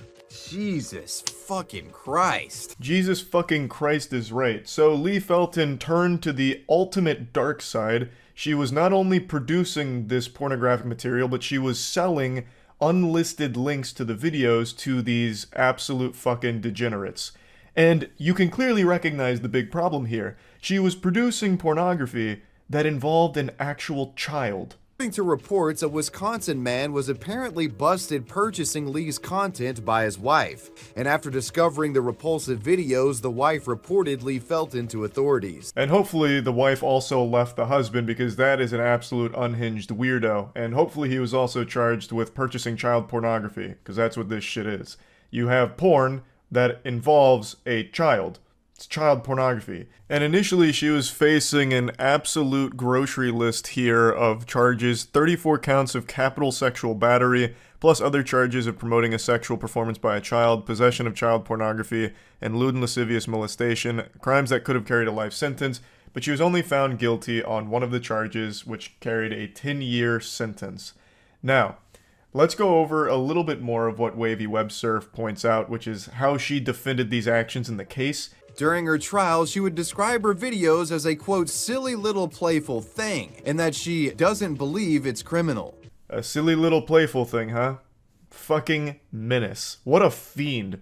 Oh, so goofy to produce porn that involves a child that is in your porn.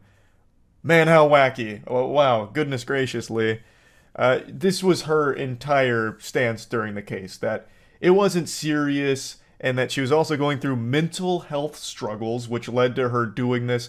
She said that she had finally got attention that she had been craving for so long, so she leaned into it even further, but it was never serious, and it wasn't criminal or bad or anything. It was just a playful thing that she was also charging money for. That was clearly sexually charged, because a lot of the titles like Mommy's a Whore and Good Little Boy were being sold as the unlisted videos, but for some reason she still tried to play it off like, oh, it's just so silly, that's all, you guys are overreacting.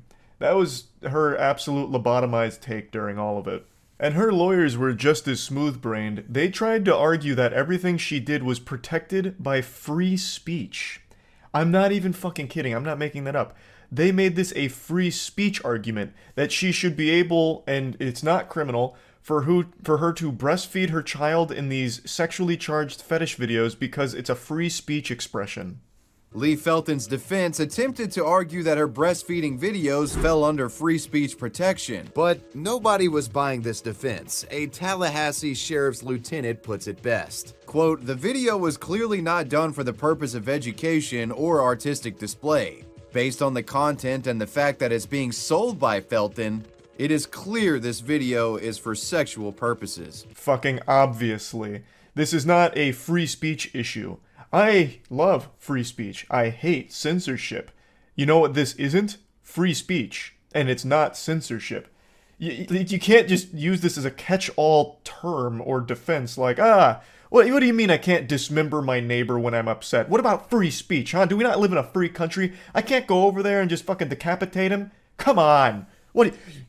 Are you serious? I don't want to live in a society where Lee Felton can't produce sexual breastfeeding videos for people to enjoy. Oh my goodness. What happened to free speech? It's fucking lunacy. It's absolute craziness that that's what they tried. But what's even more insulting is that it must have worked to some degree, because her charges, all 34 of them, she was found not guilty on, except for one. But that charge carried a 10-year sentence, so she is still spending a significant time behind bars, but not as long as she should, I would argue. She of course lost custody of her child, but I really don't understand why they reduced the sentence so much. There was overwhelming evidence against her, with tons of videos as well as tons of receipts of the videos being sold to like 40 or 50 different clients allegedly. Like that, I still feel like 10 years was a pretty light sentence for all of this, with all of that considered, but whatever. Anyway, just wanted to talk about this because I found this to be a pretty interesting story that I'd never heard of before, so huge hats off to Wavy Web Surf for finding this and talking about it, because this was a really interesting and really fucked up one. That's about it. So yeah. A big YouTuber named Eric Conover, almost 3 million subscribers, is facing a multitude of serious charges, including attempted murder. That's not Weenie Hut Jr. That's pretty high-level crime. If crime was Call of Duty, that would be pretty close to hitting prestige level. And he's spoken recently, and he basically cut like a WWE promo, like, you got it all wrong, and if you ever question my mental competence, I will come snap you in half like a Kit Kat, I swear to God. I'm paraphrasing a bit, but he did talk about how he would eviscerate anyone that questions his mental competence. It's really weird shit. He's claiming it's all a massive misunderstanding, but let's go ahead and set the stage here, the lore that you need to know. Eric is a very successful YouTuber whose content focuses on these luxury mansion tours. He goes and does all of these bougie real estate videos where he shows you these dreadfully overpriced locations. I can't believe I've never seen his channel. I wasn't familiar with him until this story, because I have been so deep in that rabbit hole of consuming that content, of touring these ridiculously overpriced property that are just dog shit, where it's like a $55 million mansion tour. This house comes with sci-fi amenities. You walk in and it has a new mother. It cloned your previous mother. It also has an automaton that'll whip up a charcuterie board anytime you ask it to. The shower's made out of plutonium, platinum, and other rare earth minerals. The sink faucets are vibranium, and it also has this 15,000-year-old oak tree planted right in the middle to help with your chakras, that kind of garbage. He does those, that's like his bread and butter content, but I'd never seen him before. I didn't know about him until this story, which is surprising. But not nearly surprising as the crimes that he is accused of committing. So what happened is, an officer visually estimated that he was driving at speeds of around 55 to 60 in a zone where that was excessively fast, so he began to pursue Conover and managed to get him stopped through various maneuvers. The officer exited his vehicle and moved around to the rear of his cruiser, and Mr. Conover allegedly backed his vehicle, rapidly pointed it directly at the officer, and accelerated at him, striking him at a reasonably high rate of speed, and it was alleged that the officer flew between 20 and 40 feet. They also said we're very fortunate that an amateur drone operator was in the air when he saw the interaction, was able to capture it on video. That video has not been released yet. I imagine it won't, because it's going to be a crucial piece of evidence in this, I would imagine. But I would also guess there's body cam footage too. Now, there is footage of the chase that's been released. It's very short footage filmed by someone who was nearby on rollerblades and just happened to capture him fleeing from the police, as well as some footage of the vehicle once they got it stopped. Eric is claiming that he is not the same Eric Conover police want for the attempted murder on that officer. Eric Conover, the YouTuber, is from New York, not New Jersey, as authorities claim, stating, "This seems to be a massive misunderstanding. I'm exactly who I say I am. I'm a YouTuber." Now, we all know YouTubers are some of the most respected individuals on the planet. Their reputation is spotless, up there with like firefighters. So him saying that is a big deal. Also, he loves to mention how successful he is as a YouTuber. That's like a core part of his whole personality, even during all of this. He's also currently facing some DWI charges for an arrest that allegedly happened just days earlier, and then when he went to court, as I mentioned at the beginning, he put on quite the performance. He tried to be like the fucking Joker or something there. This guy, he was looking for some kind of Oscar nomination for some really over-the-top villainous acting. He looked unhinged. Everything right here, and it's all been falsified. Eric Conover had a lot to say before his arraignment this afternoon. If anyone dares try to test my mental competence, I will eviscerate every single person with my intelligence right now. And he's like Charles Xavier from Logan. His intelligence is so supreme he can blow us away with a single thought. This man is a transcendent being. It's not being egotistical. Police paperwork says the pursuit started after Conover was going 55 in a 35. After 8 miles, Conover stopped and an officer attempted to de-escalate the situation, but Conover allegedly drove at him and hit him in the leg and then sped off for another 28 miles.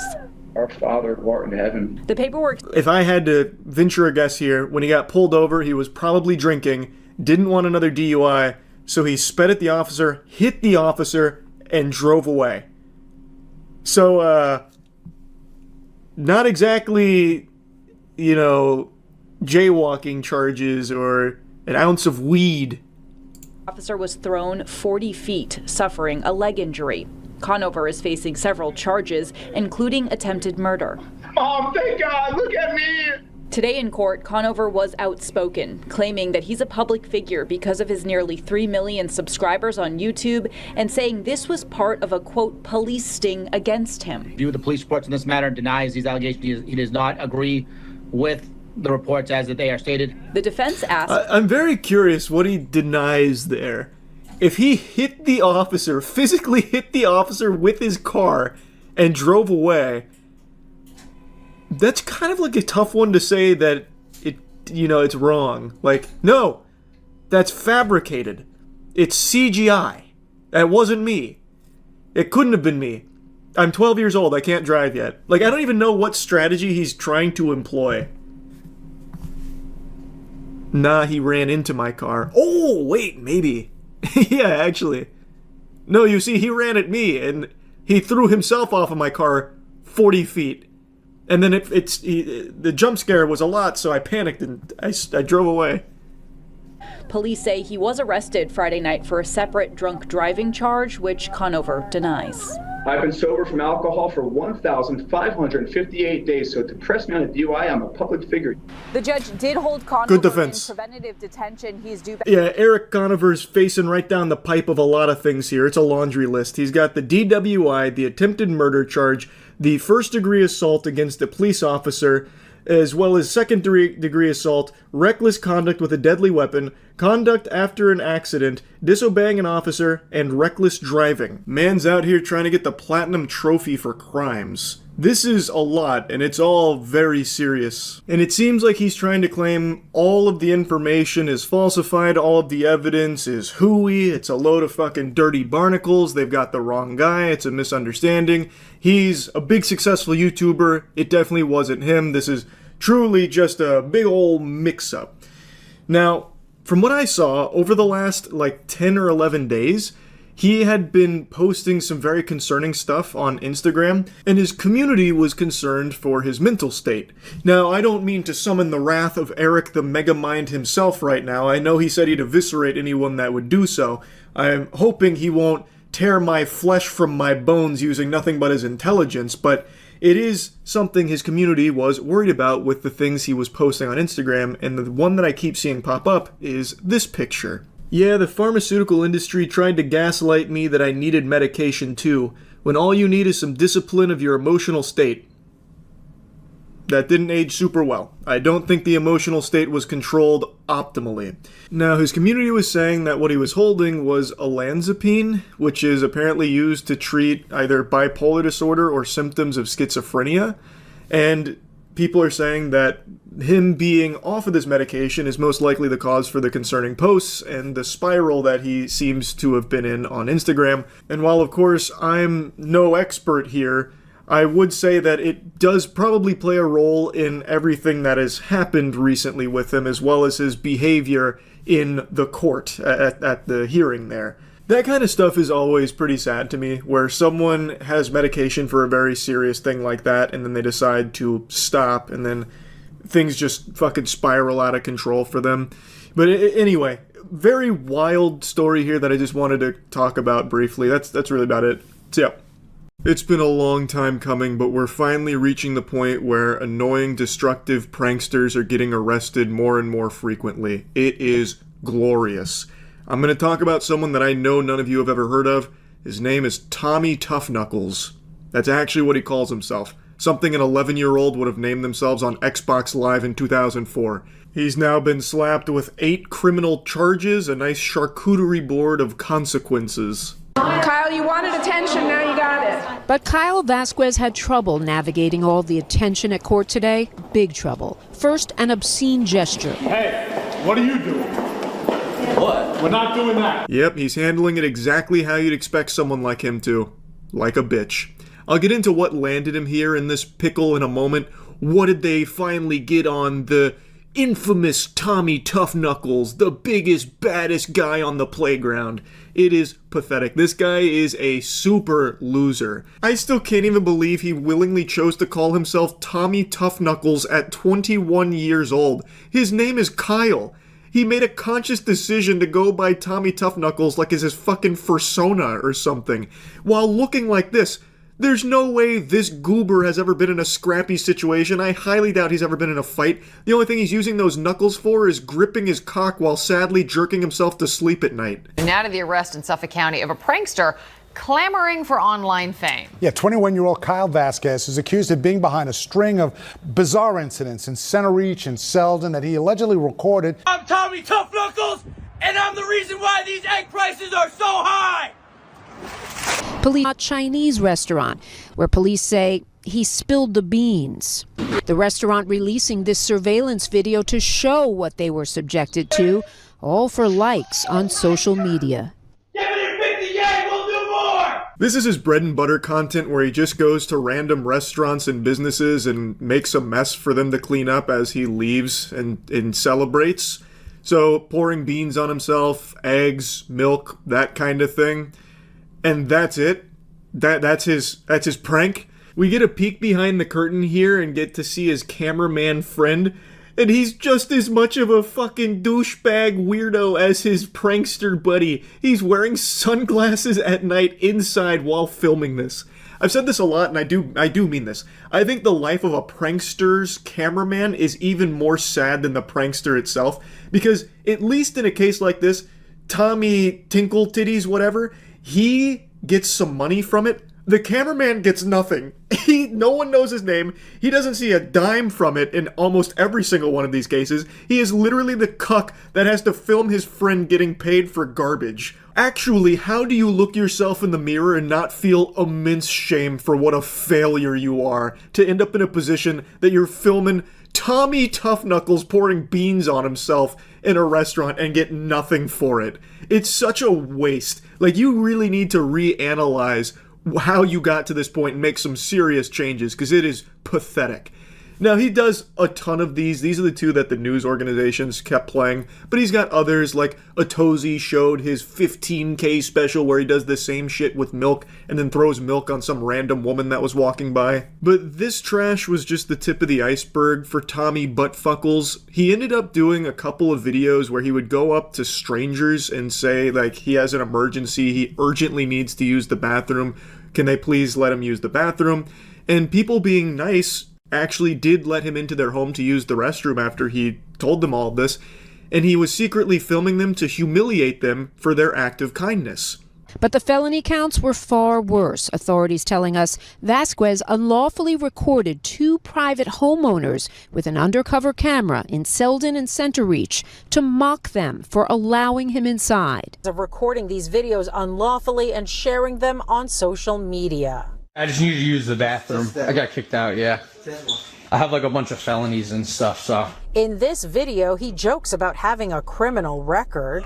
And while he profits from likes and views on his page, You following me, bro? Buddy ordered 5 cheeseburgers with a side of attention, and now he's really upset that that attention is being served to him. So the reporters being there is making him very mad, and in every clip that the reporters are there, he tries to, like, say, fuck you guys, and he, like, gives them the finger, and then the cop immediately brings him back down to earth by just towering over him and reminding him that he is just a tiny little worm.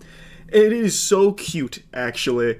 Like, he wanted this attention so bad, and now he's crying about it. It's entirely his own fault for being a clout-obsessed goblin creature. Now he's made a bigger mess of his life than all of the eggs he poured on himself at restaurants and shit. He did it to himself. To secretly record people being nice after you've told them, like, you're going through something bad and really need to use the restroom is crazy. The prank was to humiliate people for being kind to you. Hey everyone, make fun of these fucking idiots for believing my story. I could have been a murderer. Everyone make fun of these guys. Ha ha ha. Dummies. Tough Knuckles not so tough as he then bolted from us at the courthouse, free till his next court appearance, but shielded by friends who came here mostly to twerk. Holy Toledo, did you see that sprinting speed from Tommy Buttfuckles? All the makings of a varsity athlete right there. What was that, a 10-second 40-yard dash? Heavens to Betsy. Right into the open arms of his supportive group of pals there.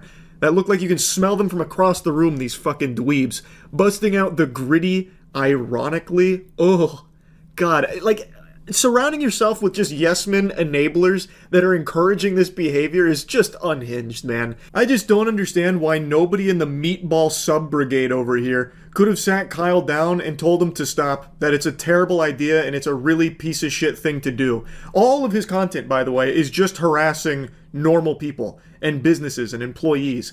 Like, another prank that he loves to do is the friend stuck in the stall prank, where he would go up to workers at businesses and say that one of his friends is having an emergency in the bathroom and he's stuck. Can you go free him? So they would go in to try and free them. But it turns out no one was stuck in the bathroom. It was all there to make the employee look stupid. There was no one stuck in the bathroom. There was a friend in the other stall saying, "What are you doing? This is crazy. I'm going to sue you. Why are you coming in on the bathroom while I'm doing my business?" That kind of thing. Just all of his content is just harassing other people. And now the second that news is there saying, like, "Hey Tommy, you got the attention you want. How is it feeling?" He has the gall to start getting an attitude about it. He even launched a GoFundMe for his legal defense. Keep the laughs coming. Kyle, the only laugh you've ever delivered is getting arrested. The laughs are coming because you've been arrested. No one wants to see that stop, man. This is the only good thing that you have ever done, is get fucking arrested. Like, that is the only time you've made anybody laugh, Kyle. Now, since his arrest, get this. These kind of pranks have stopped. He's playing things really safe. He's, like, eating food now for videos. Like, imagine that. If you actually punish someone's bad behavior, it stops. Wow. I can't fucking believe it. Anyway, I really hope this trend continues of finally starting to step in and stop this kind of dog shit. Because when you do start to give consequences to someone that's just endlessly harassing people in public for content, it stops it. It puts the kibosh on it. So let's keep doing that. That's really about it. See ya. Boy, oh boy, do I have some good news for you today. It's time for a little holly jolly celebration because Santa Claus came early with the gifts. This loser has finally been arrested. Now, I'm sure none of you recognize this guy. This is probably not a face any of you have seen unless you're a woman in New York, and in that case, this is probably a face that you swiped left on Tinder for. But this is the face of the man known as Squeezebinz, the infamous street racer who's blown up on Instagram and YouTube over the last few months. This isn't like a really stunning revelation, he just looks like a normal asshole. It's not like some kind of big twist like it's Bruce Wayne behind the Batman mask or anything. But I actually recently talked about Squeeze because he went on Neon's stream and did his street racing stunt maneuvers and ended up getting in a hit and run live on Kick. So of course I was making fun of him and tossing tomatoes, shouting boo. I think it is so incredibly lame to do the kind of shit that Squeezebinz was, where he'd just go out on public roads and put everyone's lives in danger around him, just driving fast and recklessly for his content. And this is a criminal who is addicted to attention, which has to be the worst combination for a human being ever. If you are a criminal, the last thing that you would want is a lot of eyes on you. But this guy, Jiminy Christmas, he was absorbing it like a sponge in a sink. This guy was more addicted to attention than a heroin addict is to the needle. This guy couldn't get enough of it, so he took every opportunity imaginable to promote himself. So this was always inevitable. He was either going to get arrested or get himself or someone else killed. Luckily, he was arrested before the second thing happened. Now, before really diving into the weeds of the arrest here and everything around it, I want to show you a little bit more of the lore to Squeeze, so you can get a big taste of the cringe that is Squeeze Bins. You mix danger, but there's also other people at risk when you do that. Innocent civilians. So what do you think about the element of danger for that? I've been doing this since real shit since I was 9. I used to take my dad's car out and I used to just bug out. I've been doing this for so long now that I feel like I did have some professional. This guy must have found a moron potion at some point in his life and he has not been able to break the curse. The effects still linger. He did an interview with Tommy G, a very popular video, over 8 million views here, where he's revealing some pretty sensitive information really, all while acknowledging that he's one of the most wanted people in the area by the authorities. How stupid can you be? He's going on a press tour here to promote himself while actively engaging in illegal activity and putting himself in as many places as possible, giving authorities all the evidence they could ever require. He also has the gall to call himself a professional. He is a talented driver, no doubt, but the only thing he's a professional at is not dying. That's it. He's going out there and gambling with everyone's lives and his own, and nothing beyond that. He's not a professional at anything, he's just currently surviving. Is all. How I drive. There's been incidents where I've gone out with people and they try keeping up with me and they've crashed. How fast do you go? I mean, there's been a video on live where I've gone one-handed 210 miles an hour. Filming with one hand, driving with the other, 210 miles an hour. Yes. That's insane. Did that scare you? Not really, just to build up a tolerance of just speed. Do you feel like the police watch your Instagram? 100%, they do. Let's pop in the... 100% they do, which is why I'm doing all of these interviews to help them in their pursuit. It reminds me of this classic story where the police put out a post on Facebook asking for information about a woman who was an accessory to a murder, and the woman they were looking for actually commented on the post asking about the reward money that was being offered, and so they were able to find her because of that. Squeeze and that lady are two sides of the same coin. Just pure degenerate dummy. Anyway, though, he's finally been arrested after an incident that happened back in April where Squeeze allegedly made an illegal turn and proceeded to elude the police at high speeds. Then officers found videos of him committing various traffic violations throughout the tri-state area. Apparently the NYPD did a little fusion dance and a fist bump with another department, and they worked together and found Squeeze because he was wanted on other charges, including burglary, theft, conspiracy, and more. I was reading a couple of other reports where he allegedly punched a 20-year-old man in a deli.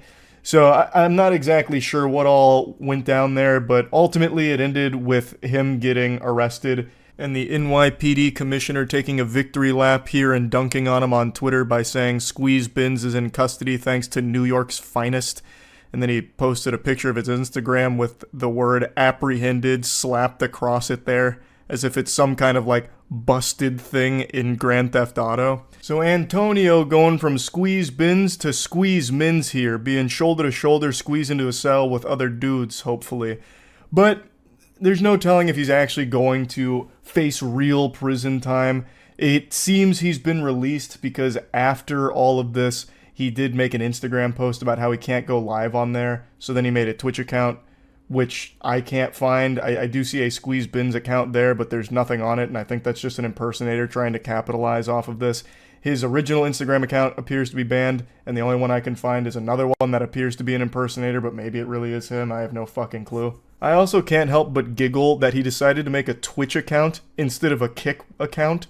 Not even this blatant criminal who has already broadcast crimes on Kick wants to make an account over there and stream on purpose. He still decided to go to Twitch first and foremost. That's kind of crazy to me because Kick is the home of broadcasting illegal activity. They don't do shit about it there. They give you a subtle thumbs up because it's driving more traffic to their site. That should be home turf for Antonio here. Squeeze Bins would be hoisted on their shoulders like a golden goose. And yet he still said, ew, I'll just go to Twitch instead. That boggles my mind a little bit.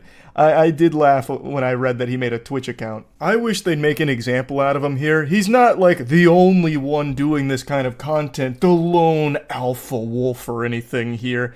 This is a pretty popular niche of content online where people just put on a helmet or wear some kind of mask and then just commit crimes. And like taunt authorities driving around recklessly, endangering a bunch of innocent people's lives on the road for content and views on Instagram and YouTube and shit. He is far from the only one doing this. So I think if they would actually give a fuck here and pursue real serious charges and actual repercussions for his actions, it could help to dissuade others from pursuing this. At least I would hope. I would really like them to not play softball here and actually do something about this. He has been caught. Hand in the cookie jar here. He has all of this evidence that he himself has compiled about his crimes and how he's not remorseful and will always continue to do it, most likely. Why the fuck would you just give him a slap on the wrist? It's also more than the dangerous driving. He apparently beats people in delis, at least according to some of the reports here. Like, this is not someone that they should just be playing like patty cake with here and saying, hey, don't do it again. All right, now get out of here. Come on, scram. Like, this is something that they should be taking far, far more seriously. I really hope that his release is a temporary thing as they build up a meteor case against him, so that way he'll actually get thrown in the slammer. There's just no excuse for it at all. Just going onto public roads and compromising everyone's safety for your content, I just think it truly super sucks. And I think the fans of this kind of content are extraordinarily annoying. So there are still like squeeze bins enthusiasts that are losing sleep over this, thinking that he's done nothing wrong. Nobody got hurt, even though in his interview with Tommy G, he says that people have tried to emulate him and they have crashed. So people have literally gotten hurt. He also did get involved in a hit and run on stream, but whatever, I suppose. Just go ahead and ignore reality here and continue to live in fucking delusional Narnia land. But, you know, hey, they're squeeze bins guys. Of course they wear diapers and eat glue. Is what it is, I guess, but I'm just super happy that he's finally been arrested, and I can only hope that they do throw the book at him. So yeah, anyway, that's really about it. So yeah. I don't think there is a loser more degenerate, more pathetic than Johnny Somali. His lore is sadder than the ending to Marley and Me, and it's entirely by his own doing, in his insatiable appetite to be famous. Like, his clout obsession has created a terminal illness that has led him down this path that will most likely see him behind bars. And I say most likely, even though from everything I've read it is guaranteed he is going to jail for his new charge that he is now facing. It seems there's no wiggle room for him to squeak his way out of this one. His newest charge carries a mandatory prison sentence of up to 7 years in the slammer. It also happens to be like his 150th charge that he's currently facing in Korea right now. It's because every time he goes live, he asks for $5 donations to commit a new crime. So he is constantly just getting more. We're going to dive into this new charge in just a moment, but I just want to make a strong argument that Johnny Somali is the most pitiful soul that has ever entered the streaming space, period. He is the GOAT of cringe in streaming. He has one goal in life, one purpose, and he's not shy about it. All he wants is to be famous and rich through streaming. He is neither. He is only famous to people that like lolcows and love to make fun of him and throw, tomatoes at him and cover all of his degeneracy. His own community doesn't actually like him. They just really like the idea that they get to control this man's life and send it down the shitter. It's like when you're playing Sims and you tell your Sim to put their hand on a hot stove and it catches them on fire. That's what his community does. They'll put $5 donation there in order for him to break a law so they can watch him get arrested and ruin his life, or have him harass someone in public so that way he'll get his ass beat and they get to laugh at it. So that's his whole legacy. He's also not rich from it. He doesn't make much money through streaming. He makes just enough to survive and also travel to more places for the global ass-beating world tour that he goes on. But the people who cover him, like all of the streamers and YouTubers that make videos about him, they make thousands of dollars. He is actually a golden loot box. He is leading people to a treasure he himself cannot possess. It's almost poetic. He has thrown his whole life away, willingly just sacrificing his freedom for nothing. But it has helped all the people that make fun of him.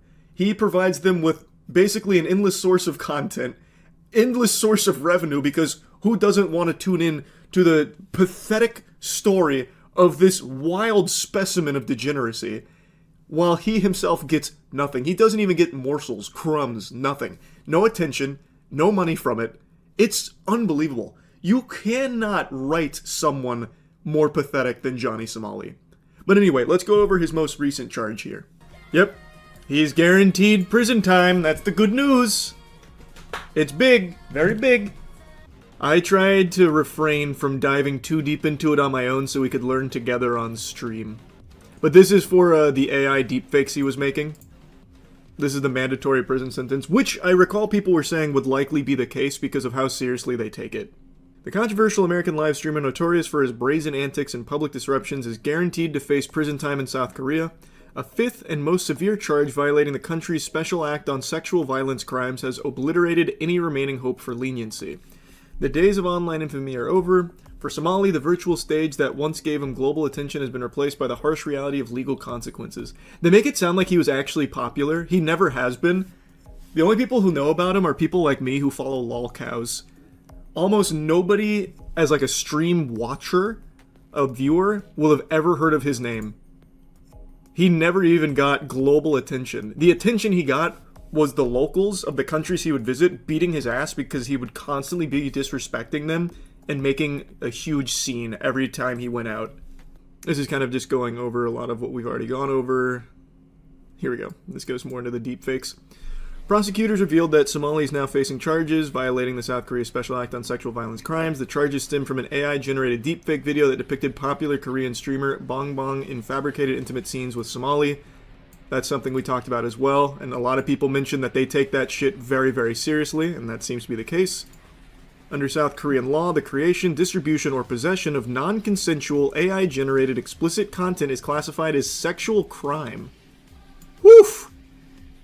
Legal experts have confirmed that this offense carries a mandatory prison sentence up to 7 years. Unlike the previous charges, which allowed for financial penalties, this particular crime eliminates the possibility of a mere fine. This is not simply an issue of digital mischief, explained a legal analyst, Legal Mindset. This is a serious sexual offense, and South Korea's court will treat it as such. When deepfakes are weaponized to humiliate or defame, the legal system responds with severe consequences. What a fucking W. Oh, what a W.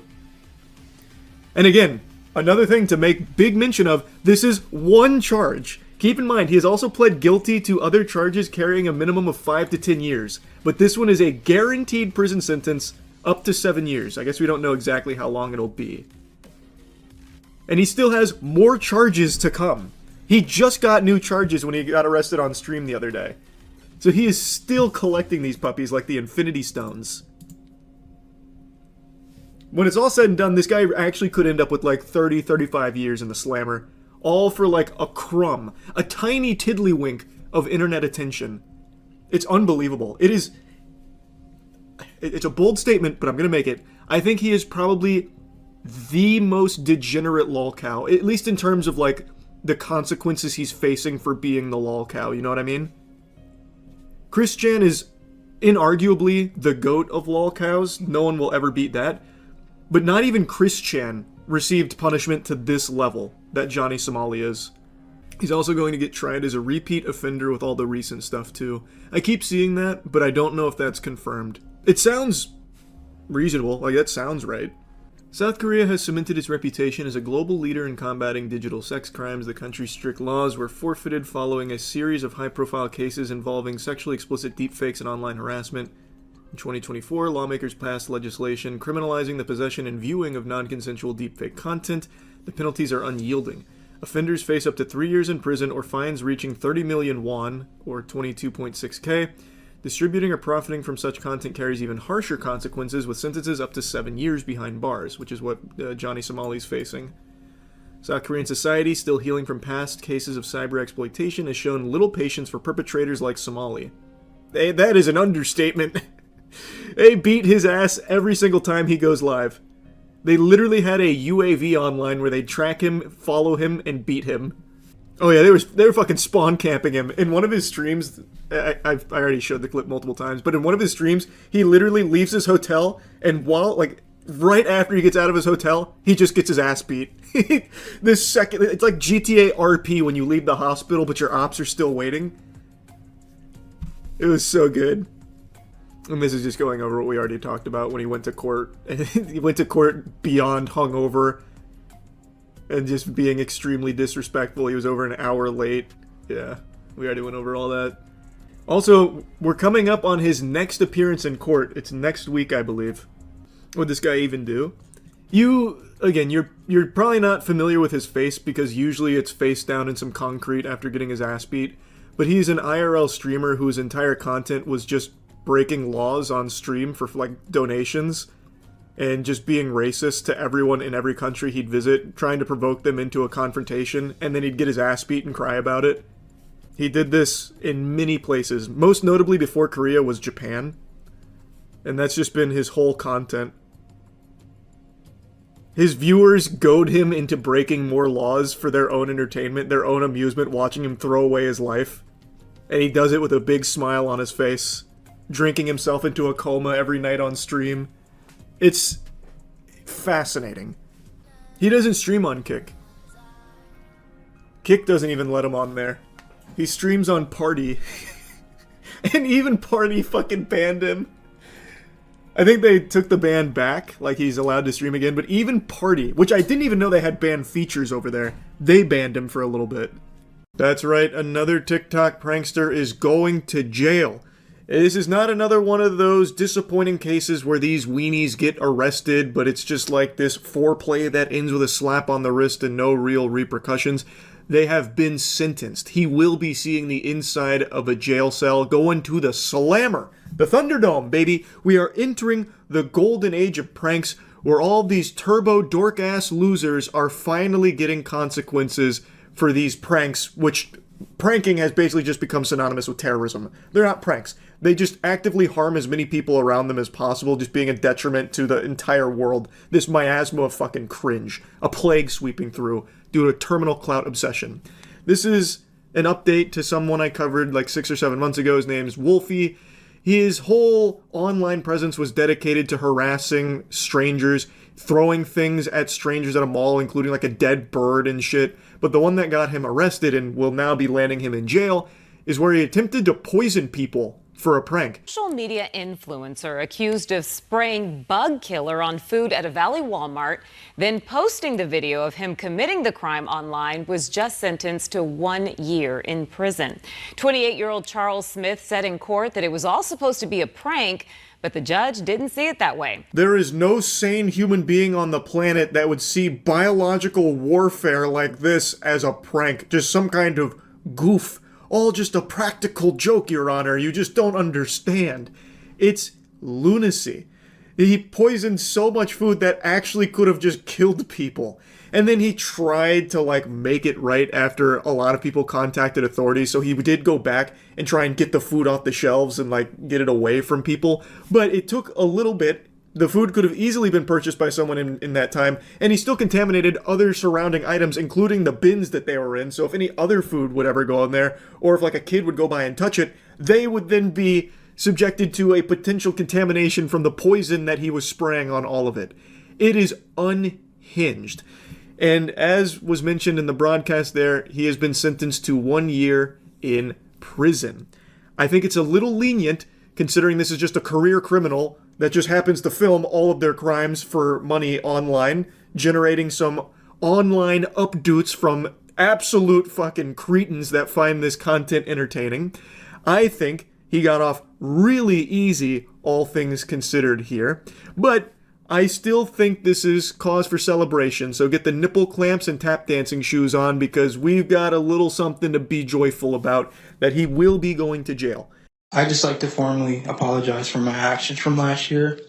and that I've become a better person. Charles Smith, also known as Wolfie Party on social media, saying in court he is sorry for this video. Taken in December at this Mesa Walmart, where police say he stole a can of bug killer and recorded himself spraying it all over fruits, vegetables, and rotisserie chickens. Buddy is singing here. Anything to reduce the time he'll spend behind bars, so he's trying to issue an apology here. He drops the classic line, the most meaningless platitude you've heard a million times before, about how he's become a better person now than who he was a year ago when he was poisoning all that food, and all the times that he was harassing strangers and potentially hurting strangers for his pranks and all the crimes he committed. He's grown a lot. He actually bought a V-Bucks gift card and gave it to an orphanage, I heard. So he has gone through quite the character arc, from poisoning people, trying to pile up corpses for his prank online, to being the saint we see before us now. This crime was absolutely outrageous and exceedingly dangerous. Which is why he was arrested, charged, and ultimately pleaded guilty to poisoning. But that wasn't the only charge Smith was facing in court. Smith is known for these kinds of videos on social media. Others include what appears to be him locking people inside a Goodwill, throwing food at people at the mall, and even throwing a dead bird at fast food workers. He was facing charges related to theft at a Mesa Bosa Donuts and for causing more than $10,000 of damage at a Valley laundromat. You can't judge a man by his entire life and obsession with internet attention so he can make money off of crimes that he commits. You instead have to judge him by his one-sentence apology and claim that he's changed. That is clearly a changed man. He said so. We believe we found that video on his Instagram that appears to show him put raw meat and eggs into an unsuspecting customer's laundry machine with their clothes. These videos are pranks. These so-called pranks, posted online, also made Smith up to $10,000 a month, according to arrest documents. And that right there is the tough pill to swallow, the sad reality of it. The reason a lot of pathetic worms like this guy exist and do this shit is because it is incredibly lucrative. They're able to fill their piggy banks because there are tons of brainless drones that watch that content for some reason. All because it's just bad. Like, whoa, you can't put bacon in a laundry machine, a washing machine with eggs. Who's ever heard of that? This guy's unhinged. What a menace. This guy's a menace. Holy shit, I can't wait to see the next one. What's he gonna do next? And they are able to really soak up a ton of clams from that shit. So that's why so many of these pranksters exist. $10,000 a month is a huge chunk of change. That puts him up there with like a doctor's salary from putting eggs and bacon in washing machines and then going to fast food workers and like ruining their shift, throwing things at people at the mall, poisoning people. Like, that is why there are so many of these destructive losers, because they're able to make a lot of money off it. It's crazy how normalized it's become. I have no doubt that Wolfie there really is so deluded that he thought those could be perceived as pranks. Like, that would be a legitimate defense. This is actually protected under fair use. It's a parody. These are parody pranks. They're pranks. They're pranks. You can't be. Why are you getting mad about pranks? It's a joke. It's a joke. Yeah, I'm poisoning people, but it's a joke. Like, yeah, I'm like throwing things at people and like actively putting people in harm's way and harassing them, but I'm doing it because it's a joke. Why are you getting so mad? It's a prank. You're going to go out into the community and you're going to harm others, film them, put it online, and then profit off of it. That warrants punishment. Smith's attorney told the judge that his client has taken responsibility for his actions and understands these aren't pranks. What he did was not funny, and that's not how he should behave. He wants to turn a new leaf. He wants to get off this social media thing. Objection. I know I'm not there in court arguing here, but your client just said that they are pranks. He himself just said they are pranks. And now the statement is coming out that he knows they're not pranks. Who's lying here? Someone's getting caught in a web of fibs. Those two statements can't both exist at the same time. There is something fishy afoot here. To be fair, though, that statement does come from the reporter, not the one representing him, so maybe he didn't say that he knows they're not pranks, because that would be very contradictory if that is what he said, because his client just said the exact opposite. But then he goes on to say how he understands that they're not like humorous or anything, and he wants to turn a new leaf. Okay, great. Go to jail, spend some time in jail, come out of jail, and not be that same fucking loser that went in there in the first place. That sounds great. I think it should be longer than a year because, again, He has made an entire career out of committing crimes for money and filmed all of it. A year sounds like they were really light on him, especially considering how dangerous some of them were, especially the poisoning one. Then Smith talked about why he makes these kinds of videos. Social media has definitely took over my brain and made me do things that is abnormal. That was dangerously close to an honest statement right there. Social media definitely did take over his brain. It does that for a lot of people. It puts a fucking, parasite in there that's pulling all the levers in your neurons, and it makes it very enticing to do what Wolfie did, because it's very easy to make money doing it. However, it didn't force him to. He made the decision to do this and keep doing it, committing these crimes over and over and over again, treating people as subhuman props for his videos that he could exploit and harass and put in danger. Social media didn't make him do that. He made that choice. But yes, he is right. It did make it very appealing because of the money he stood to make doing it. Because there are tons of people before him that have done this very similar stuff and made tons of money without going to jail. But it seems like we're finally entering an era where there is going to be a crackdown on this kind of behavior, and that is such a good thing. That is a great direction. I hope we can keep going in that direction. The judge sentenced Smith to 1 year in prison, followed by 3 years supervised probation. She also said for those stores that were damaged, they can ask for restitution. Do not return to any Walmart. Don't return to any Bosa Donuts. Anyway, though, I just wanted to give you this little update here to this prankster. That's really about it. So, yeah. Yes, I've seen everything that's been happening with the Liver King recently. This is someone that I've talked about over the years, and recently it's pretty clear something has happened to his mental. It's downright sad and scary, actually. He got arrested like 2 days ago now for making terroristic threats against Joe Rogan, even going so far as to travel to Austin, seemingly with the sole purpose of attacking him, or, in his words, challenging him and fighting him honorably. Or anything and everything. Because Joe Rogan, we don't have to make videos to pretend anymore. All of this is happening. We're coming to you. I've challenged you man to man to a fight. Honorable. And we don't have to pretend or make any videos. The world is watching. They'll make the videos for us. And you don't have to hold a camera. You can hold the hand of somebody that you love, because what happens next to you, you're going to need to remember that feeling. You're going to need something more than what you did. He's going around feral on all fours here, and then mentions how he's going to need the hand of a loved one to remember that feeling for what he did. But it's never clear where this even really comes from. People can only speculate and come up with game theories on what even started this in the first place. But it's very concerning behavior here. Like, the videos he's posted reminds me of the Joker tape from The Dark Knight. It feels like he's perpetually trying to cut a WWE promo targeting Joe Rogan here, but when he's doing these call-outs, it really does seem like an extreme threat against Joe Rogan's life, and a lot of it is incomprehensible. So a ton of like non sequiturs jumping all over the place, so it's incoherent. So it'll be like, you and I are going to fight one-on-one. This is a formal challenge, pugilistic, the old-fashioned way. I'm going to come over there, I'm going to rip those giant nipples right off your chest, those cow udders, I'm going to wipe my whole ass with them. And then, have you ever had a dream that you thought you had and you wanted and you didn't do anything? I think it's very clear that there is actually a serious problem that he is facing, mentally, that is.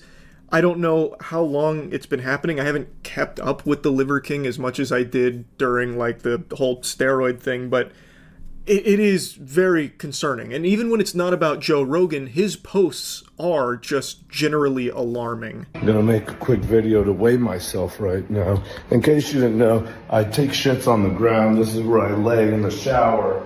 I lay here on the ground. That's my enema bucket. That's my enema bucket right there. And that's what I'm about to do, is I'm gonna try and get a shit worked out.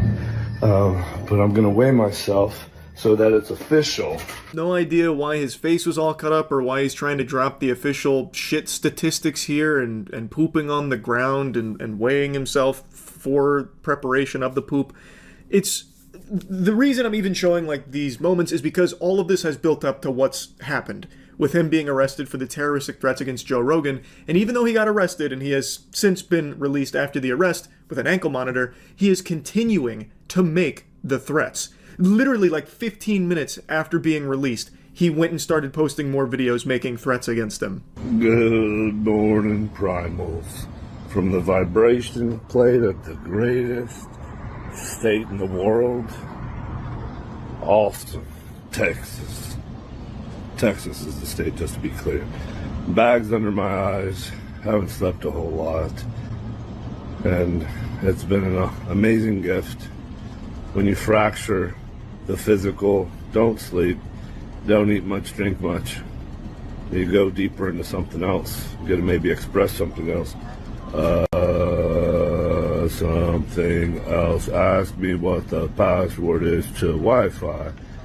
I can't wait to share it. He's made more than just this video here, but I think this one really encapsulates everything that he's kind of been posting. He did make another video going on all fours in the hotel hallway, allegedly, but that one's been deleted, or at the very least, I can't find it. But in this one, you can see when he's rambling here, the thoughts aren't connected. He doesn't look well. Now, I'm not here to try and say it's all because of his diet. He ate so much raw meat, raw nutsack and testicles that he used to love to preach about, and he gave himself brain worms, and now this is the result. I have no clue what's actually led to this. All I know is that there is something seriously wrong.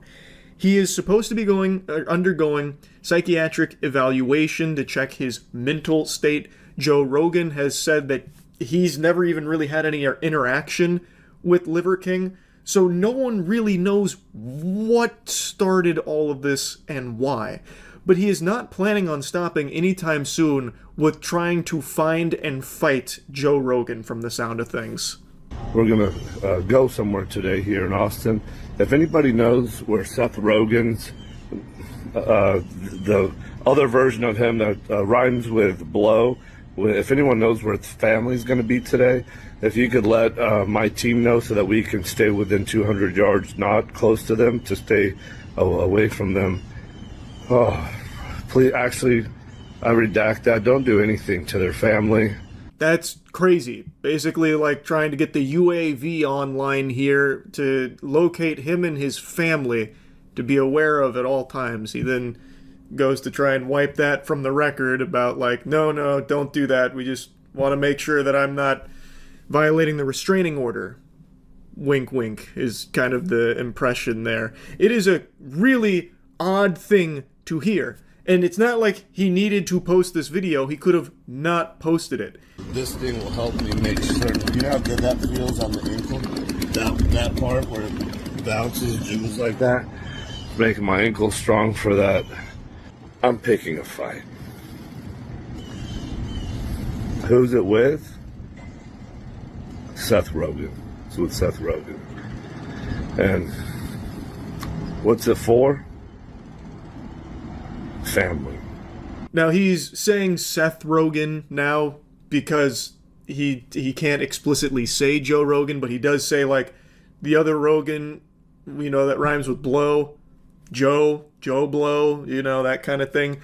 So he's now trying to wiggle around the restrictions here by throwing Seth Rogen under the bus. He's dropping the primal titties on him here now, saying it's with Seth Rogen, but he means Joe. And I have to imagine posting these kind of videos isn't helping his case. He is continuing to make the same threats that landed him in jail in the first place. Now, it's not just his mentality that seems to have been poisoned and rotting and whatever's going on there. His body, there is something going on with his entire being. In some of the videos he's posted, he looks so unwell physically. Like in this video, for example, this is another video where he explicitly says, "I'm calling you out, Joe Rogan, I'm picking a fight with you," and he's holding 2 weapons. Look at his stomach. It's distended and his belly button looks like a prolapsed anus. His whole torso looks inflamed and infected. That belly button, though, I'm pretty confident is an umbilical hernia. It seems like his intestines are desperately trying to leave the battle bus here through his belly button. That cannot be healthy. Like, it looks like in Left 4 Dead right before the boomer blows up, but he's not, like, fat. I think it's just, like, so much juice or something here. I don't know. But it does not look normal. So, yeah, the Liver King update here is a sad one, because I remember when it came out about all the steroids he used, he made a big statement about, like, you know, he wasn't happy about it, and he wanted to make that change, and it doesn't seem like that ever happened, and things have only gotten worse for him. I do genuinely hope he gets the help that he needs here, because it is something he is going to need professional help with, I imagine. And overall, just a very concerning spiral here from Liver King. Just wanted to talk about it briefly. That's really about it. So, yeah. Tour of Portland Art Gallery. I'm excited. I bet we're going to see some very good work. Which one? You said skip 40 seconds. Oh my god. It's beautiful. I'm starting to tear. Oh. This is incredible. I need to pay a visit to this. It really makes you feel like a dumb asshole. In this piece, I play the student. You know, oh, this is a performance piece. I play this kind of strange version of interesting. An anthropologist. I play this kind of strange version of the bad student. Is this part of the exhibit, or did someone leave their toy here, like a kid? I can't tell. That's the beauty of art galleries. You never know what's art and what's just a happy little accident. I'll give you 50 grand for this.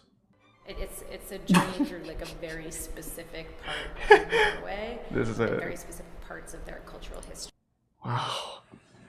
Really, just take a moment to let that one sink in. That looks so good.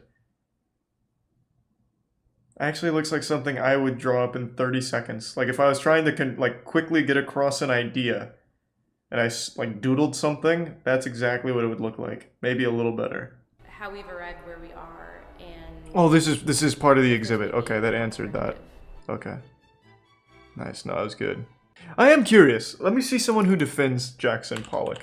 That's my go-to. I think this is what most people go to. Let's see how you defend it. Oh, I already hate the way this... I already fucking hate the title. How to understand a Jackson Pollock painting. As if you're too fucking stupid to get it. Oh my god. It's just... They can't... They literally just don't have the ability to not be pretentious douchebags. Good lord. Yeah.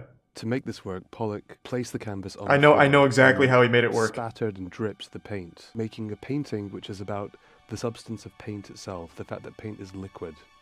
And when we see paint on canvas, normally that's hidden. You know, paint is made to resemble something else, whether it's a sky or a field or flesh. But what Pollock does is just present us with paint as paint. He was the first person to do this. You know what else presents paint as paint? The fucking can that the paint comes in. That's actually kind of smart. Has anyone done that? If you just take like paint cans? Like if I put paint cans on like a table at an art gallery, could I sell that? Or I'm sure that's been done. There's no way that hasn't been done.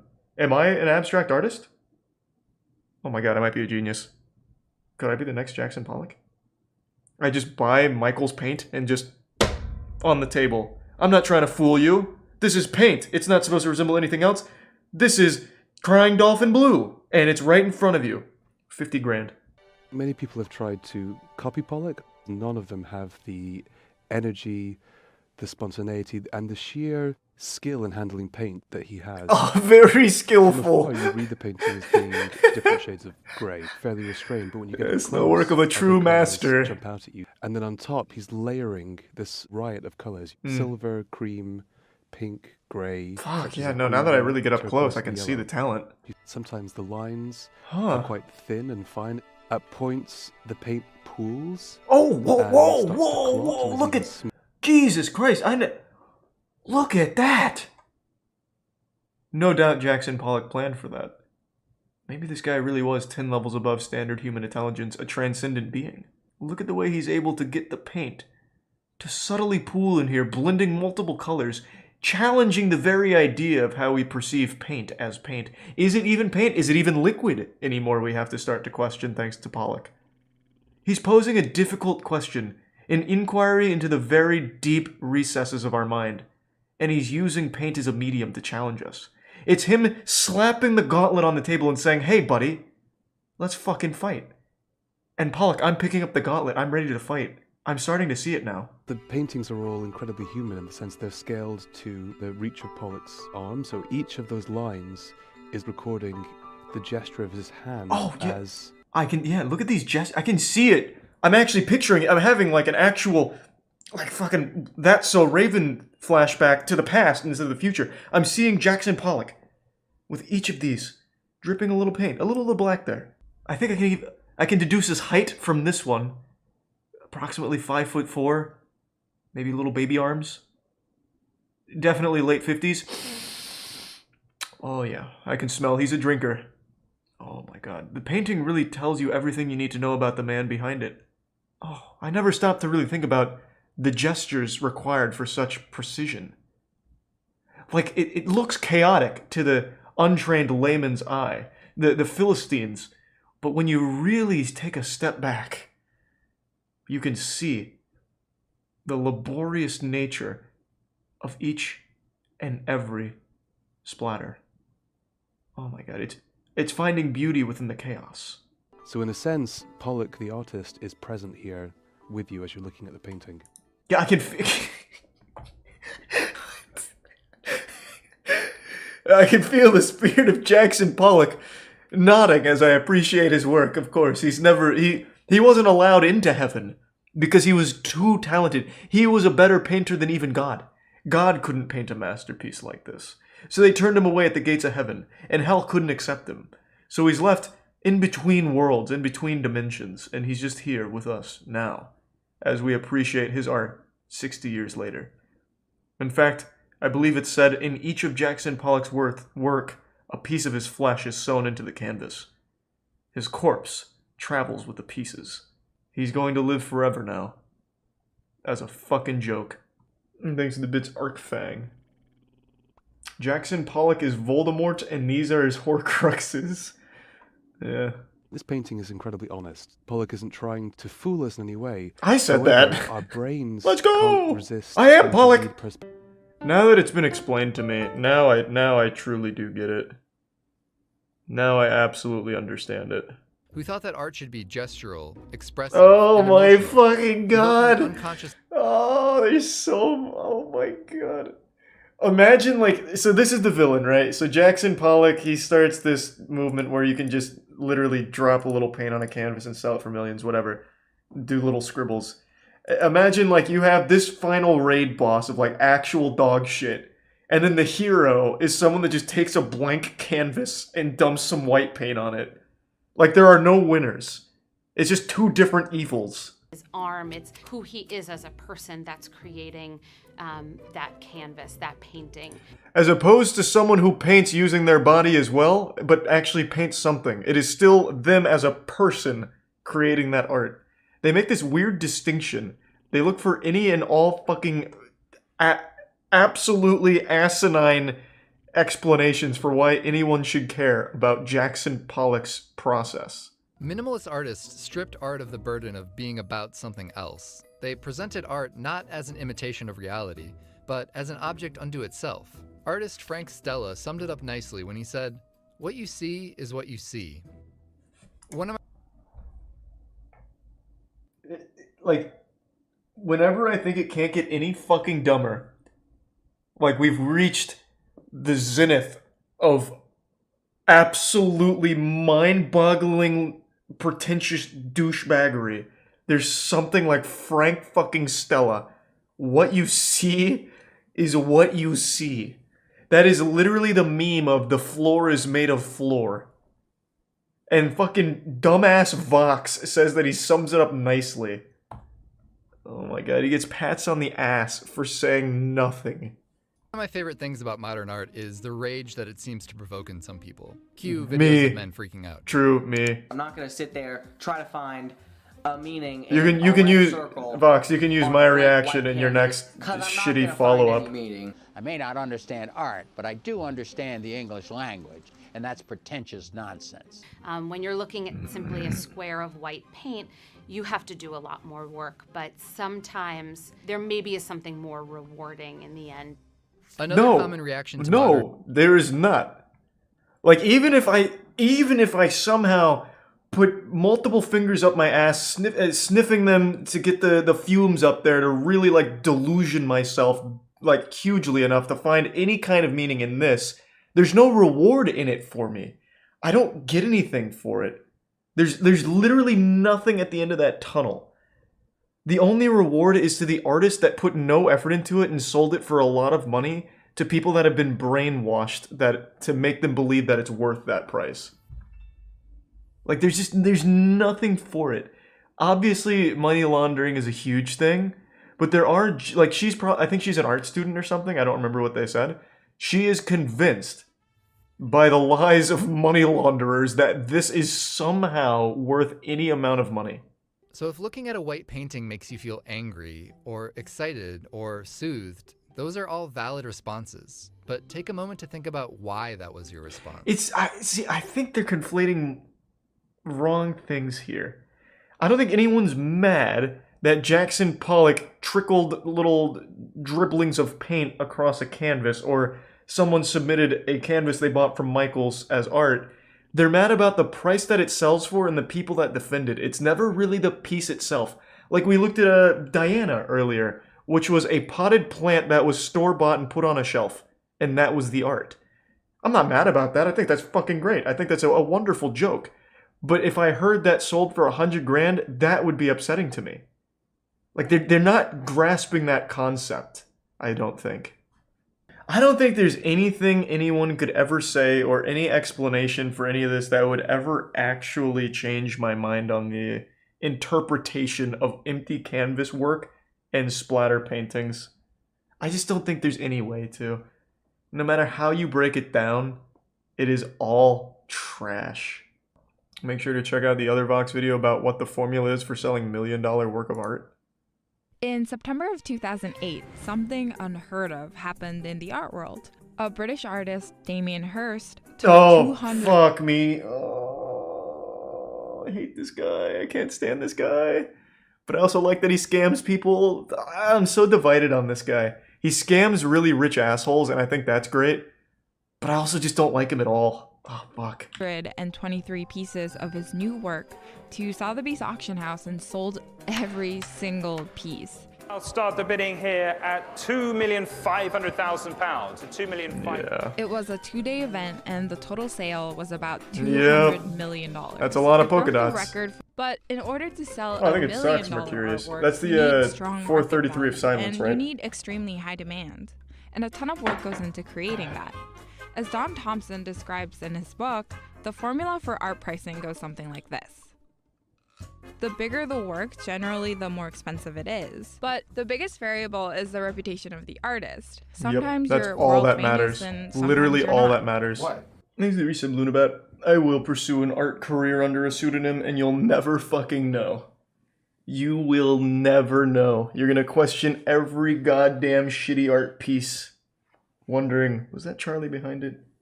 The most hated artist you probably recognize. These paintings make my corneas hurt. I'm ashamed that this Damien artist Hirst. lived in my former hometown. The George This is W. Damien Hirst. Bush of art. Worthless. They make me want to puke. They are false works. They are awful. The worst paintings I've ever seen, and they will haunt me for the next half an hour. Those are all real quotes from comments, reviews, and articles concerning one artist and his work. Gee, these paintings must be pretty bad then, It's Damien Hirst, what are isn't they, it? pictures of babies eating each other alive? The scatological scribbles of a lunatic? No. These are the kinds of paintings What? those quotes are referring to. Now, if you're like me, you might be a bit confused. Why, actually, yeah.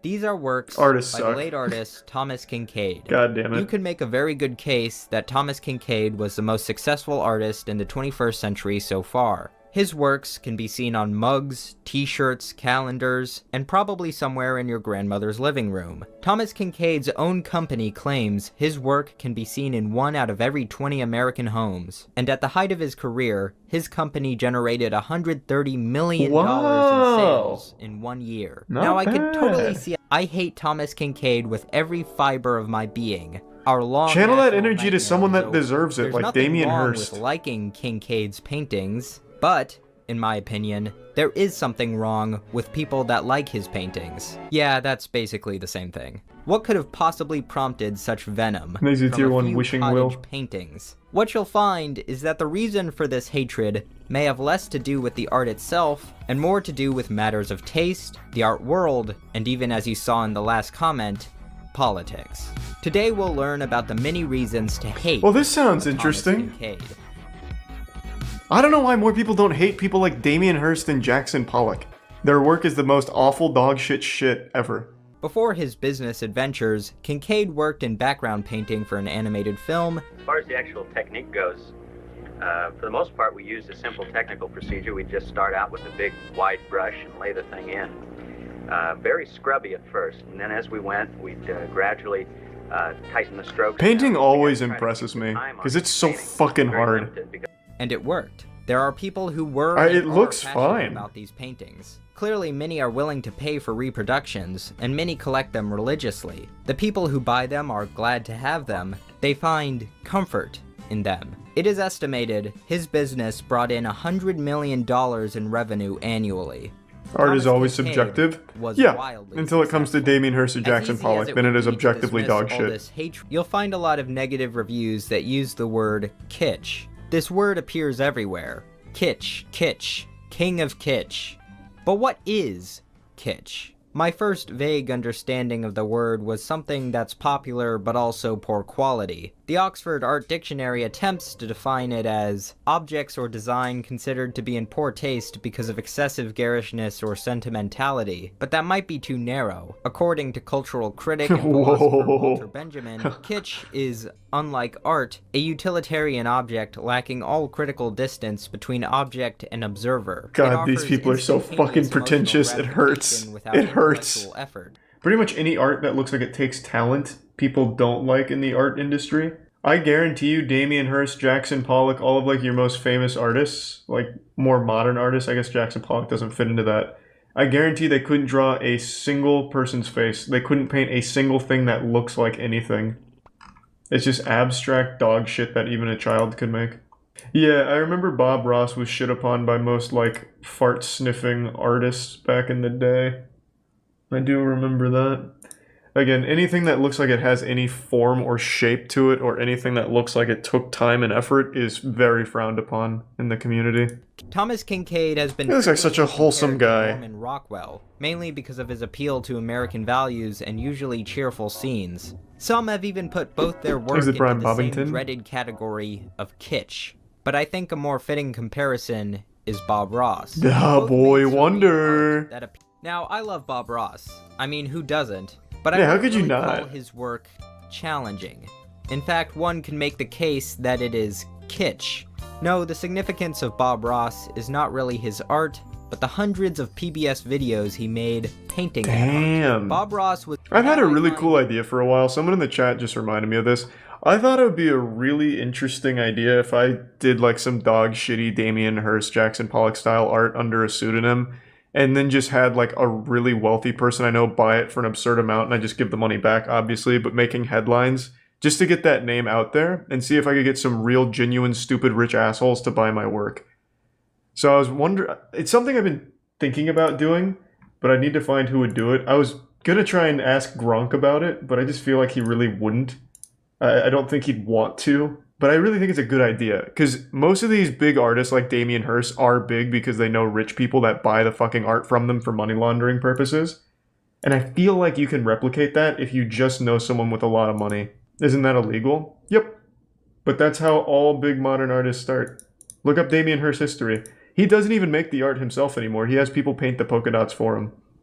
But he sells it as his to people he already knows. the painter of light. Wouldn't saying this out loud Look, fuck you in the even if future? you like his No, work, you'd never know it's making me. I'd have a everything cool glow pseudonym. Is not something I would consider a remarkable use of Brainian light. Burst. These guys, Cade was also not shy to talk about He met his the Christian Pope? beliefs and conservative family values. The prominent light so often seen in his paintings, he said, represented the light of God penetrating the darkness. The number one quote critics give me is, "Tom, your work is irrelevant." Now that's a fascinating comment.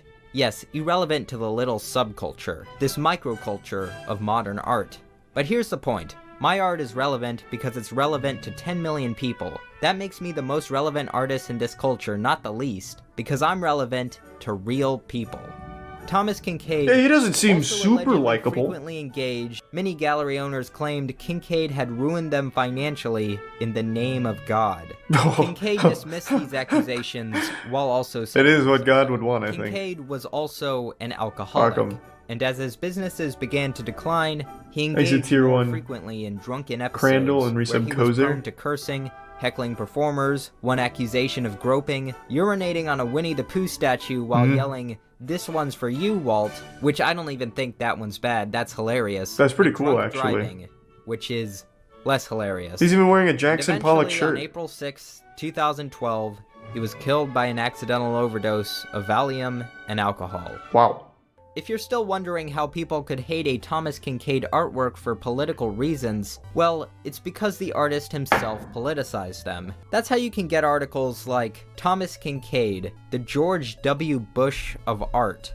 Their reasoning? Kinkade, like Bush, peddled a falsely simplified image of the world, and that the same bad taste that made people invest in fraudulent galleries also elected George Bush and sent their children off to die in the war. okay. There's even another article titled, Bro, "Is it's a George jigsaw Bush puzzle a better painting. painter than Thomas Kinkade?" Which argues Man's that looking for a George W. fucking Bush's recent intricate view of the paintings world to are more challenge his thought interesting process than with a Kinkade's fucking work jigsaw puzzle. because they are more inventive, is one that echoes Clement Greenberg's 80-year-old essay on the avant-garde and kitsch. We think it's stupid art for stupid people. How can you, like, how do you read this and not just get insulted? Like, reading pretentious garbage like this is so upsetting to me. Like, you can say the same thing without looking like a douchebag. And then, of course, this. We think it's stupid art for stupid people, yet people paying millions for Jackson Pollock's absolute trash. I always go back to Jackson Pollock and Damien Hirst, but there's millions of others.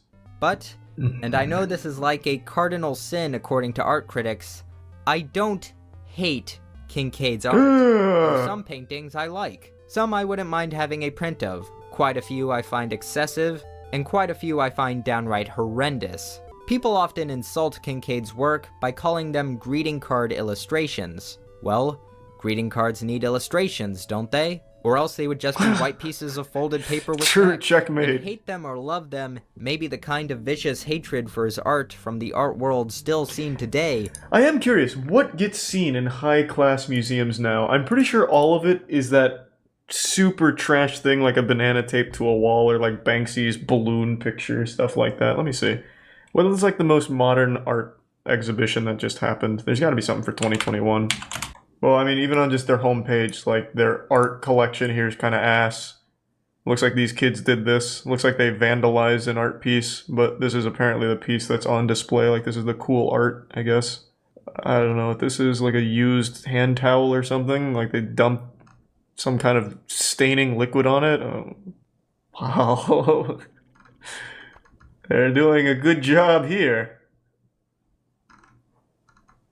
Wow. Sewing as the world ends. I wish that I had sailed the darkened seas.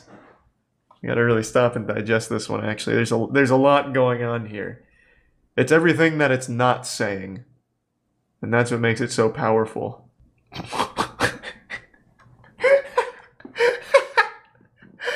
Yeah, this pretty much sums up most art exhibits, I imagine. Here's some canvases that there's like some scribbles on it somewhere in there. I don't know, just hang it up, put like 50 grand on it. Someone's gonna buy it. Wow, this looks fun. Fuck, it really makes you think. This is like when Squidward went to that place to be all alone. This is just a bunch of boxes. Merlin, you've outdone yourself here. And exquisite. Like, you have to ask yourself, what's in those boxes? Are we purchasing too much? It's a display of excess. And you see how the boxes aren't all lined up the same? There's a pattern to it. There's order in the chaos. And then you also have to wonder who packed these boxes. Is it Amazon workers that are miserable and you can feel the hate? Is it someone like maybe a home business with a family that packed the... There's just so many things you have to ask yourself. This really is a challenging piece. I don't know what is this evidence in like a crime scene or something? I don't understand. It's a melting seal. For an Eric Andre skit, they had a really obvious fake art setup that was meant to be destroyed and nobody even noticed. I think I remember that vaguely. There's been a couple people that have done that. I don't remember who, but someone set up an art exhibit that was open to the public and it was just nothing. It was just an empty white room and that was the art. And people went in there and were taking pictures and losing their mind over it. Art, like modern art, is one of the most bafflingly outrageous things to me. And the thing is, I never see anyone defend it. I literally never see anybody online defend it that isn't also laundering money with art themselves. Like, it blows my fucking mind. Nowhere on the internet do I see anyone like, no, Charlie, actually, Damien Hirst's pieces are pretty thought-provoking. Those pills kind of changed my life when I saw it. Nobody says that. But like the pretentious, weird art world where everyone's super rich and dumb. His paintings are some of the most overtly political and excessive oil paintings out there. And like Kincaid, they are technically competent. I wouldn't say they are breathtakingly skillful, but he's probably a better painter than most people. His paintings were serene, peaceful, perfect scenes without pain or suffering. Ironically, his life was anything but. Behind the artificiality of these idyllic scenes is the all-too-real reality of human folly. That was a very nice video. That was very interesting. What's up, everybody? It's Critical, and I've just been touched. Touched to my very core. I've just been made aware of the future of art, nay, the future of our species. It's called non-visible art. It's art that you can't see. In and of itself, it's art that doesn't exist. It transcends art. And it is a beautiful, beautiful thing. It makes me feel like my soul itself is being jerked off. I must warn you though, this type of art is not for those of you who lack taste. If you can't appreciate a can of artist shit, a literal can of a man's feces selling for hundreds of thousands of dollars, or if you can't see the splendid, terrific, ethereal beauty behind a bare-ass naked man slapping a cardboard box with his penis, then this type of art just isn't for you, you fucking troglodyte. Now I'd like to take a moment here and read the manifesto from the Museum of Non-Visible Art. Art itself is nothing. All that matters is what is left, the afterglow. The ambition is to produce this. We strive for an afterglow with no thing preceding. A glow. Phosphenes. The only surface worth painting is the mind of the viewer. The viewing of art should not require eyes. Art should be entoptic. We strive to force meditation. The prisoners, cinema. Phosphenes. Art is without value until it faces the market. The market purveys value. Money is banal until it is spent. Money spent on art is money transformed. Money spent is money mourned. This mourning is eased by art. We strive to enhance mourning. Mourning is a response to what is not there. An afterglow. What you see does not matter. What you have seen is everything. All you truly buy is the afterglow. It has value. You must pay for the glow that has no thing, nothing before, pure after. Phosphenes. Rules for the creation of the non-visible. You shall not add to the banal. You shall not build. You shall not litter the world with art. You shall not make. What you have not made must be beautiful. What you have not made must have value. You must bring what you have not made to the market. The market will give it value. You must give to the market absence. Money is banal until spent. You must offer the market anguish. What is spent is painful. You must make the market beautiful. Nothing beautiful without pain. You must increase the world behind the eyes. The wreck of the Medusa. It left us with phosphines. You must conjure them and sell them. Only when you have done this are you one of us. And fucking shit do I want to be one of them. This is my true calling. It is simply put the apotheosis of evolution. This is where we need to be, and it's where we can be, and it's where we deserve to be. Money is banal until spent on the non-visible with phosphines that was left by the wrecked Medusa. Amen. Now allow me to enlighten you with this clip from the Invisible Art exhibition. It's beautiful. Look at her look for meaning in this man's anus, but all she'll find is shit. It's so tranquil. It radiates beautiful phosphines that only a wrecked Medusa could gravitate towards the gravitational sun's pull of neutrons. This one was by Yoko Ono. It's an empty wall, and it's magnificent. By making art that's invisible, these people are trying to disrupt what I would call the complacency of seeing, when seeing just becomes a routine that's meaningless. Exactly. Very well put, Ralph. Seeing is meaningless, it's just part of the routine, and it's up to these brilliant minds to break that complacency. So a show like this, I think, is a bit of a palate cleanser. Oh, a palate cleanser indeed, Ralph. My palate is so cleansed I could lick the very anus of a skunk and still taste nothing but scented roses and pretentiousness. Ah yes, one of the tastier displays of non-visible art here today. Empty room with 2 air conditioners. How refreshing. Artists, the walls exist, I just can't see them, but using infrared technology this headset can, and it vibrates every time I hit one. The perfect amalgamation of science, technology, art, and bullshit. Using infrared technology to find the invisible walls nature doesn't want you to find. They're treating it like it's some type of fucking video game with invisible walls to prevent progress, but really they can just walk right through it. That is why it's art, because it is also not art at the same time that it is. Money is banal. Phosphines are phosphines. Think with your brain. Photosynthesized the weedy marijuana 2016. Just look at all the fun these people are having. Look at all that art they're experiencing. You could be experiencing it too. Close your eyes, and then buy my newest non-visible art piece titled A Whiff of Cum for $50,000, please. Thank you. I'll give this a try. Whoa. What a start. That came out pretty good right away. Whoa. That's fucking good. I don't really know what his weapon is. It's like a paintbrush. But other than that, that's good.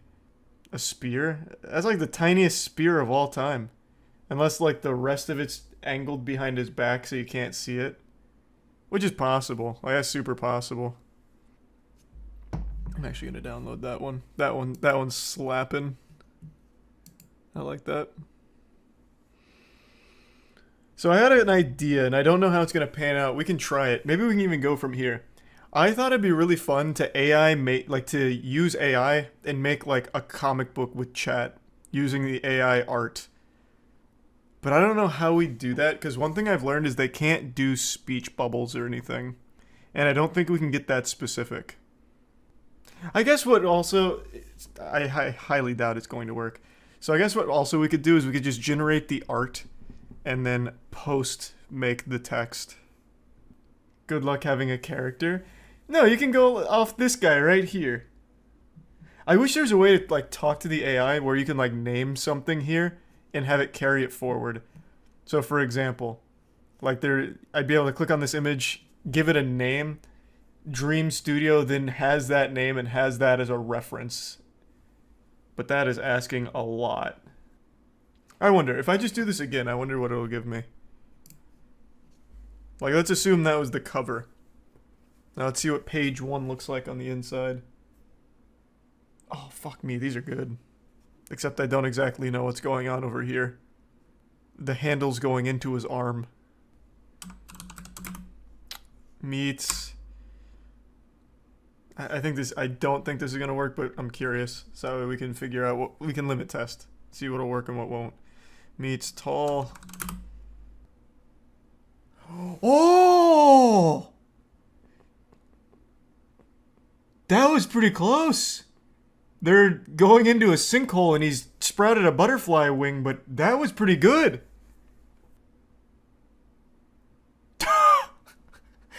Exact same image, but they turned our knight into like an iron boot. Okay. Like that scene in the SpongeBob movie with bigger boot.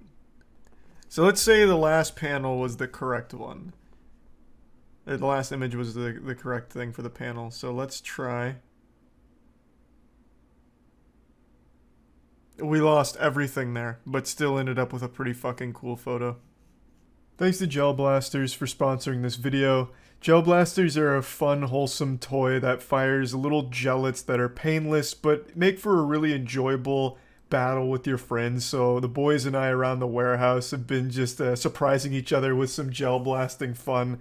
The Gel Blast Surge Kit comes with a rechargeable USB cord, 2 blaster modes, single and full auto. It has a safety and safety light to ensure safe play. It's mess-free, non-toxic for kids or pets, and just a general wholesome fun time. So if you're interested in just having a nice little toy to mess around with, I highly recommend it. So click the link below and use code GBMOIST to get a free hopper plus a free 10,000 gellets with your order. Nah, writing a sentence doesn't work. That's what I started doing, like when I first got into Stable Diffusion here. It doesn't work. That is a great background.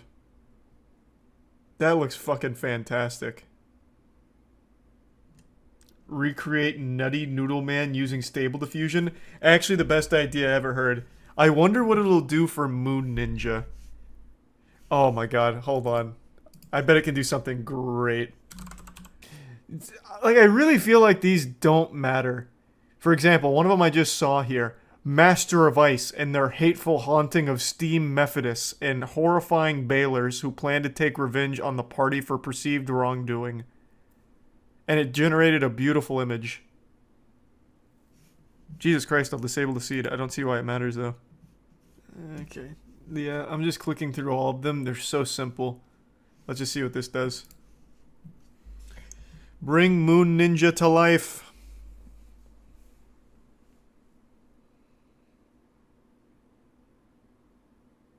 Fuck.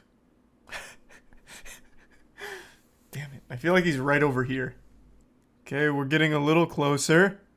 There's a ninja there this time, but he's not on the moon. He's in front of it. So let's take moon in background off. What the fuck is this? That actually looks like what I drew for Moon Ninja. Like, that looks like my drawing of Moon Ninja when I was a kid. What is going on?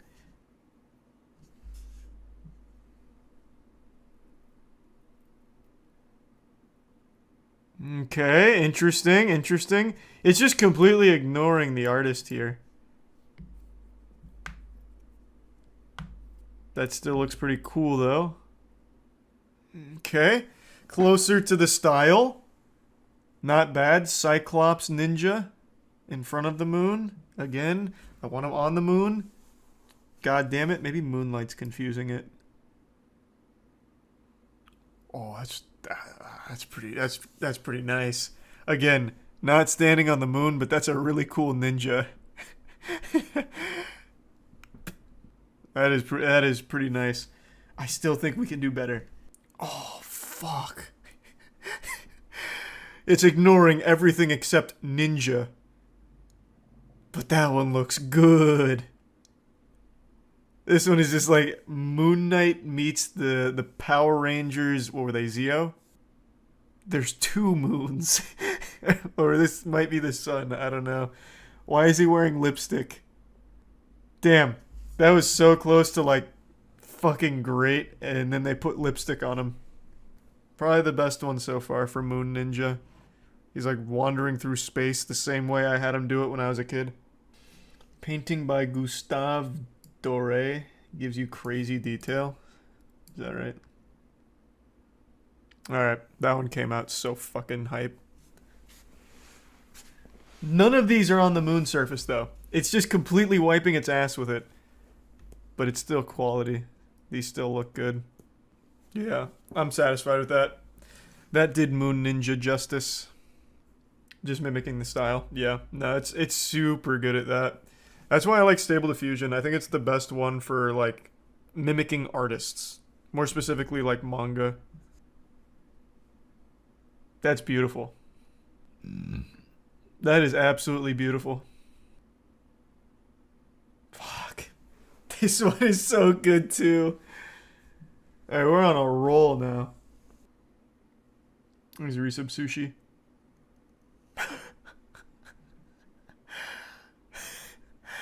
Well, yeah, it tried. It went for it. This looks like Tifa in the old Final Fantasy VII cutscenes back on the PlayStation 1.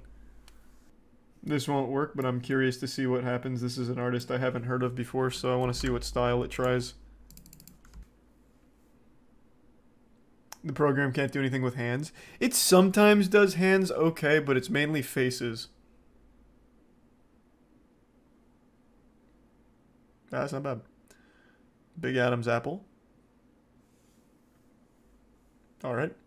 Well. I wouldn't say it really looks that similar to me, but, you know, the AI is still learning. Not bad. It looks like his ancestor. Nah, I disagree. If you take Dark Souls out, I think it'll work, but I'm going to change up Taco Bell. I'm going to take out all that. Let's make it simple and see if it just even recognizes it. It just gave me an ad. This has nothing to do with horror, humans, planet destruction, or gothic. It really does any kind of like landscape super well.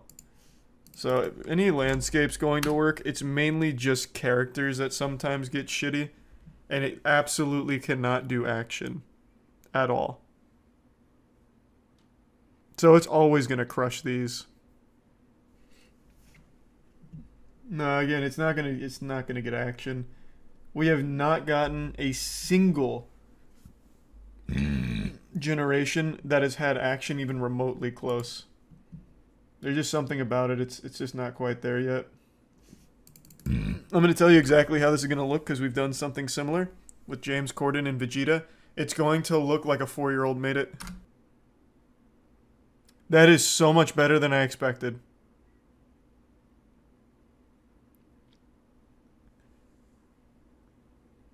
Wow, that did a lot better than it normally does. Wow, I'm actually super impressed. It's adapting. Maybe. Maybe. You know what? Let's see. Let's go back to our very first attempts. Whoops. Let's see if it's adapted at all. Nope. There is something about James Corden and Vegeta that it does not agree with. I don't know what it is, but I... Oh, wow. This one's really good. What the fuck? This one and this one are really good. Has nothing to do with Krabby Patties or the Chum Bucket, but holy shit, this one's cool. Here, you know what? I didn't watch it, but let's see if the AI art has already put it into its database. Who did he fight again?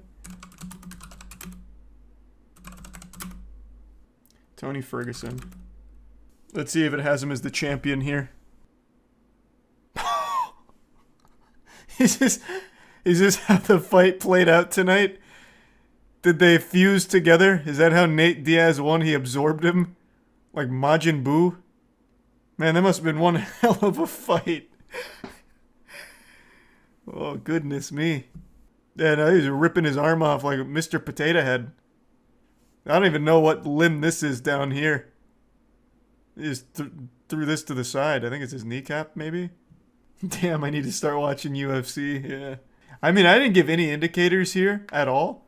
And it knew that it was a UFC fight. It got the octagon. It's got it looking like a real photo. So, I mean, that's pretty impressive. The loathsome hash-slinging slasher. Yeah. This one is so close to being like perfect in terms of its face. It gave him 3 rows of teeth. That is like probably one of the best faces it's done so far. For sure. Oh, I could have just done clear image. True. I didn't even think of that. Not bad. Looks like Peach. Kinda. Try Goatman. They can't possibly capture Goatman's beauty. Wow. Okay. Try as they might, they did a great job with Goatman. Wow. They went hard for Goatman, actually. I feel like it's gonna nail this. I don't know what went wrong here. He's getting his nipples suckled. No Captain America. But he is breastfeeding. Which is pretty hype. That looks good. That looks very good. Thank you, Miss Potts. Wow, that made all the difference. For some reason, Tony Stark has become Captain America, but aside from that, like, we're right there. Somehow, this extremely specific prompt, which actually just gives unnecessary detail, who served as a system engineer dancer on Neo-Tokyo streets of Mecha Empire City during the Festival of Masks, somehow this is turning heat.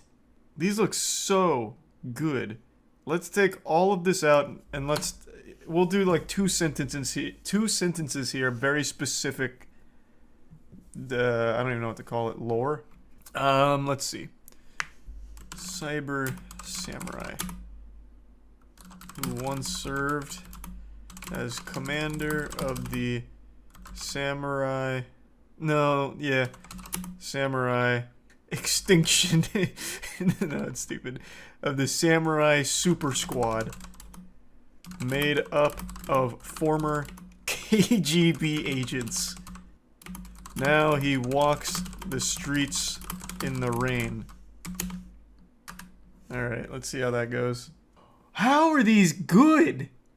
Bro, this prompt is shit. It has to just be this.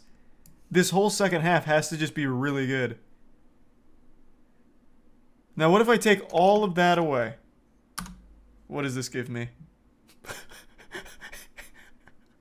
Okay. So everything before that was worthless. Like, all that detail didn't matter. It was the second half that unlocked the potential. I like how 3 of them have umbrellas. This guy's unfortunately about to be paid a visit by a Sith Lord. I really think just adding 1,000 artists might just be the key. What if I take out this? Now let's go a little bit different. Who's a character I really want to see something cool from? Here, let's do James Corden again. Okay. Let's see. Alright, that didn't come out as cool. I took out 1 artist and everything went to shit. It still looks pretty decent though. This one's even got like another fucking bogus signature. I'm a fan. This should be his new profile pic on Twitter. This one up here. This one's a nice action shot. I don't know. This isn't even like a master sword. This is just a big scalpel. Let's bring this back and then try the same thing, because this might just be the meta. James Corden. Okay, yeah. Now let's really push the limits. James Corden fighting Vegeta. This has been Stable Diffusion's kryptonite.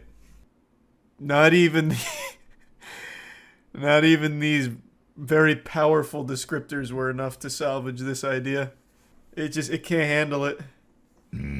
This one turned James Corden and Vegeta into some kind of ergot tripod. This one's actually kind of cool though. This one's not bad. Let's try and get a little more out of it instead of just a headshot. Because we've seen this work for more than just headshots here. This description. Oh, fuck, that's so good. They look so good. Bro, these go so hard. I love this one. I absolutely love this one. It fucked up his hand a little bit. He's got a floating finger, but everything else is on the money.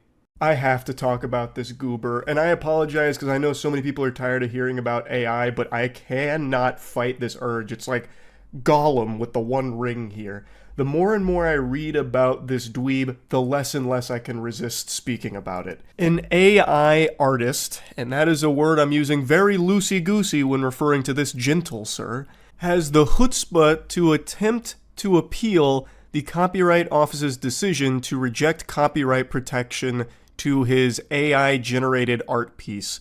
His name is Jason M. Allen. You've probably seen this picture that he AI generated because it won an art competition like 2 years ago, and it was a huge story because AI art had just won an art contest, so it led to a lot of hoopla. He has tried to copyright that piece. It was rejected. He's salty, and he's attempting to appeal it. I believe the Copyright Office made the right decision saying, no sir, and just putting the kibosh on that. Copywriting an AI-generated piece is like trying to copyright a fucking wet dream that you had. It's so silly. And Jason M. Allen's attitude about AI art, I think, is just so pretentious and misguided that it is compelling me to talk about this because I just think it's so delusional. He described his creative process with Midjourney as an iterative process where he provides detailed and repeated prompts to generate images. He argues AI is simply another tool like a brush or camera. I would challenge anyone to prove that it's otherwise. It is a program, it is a machine, it's a device that people can use to technologically make their lives more efficient. Hey pal, you just blow in from Stupid Town? I'll accept that challenge, Jason. A brush or a camera does not create anything for you. You, behind the camera and the brush, still have to make the art.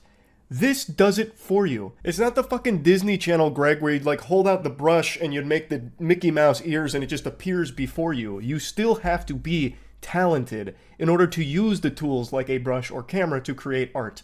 When it comes to AI, you don't have to have talent at all. I've personally generated hundreds of silly AI art pieces over the last couple of years because anybody can do it if you have a keyboard. It doesn't take a galaxy brain gifted human being to do so. But would you consider me an artist? I certainly hope not. I have nipples, Greg. Can you milk me? Here, let me just showcase the difference between real art and AI art. This is one of the best pieces that the world has ever seen. That's a portrait of me that I'm holding in the thumbnail here. So when I first went to college, I was doing digital arts, and I had no talent for it whatsoever. So that is a portrait I made of myself. I'm sure you can see the resemblance is uncanny. I really captured my my appearance one-to-one. And to expand on that even further, here's a portrait I made of my father in the same course that year at college when I was doing art. That piece still makes me laugh to this day. That, I think, is probably one of the finest things that has ever been put to paper. Like, since the beginning with papyrus till this day, I think that is the finest artistic work ever created, that portrait of my fucking dad. But now, let me show you what my AI art looks like. Here's some Heisenberg pieces that I generated 2 years ago. Wow, I really got a lot better, didn't I, Jason? It's stupid. To make the argument that AI is just a tool and you still need to have talent as an artist to use it, like it's some kind of Excalibur or something that you need to train with, is outrageous. It is delusional. Look at me using actual art tools and you can see I am not a talented artist at all. And I took 2 years of art courses and only marginally improved. That is something you have to work at for years. With AI art, I type in a single sentence and it does it for me. To compare a brush and a camera to AI-generated art, like using Midjourney, is laughable, Jason. That's the reason people shoot spitballs at you, brother. It's a stupid take to have. He also couldn't resist throwing a little pity party and playing a sad song on the world's smallest violin, saying, "I have lost a lot of respect for artists, especially those who attack me and continue to attack me. I'm standing in defense of my rights to express myself using AI-generative tools and against a popular narrative that a lot of people, for some unknown agenda, are pushing really hard to prevent people from being able to express themselves. I don't know what ghosts you're fighting. I don't know what you're even referring to here. If you're just AI generating art on your own, who cares? No one cares. It's the fact that you're trying to copyright it, man, and the fact that you're entering it into art competitions against real artists. And I know that term has been super muddied, real artist, but I think most sane people can agree that someone just AI generating art is not an artist by any sense of the word. You are typing in sentences and letting the machine make whatever it envisions. The hardest part of your creative process, Jason, and I cannot believe he has the chutzpah to call it a creative process, is just hitting enter multiple times. As he said, he just repeats the prompt enough until it spits out an image that he's satisfied with. Where is the creative process there, Jason? You type in a sentence and then just have it keep repeating the process till you get something you like. Oh, God. It's just so silly. He says, as AI continues to evolve, it is imperative that our legal framework adapts to protect the rights of humans who harness technology for creative expression. Which is a complete load of horseradish, because it has nothing to do with creative expression. If you want to personally just generate AI art on your own, go wild. I don't think there's anyone in the world who actually gives a shit. If you want to make James Corden as Vegeta destroying planet Namek and use Midjourney for it, go for it. Nobody cares, man. It's when you try and sell it and try and license it and copyright it, this and that people obviously take an issue, because it's ridiculous, man. And let's not pretend this is about creative expression, Jason. It's all about how he's not able to make money off of his AI art. He's saying that the copyright denial significantly impacted his career. I have experienced price erosion in the sense that there is a perceived lower value of my work, which has impacted my ability to charge industry standard licensing fees. I don't know who the fuck would pay for AI art in the year 2024. If you like an AI art piece, just generate it yourself. Jesus Christ, like, you can just do it yourself. Why would you ever pay money for it? But whatever. He then went on to say that it put me in a terrible position with no recourse against others who are blatantly and repeatedly stealing my work. It's kind of ironic, don't you think, Jason? AI art is trained on real artists' work in order for it to generate the way that it does. Blatantly just stealing their work and copying it in order to generate pieces based on it. I also love that there's a little peek under the hood here. We get a little taste of the secret sauce. He told the office that he created the art with the generative AI system Midjourney by testing hundreds of prompt iterations. My God, backbreaking labor. He typed hundreds of words, damn it, and altered it with Photoshop. Yeah, I'm sure he did a ton of altering. The office rejected Allen's application after he refused to disclaim the parts of the image that Midjourney generated. Mr. Allen had a specific artistic idea conceived of in his mind, and he used Midjourney as a tool to create an artistic expression of that idea. Such creative input is on par with that expressed by other types of artists and is capable of copyright protection. Goofball, I have hundreds of artistic ideas and visions in my head that I can never bring to life because I'm not a talented artist. And what separates me from actual talented artists. That's the whole point, man.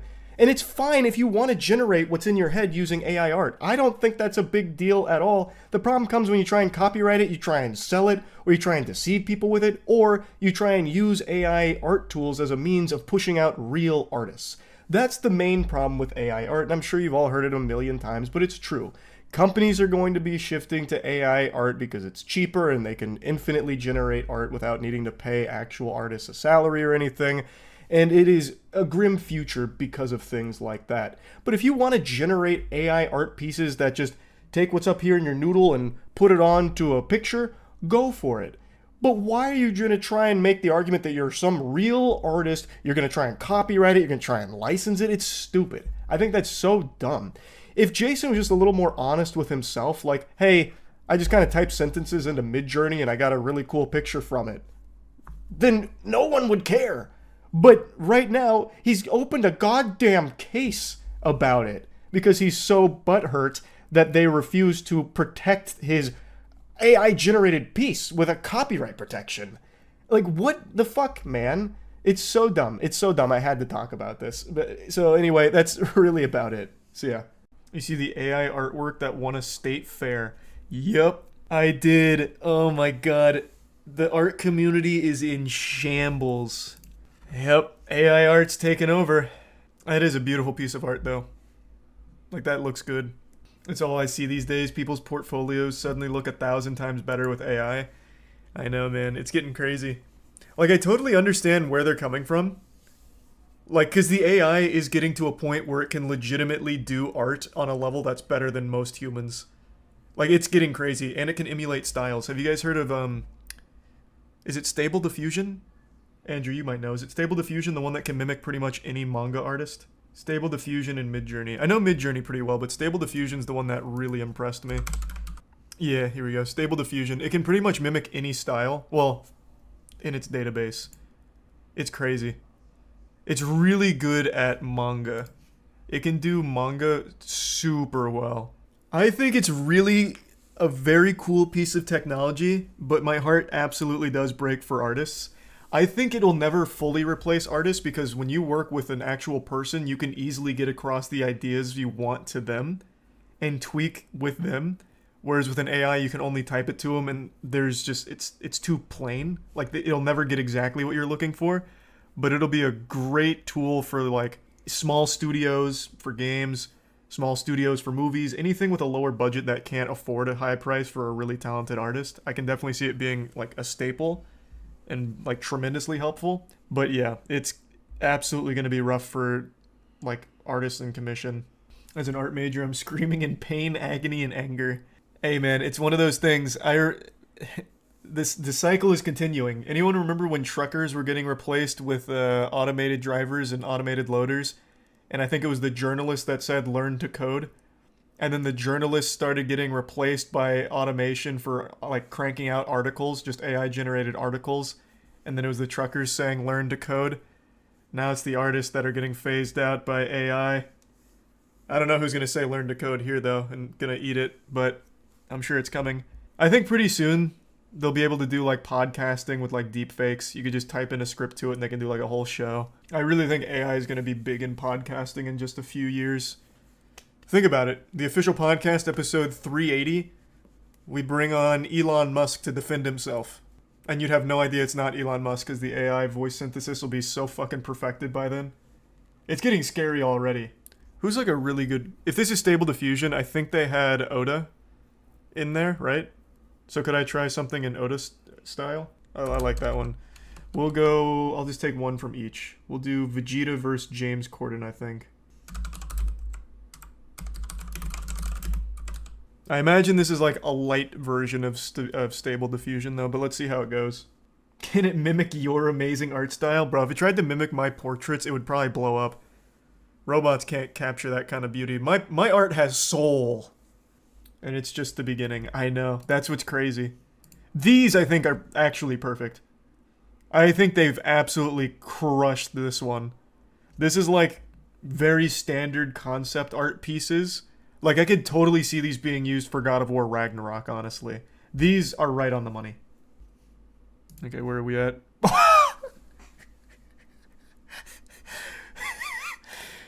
Man, that looks just like the other example art pieces. Which one's James Corden? Maybe I confused it. Oh, you know what? I didn't tell it what style I wanted. It went for Homestuck. Must have defaulted. This isn't Planet Namek at all. This is just a normal city. This time they're fighting in a bowl of edamame. Yeah, I mean, this might also win an art competition as well. This is pretty good. So this is clearly not the full version of Stable Diffusion. Needless to say, I'll have to figure out how to get that cooking. Those aren't words. Oh, it could, yeah, maybe it's Namekian. You're right. It could be Namekian. I'm gonna try the same thing.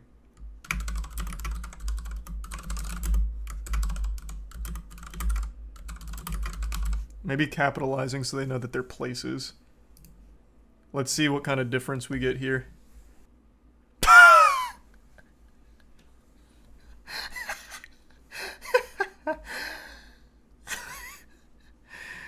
Yeah, that one dared to dream big there. There's more going on over here. I want to see what's happening. Increase the size.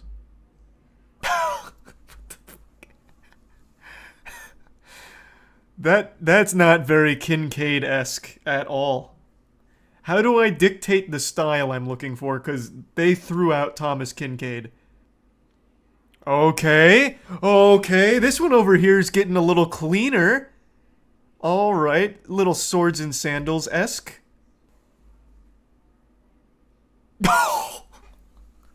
They've finally done it. That's what I'm looking for. This one, they're still dreaming, I guess. This is good, though.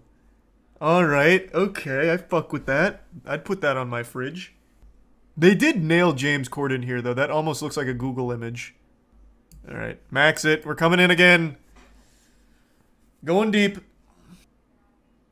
I don't know what's going on with this back. I don't know who that is. Like, sex offender Piccolo, but I didn't put that in there. Now, there's a ghost in the machine.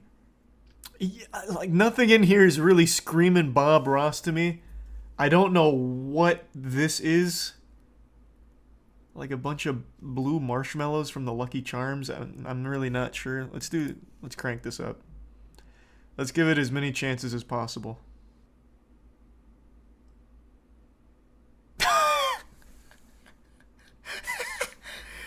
Okay, so we have the a Higao face. We do have 3 James Cordens, though, so that we're getting somewhere. We have, like, Chibi Corden, Adult Swim Corden, and then Photorealistic Corden. So it did help us get Corden into the Megamix, kind of. So taking Namek out was a bit helpful there. Let's try, instead of art by, let's try style Bob Ross. Again, they're not getting the style, though. Like, it's not even trying with that. We're still getting the exact same characters and the exact same style. Oh, that changed everything. That was big. I don't know what the fuck this is. This looks like Robot Chicken. That was a game changer. Alright, alright, alright. This one's really good. I like this one a lot. I don't know what I'm looking at, but it's cool. He's also got, like, an extra appendage coming off of his hand here, which is awesome. Oh, they changed it! The dream has changed! Who is this? It's James Corden hugging another James Corden, kind of. Oh, you're right, it is Bob Ross hair. What's in his hand? It looks like a hawk's talon. I'm not really sure. He might be scratching his back with it. Okay, let's get really specific. James Corden fighting Vegeta, throwing big punch and yelling. I wonder how specific I can be here. Let's not do any styles and see what happens. So it got the yelling. Some of them got the punch. This one's performed in front of a live studio audience. He's on Who Wants to Be a Millionaire, I guess. I don't know what the fuck went wrong there. Okay. So this is exactly what I was... Okay. It crushed this. It absolutely crushed it. It just really had a problem with James Corden and Vegeta. These could be stock photos right now, and if you didn't zoom in and see how fucked up the face was, you'd be like, wow, that's just a happy old man. This one's more like an SCP, but the others are pretty good. This one's got some double jointed appendages. But the rest, this one in particular, very wholesome. Alright, so nailed this one. Fucking crushed it. Now what if I do this, but then try and give it a style prompt? Art by... Give me someone, give me someone. This time it did get the style, so now we have Old Man Jumping High with Balloon and Tim Burton style by adding just little skeleton things to their face. This one's actually cool. He's surfing the balloon, I appreciate that. This one's definitely the best. That's like straight out of a Tool music video. Okay. Let's finish with an absolute banger before I switch to Last of Us. And then I'll get like an actual account here to pay for it. You can do Tier 1 Divine. Okay. I'm just going to combine a lot of what I've seen here and see what happens. We'll go Batman crying. This is just like a game of Mad Libs or something. Man, this is not Dr. Seuss at all. And he's not barefoot. I also don't see pizza. I just see this jar that I think says peas on it. But it did try and make me like a little newspaper comic. It's the same panel every time, except there's pizza in this one. Awesome. They did a great job. I'm just going to try the exact, like a very similar prompt to what we just saw on Reddit.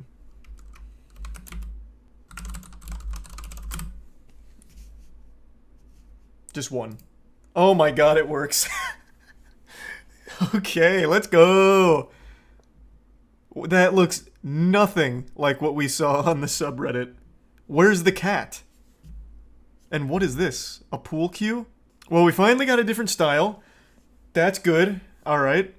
A Michelangelo original. This actually looks kind of cool. Like the DVD cover for Dragon Ball Super Season 6.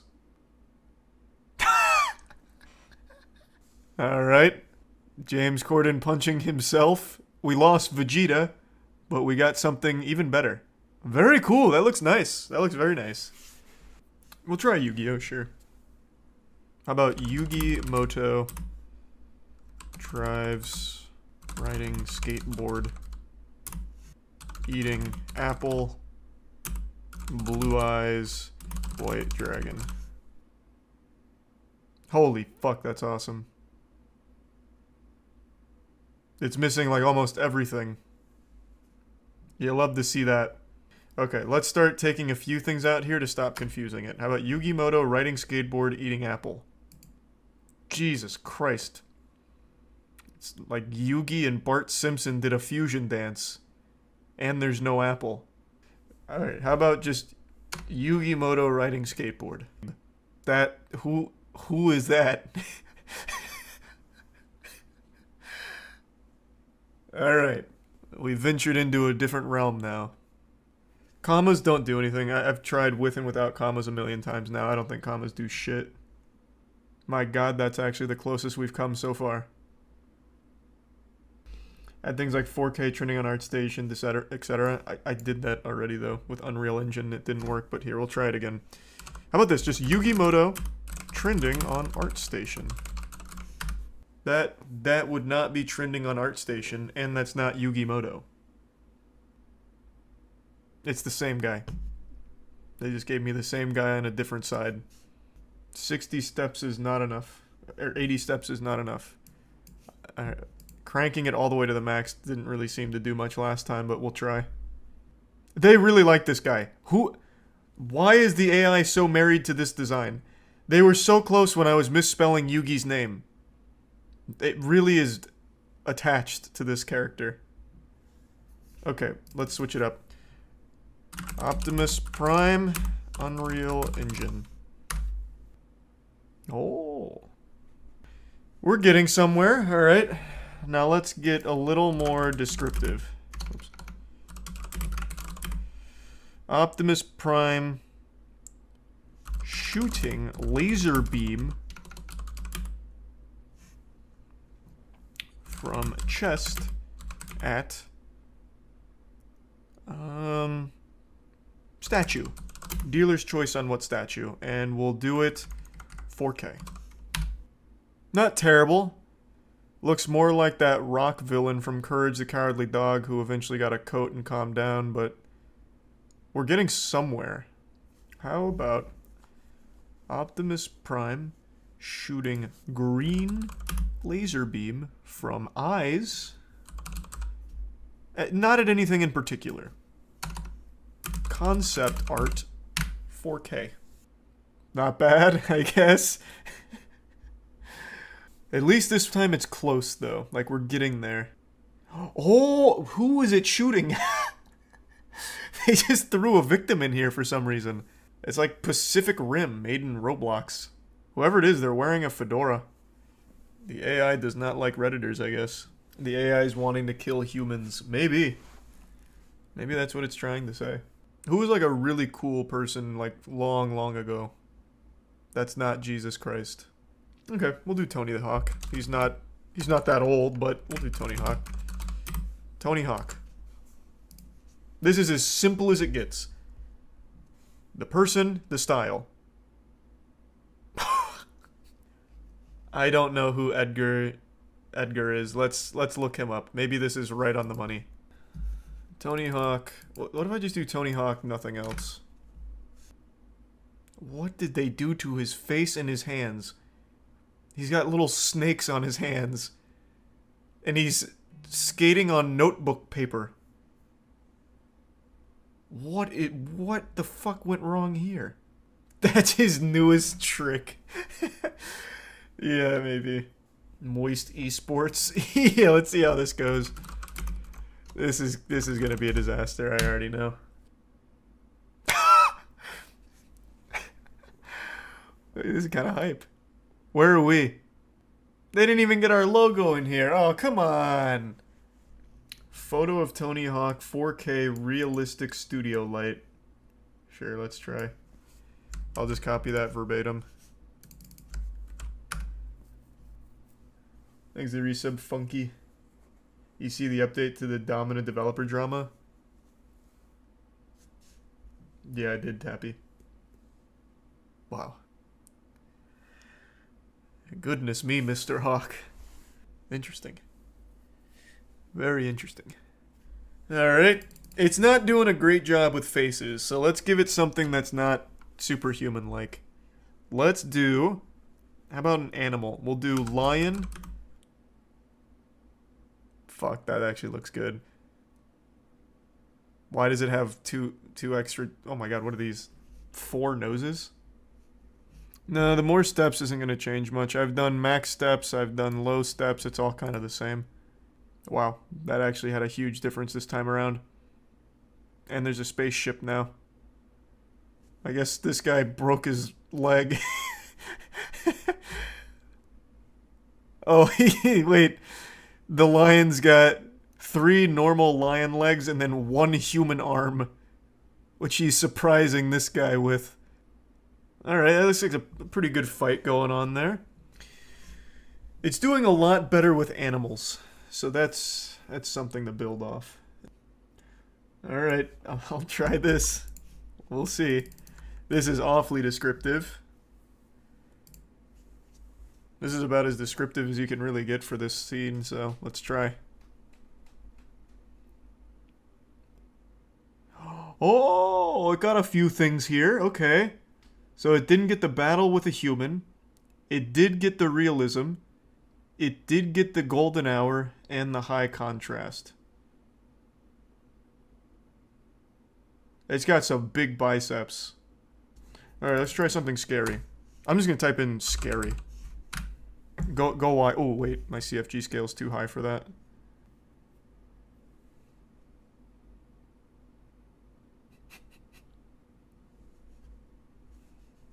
That's pretty good. Let's try horror.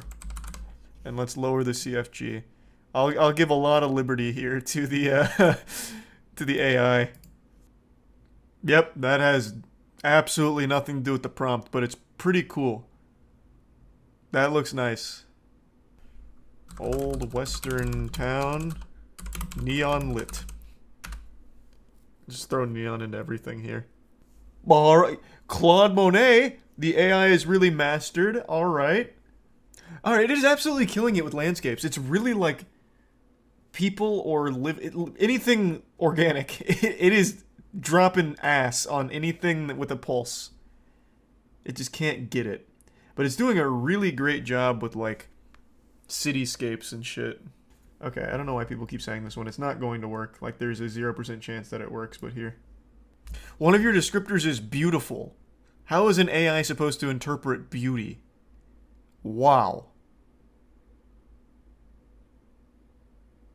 Holy shit. That's pretty good. That's like XQC for the Netflix adaptation. I can't believe that fucking worked. I doubt my name's gonna bring up anything, but sure. This is just gonna really break it, but we'll see what it makes anyway for it.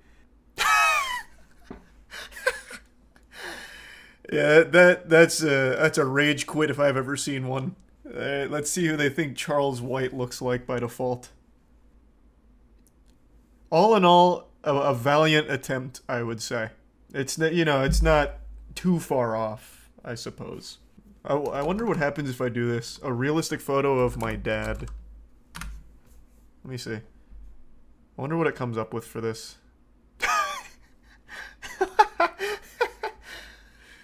Hey, Pops. This style, though, the indicators here are actually working somewhat. The style has remained consistent overall. I'll try this one, but I gotta tell you, I'm not a super big fan of your last descriptor here, wet meat. But sure. Let's see how it goes. Oh, that is some wet-ass meat. That looks good. We'll just start adding Thomas Kincaid, George Lopez, SpongeBob, Hank Hill. Like, let's see what happens if I throw that in at the very end. See, like, I really don't think it does the whole prompt. I don't see anything Kincaid-esque. I don't see George Lopez, SpongeBob, or Hank Hill. Like, it absolutely just stops somewhere in the middle here. And I don't really know where, but this is fucking nice. This came out really, really well. This looks like the album cover to a power metal band. They're inside. Oh yeah, they put George Lopez, SpongeBob, and Hank Hill inside. You're probably right. These are some good generations though. But it's definitely not getting the whole prompt. It absolutely is stopping somewhere. Do glup shitto. Yeah, surely it'll nail that. Oh wait, I'm still up on the CFGs. Oh! Oh! This one's just like kind of perfect off rip. Yeah, they killed it on this one. Yeah, I actually kind of want to save this one. This one's just really nice.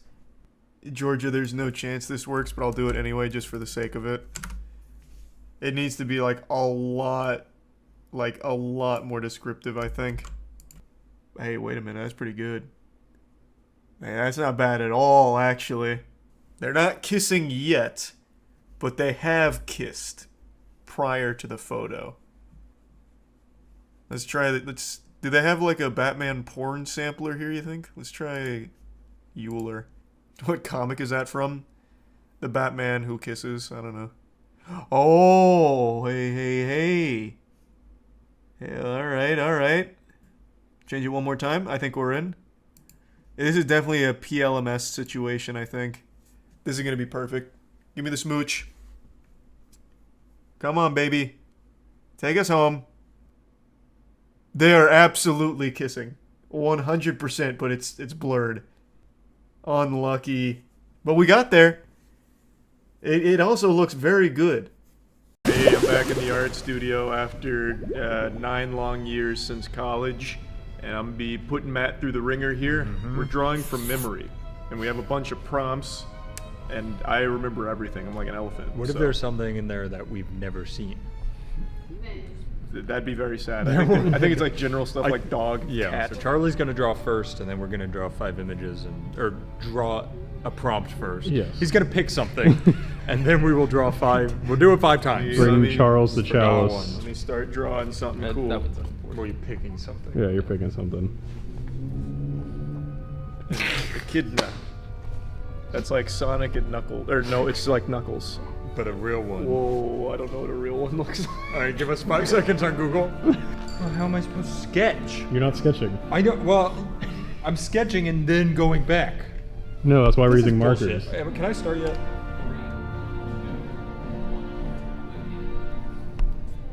I'm going to use all my classic techniques here.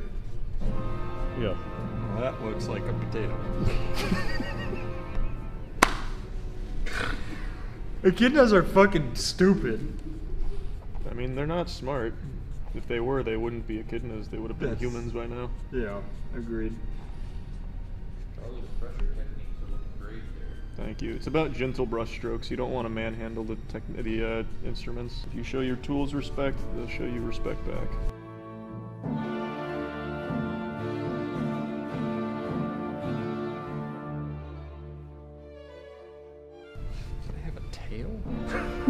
Shit. That's kind of like an artistic decomposition of what an echidna is. It's deconstructed echidna. Yes. Yours looks like Cyndaquil. It's pretty good, right? Yeah. Oh, Tombow is the brand. What are you struggling with over there? The markers themselves. An artist that You stay on your side, okay?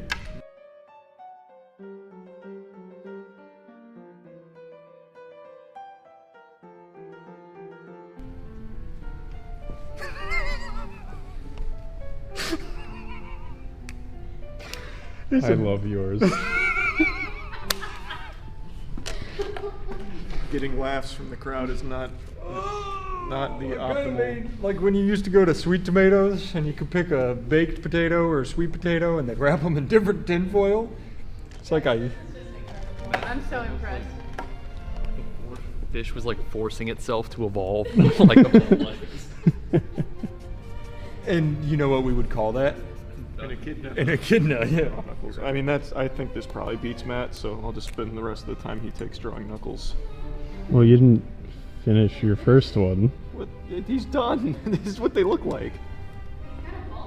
Oh, is that his face? Yeah, it's his eye. Wait, it's. Had to go fast. You guys were pressuring me. Yep. All right, if you're ready to call it, I'm ready to call it. All right, let's call it. All right, let's have Charlie show yours to Matt first. Do you want me to rip it off? Or you can just pick it up and turn the whole pad around if you want. Bottom one's Knuckles. Top one's the real life echidna. Is it better or worse than yours? I don't actually know. I think it's pretty good. It's really hard to tell. It's really sad. I looked at yours and I was like, this fucking idiot, I clearly won. And then I looked at mine and I was like... All right, here, you can put yours down. Let's see. Let me see yours then. Tough guy. Damn, that's close. What's the green stuff? I gave him goggles. And is that his face down there? Or is that his nose? Well, this is his eye. This is his little beak. Oh, nose thing. He has a beak? Well, it's more like the nose. I'm gonna go Matt personally. Yeah. All right, so Matt wins round one. Interesting. Woo! All right, you can switch to a new Let me tell you, page. The rush of winning an art competition is unmatched.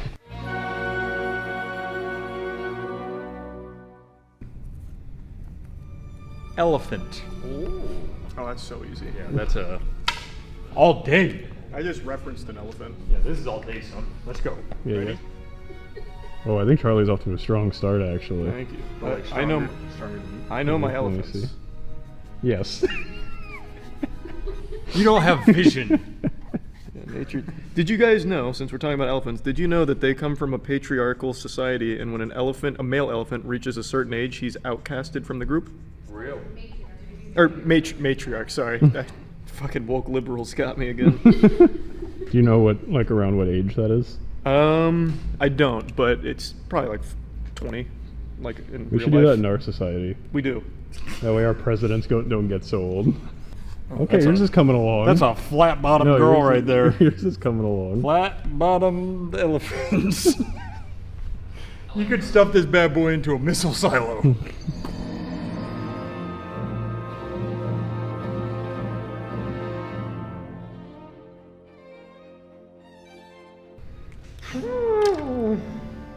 Was that an elephant sound?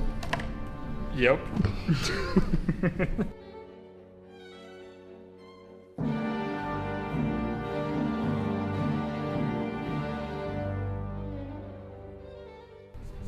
I'm feeling this one, I'm gonna be honest. If you beat me on this one, there's absolutely going to be corruption at play, because this is a great elephant. I don't want to say it, but my elephant's kind of hot. That's good. Well, I don't want to say it. What else comes with an elephant? Maybe a little like shading or something. Yeah, you have time. You can improve upon your Alright. quality. If you say so, I'll color it in. I'm done. I bet your stupid thing is turned to its side, isn't it? It's not turned to its side, it's just the way it was standing. All right, I think I let's. bet your stupid thing is Who head wants on, to isn't it? show theirs first? I'll show mine first. Yeah. Hold it up for me. Is that flames coming out of his trunk? It's water. No, it's Oh, water. Shooting water. Charlie's also only has 2 legs. Oh, because the perspective. yeah, he's Well, I Perfectly. think. Oh, I Yeah. see. Okay. Like most elephants stand like this. Like, get me head on. Ready? Yeah, no, I got you. yeah, you can't see his Can legs. you see my legs? No, I can't. Well, I mean, yeah, but no. you couldn't. No, okay. Great work. Thank That's you. a huge improvement from the I echidna. agree. Mine is a lady elephant. You can tell by the bows. You're not even taking this seriously. What do you mean? Are we not supposed to draw female animals? Not in this house. All right, I'm sorry. I broke rule 1. All right, come stand. What's the council's decision? I really wanted to go with Charlie, but then when Matt flipped that around and I saw the bows, Yeah, that's just precious. That is a flat ass. I mean, not everybody can be blessed with junk in the trunk, so. Yeah, I gotta go back in. I know. Oh, Matt wins round 2 as well. Okay, I see. I've never won anything with art. They don't appreciate perspective art. Perhaps Yeah, I'm going too highbrow. I think it was lost on them, you know? Yeah, I'm on your side. I would have voted for you.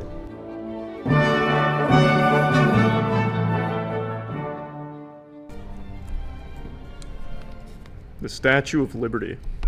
Oh, that's okay. No, No, no, it's from they should memory. know. They're true Americans. They should know. It's the right arm. Yeah. She's got the book. But you could be saying that and then you're going to draw the left arm.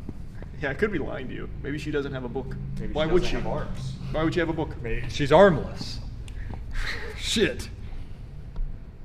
Oh. What the fuck does she wear?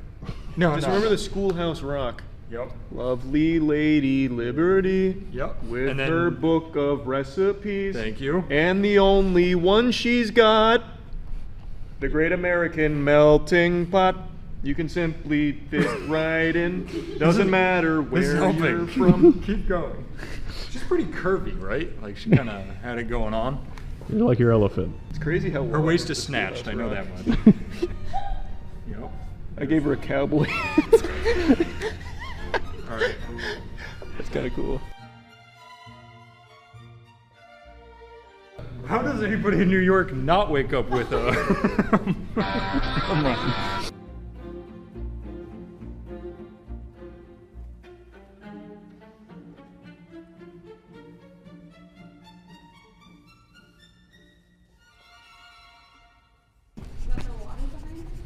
Yes. In the sky. Well, no, you're looking at her. Yeah, like that would. from the shore looking out. So you're just looking out, and Yep. you're seeing down. Typically when I'm on the shore looking up at a statue, there's water.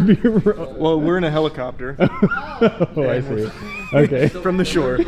They started shooting water into the sky. Nope. No. I've never been to New York because Charlie always tells me it's shit. I've also never been to New York because we don't.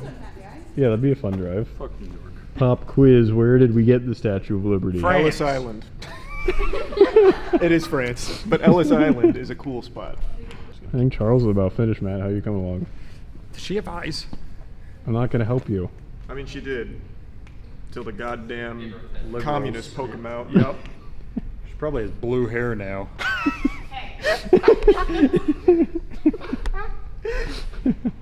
I mean, I know my Statue of Liberty. How many amendments? Yep. Damn, I forgot the citizenship question. Fuck. 27 amendments, Matt. What is the question? I don't This is remember. like Jeopardy. I didn't have a 27 chance to amendments. answer. What's the question? I didn't get a chance. I wish I just didn't put a face on it. Stop. Faces are hard, okay? The rest of it was perfect. That's Are you why I did a done? simple face. Yeah, she's pretty curvaceous. All right. I think. Are you done as well, Charles? Yeah, I'm done. All right. Let's have. Yeah, Charlie can show his off first. Yeah, here's my girl. I have a couple questions. Yeah. I'm going to start with the cowboy hat. It's not a cow, it's her crown. Also, I could be wrong. I'm pretty sure she doesn't have visible legs, right? She doesn't. Yeah. Yeah, I think it's it's like just a the ropes toga. at the bottom. Yeah. The water was a good touch. I forgot about the surrounding. Yeah. you have to You get also the put her background. pedestal, which I is really good. focused on when they were just looking at her, you know? Like, there's Yeah. nothing else matters. Oh. That's pretty good. Wait, move it. So, because the there you go. Why green, though? Interesting choice. She's green. Is she green? I thought it was more like an off gray. No, she's green. Maybe I'm colorblind. I thought she was gray as well, like No, stone. she's I'm definitely sure it's like green. stone. Because all the copper oxidized. What do we think here? They're not making it easy on us. Do main points for accuracy because it's from memory. It is from memory. I think accuracy-wise, it doesn't. Yeah. Wait, why? Well, his actually has a crown and a toga on. This is the crown. That's a cowboy hat. It's a crown. I gave her a cowboy hat. I was gonna say, if out of all of them, this is the one I lost. It's a crown. You know what? That is fair. I took some artistic liberties. And I drew it as is. All right, what's your consensus?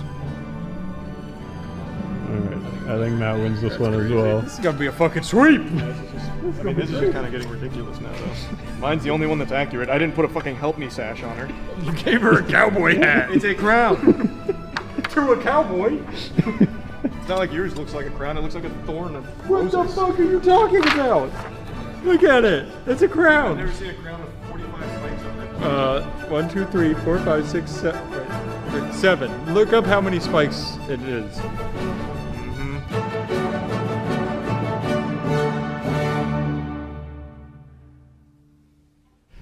The Eiffel Tower. We're going to the other side of the ocean. I only know this one because Lizzie McGuire... No, she didn't. She went to Spain. When I pulled this one, I thought it was going to be easy. This is really bad. What if I do, like, looking up?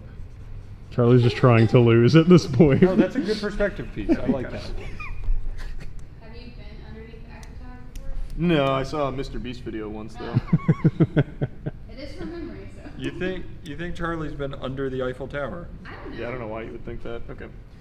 Is that the ground? This is, so you know all those Instagram pictures people take from the, I don't know, park nearby or whatever, where they look on at the Eiffel Tower and they all stand on it and do this on it? Yeah. That's what I'm doing. Okay, yeah, but what is that? This is the grass. I It think is you are the correct. Leaning Tower of Pisa, No, they but did it's it- fine. They do, yeah. Yeah. Or is it that? I don't remember what they do with it, but yeah. They do something with it in the park nearby.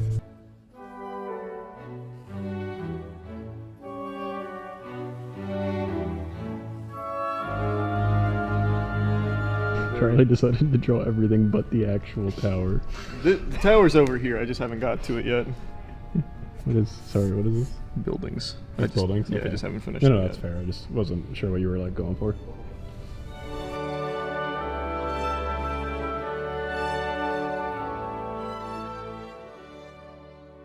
I think I'm done. I'm only just beginning. I don't think mine's getting any better than this, I'm going to be honest. You know what? Quit while you're ahead. Yep. If that's what you want to call it, I agree. I think. Yep. I think you'll be fine. I could do a lot better than this, okay? Well, Charlie's adding a bunch on the extremities. Do you want to add some scenery to your... You might want to. I like how you drew land and then decided to draw your people floating above the land. Danny, you don't understand. So we're looking out. We're seeing all the buildings on the side. We're seeing happy couples eating nearby. Yeah. And it looks into ultimately the Eiffel Tower down the middle. Gotta pull away from the camera for a second. We need to start adding incentives or disincentives to lose, otherwise Charlie We really just do. does this every We really do. time. There needs I to just be... say, well, there could be... He has no reason to not just go off the rails every time. Let's just do... I do real art. Something happens in the next video that we do together. I do, I mean, I don't know what to say. I do actual art. Yeah. And if that's a what crime... do you mean actual? What did that word mean there? I mean, you just in uninspired carbon copies. He's calling you a conformist. Yeah. Interesting. Yeah, all right. And I'm done Let's show Matt's first this time. Yeah.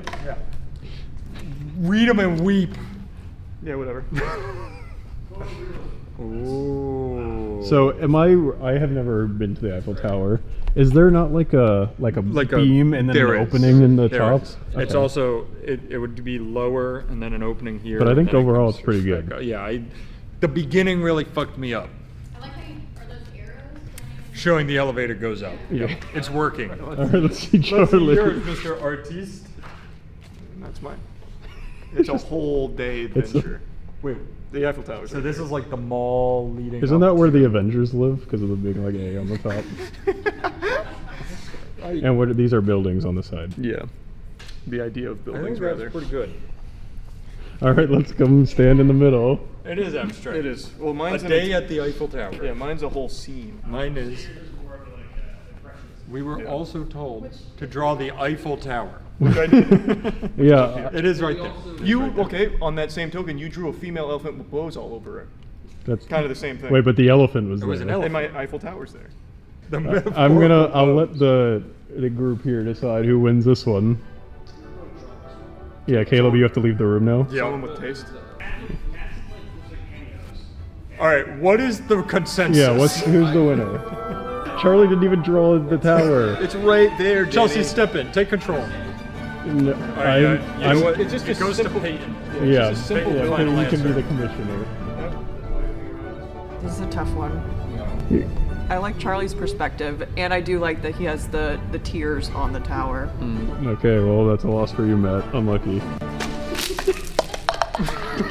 Well, now you've made a mess.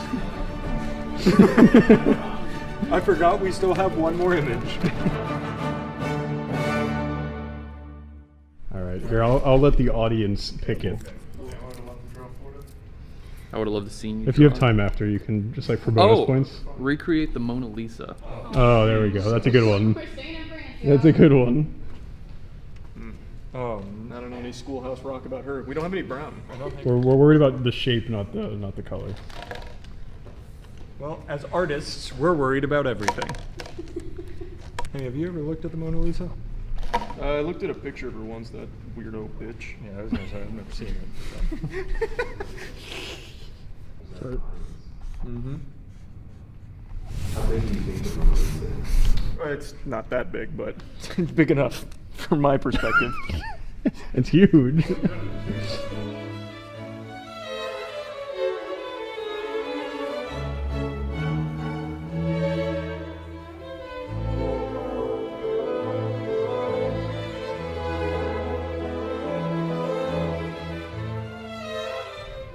There's a theory that it was actually the artist doing a self-portrait. Did you know that, Matt?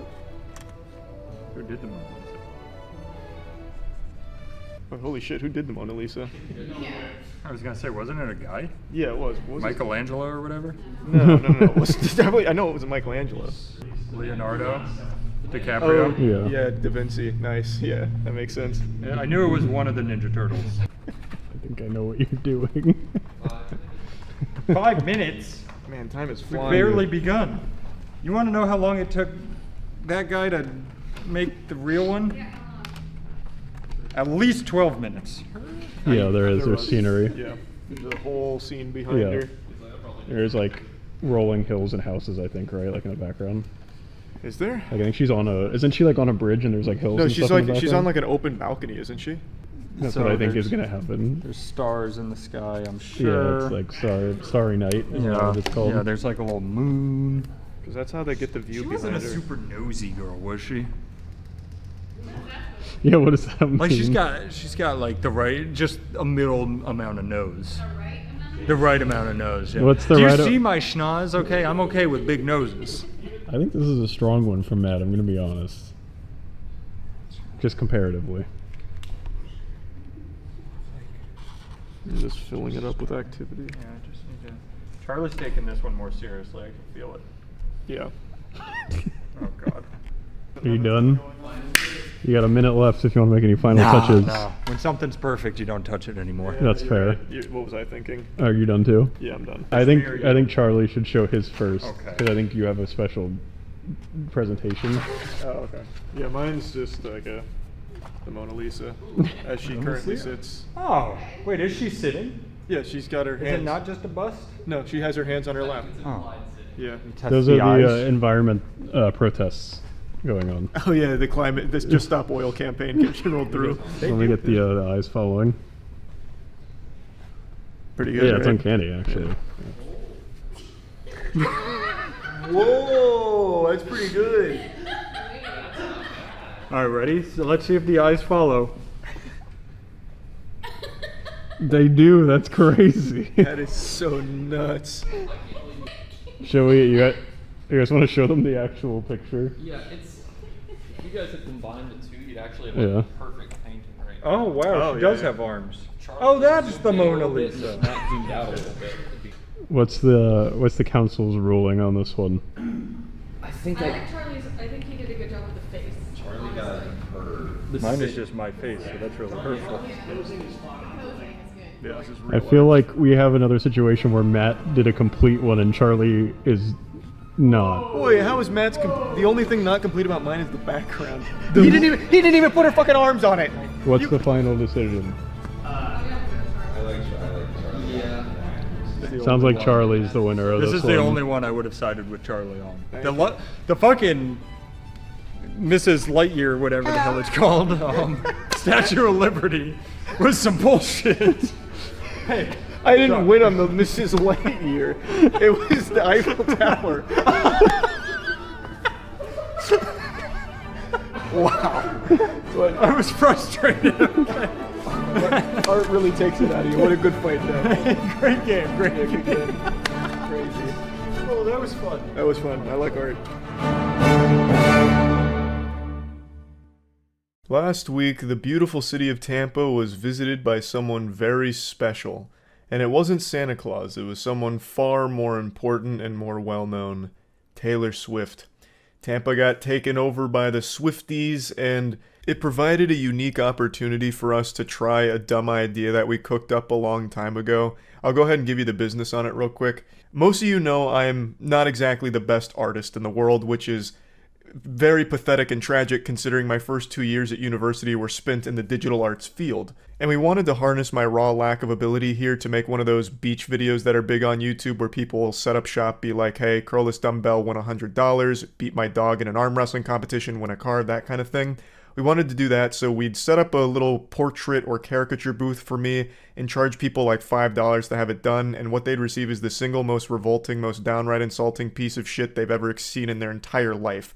And they would have paid for it, which we thought was a hilarious idea, but we just never followed through on it until Taylor Swift came to town. We dusted it off. Baby No Money was in town and he thought that was a fun idea, so we got together and we set up a caricature booth at the Taylor Swift concert for the Swifties, you know, while they were waiting in line. If they wanted to come over and get a caricature, we'd draw them. So Baby No Money and I would draw the same person and made it a little competition about who could draw the better caricature or portrait of the person sitting down.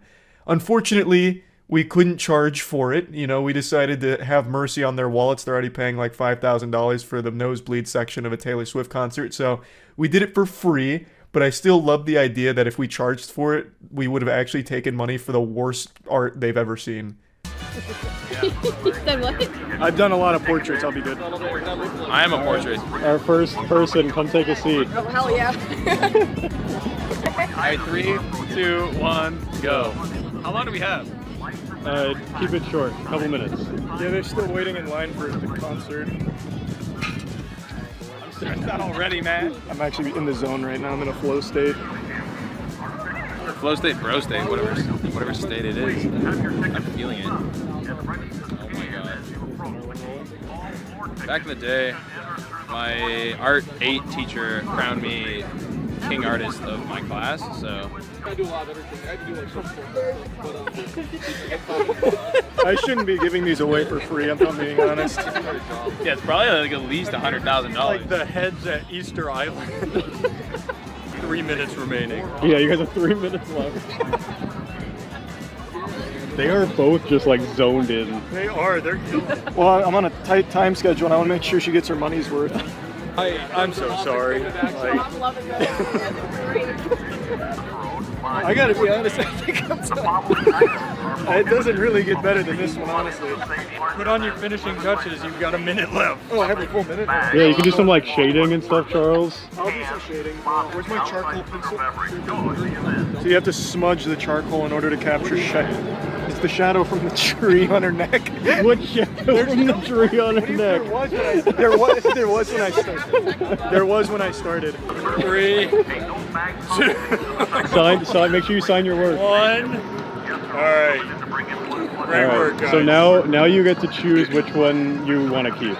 Okay. All right. Let's go, Charlie. Let's do Charlie first. Flip yours around first. I think it looks pretty good. It has a little bit more like Realism. Realism than mine does, for sure. All right, what would you give this out of 10? A million. Okay, all right. So we've got a million. Go. Wow. You good, right? I got the earrings. Did you get the earrings? I did. Yeah. All right. So knowing that this is a million, what would you rate that? $1.5 million. That one's better. Oh, wow. That one's better. All right, you can take both because you need both. My favorite part is you're now giving people walking into the Taylor Swift concert 2 giant pieces of paper to carry. You can use them as Hey, like at least my car's There's nearby. recycling right there. No, this isn't getting hung up on my wall. That was great work. That was great work on the First win one. for me. Nice. I knew I came out today to paint, to draw, to show my art through my hand. Well, once I just need to get warmed up. I don't think she understood like what my style was, which is why she went with yours. Hair is so difficult. Oh, yeah. I feel like there's no point in spending time on hair until the very end. Give me balls. Huh? Yeah, I'll just do balls. All right. Balls tonight. You guys ready? Just get my beauty part. My Here we face. go. 3, 2, 1, Go. This is a crayon. Okay. I think where I went wrong is I didn't use the whole page last time. That's true. Framing is important. Fabulous. No, it's kind of looking like Egbert right now, but we're getting there. That's fine. It's like when Squidward is drawing the perfect circle and he like erases. You have to start, all the way in. I like these little things. I have to. They're pretty zoned in. They are. Yeah. They are. True art. True artiste. Artiste, yeah. Really big on yours. What's that? You look really large on what you're doing. This is just hair. Yeah. A lot of flowing hair. That's good. Oh yeah, you got the hair going on. Yeah, Wow. no, this is, you're going Super Saiyan on mine. You're a natural redhead, right? Fantastic. I am now. Okay, good. Yeah, make it go. I'm doing it too. The clock's winding down. I don't think Charlie needs any more time, actually. I think he's I'm good. getting basically done. Holy shit. You realize they got away from you. Laughing is terrifying, honestly. This is really funny. I came out today to win, so that's the only thing I'm thinking about right now. I mean, you got tough competition over there. Competition, just competition. A minute 40. I'm going turbo mode now. Oh, there you go, that's better. I'm channeling my inner Damien Hirst.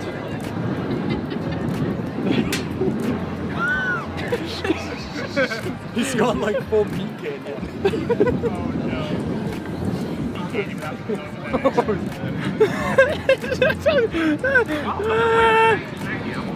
30 seconds. Alex has gone into a full-blown panic. Yeah. I don't know why, it looks pretty good. It actually is very Meat Canyon-esque. Dude, all these crayons look the same. Are we both done? All right. All right, Oh wow, fantastic. you went crazy. Well, No, you went crazy. I changed up my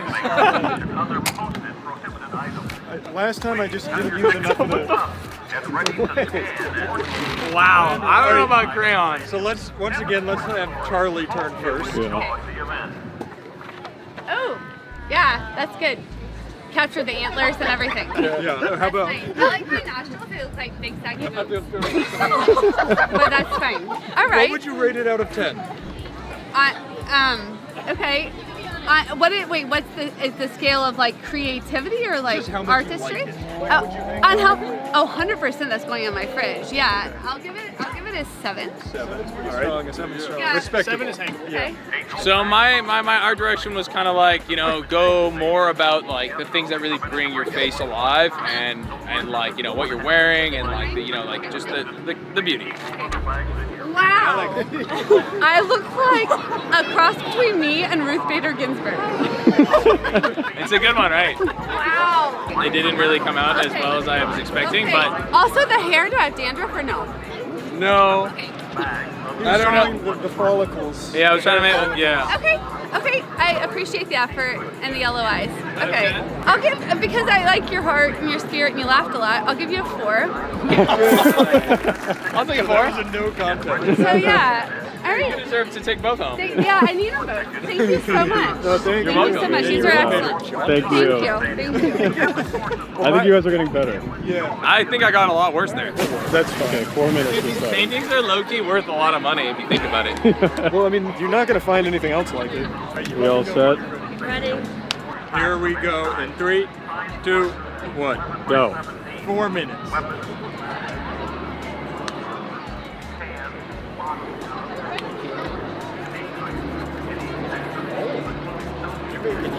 I'm doing bold strokes.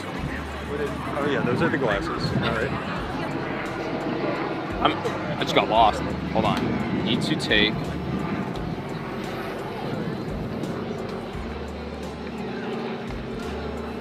This one. I don't think you're beating me on this one, I'm going to be honest. This is my finest work so far. Started drawing the swirls. What? I don't know what I was thinking. What round breed do you have? They're different yet similar somehow. It's all going to fall apart at the hair, unfortunately. Just don't do any hair. I gotta be honest. If I was sitting in the chair, I think this would look more like me.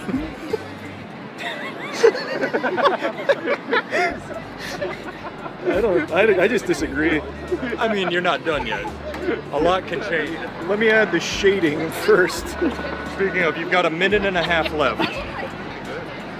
Oh God! Oh no! Fumble. Now it's ruined. God.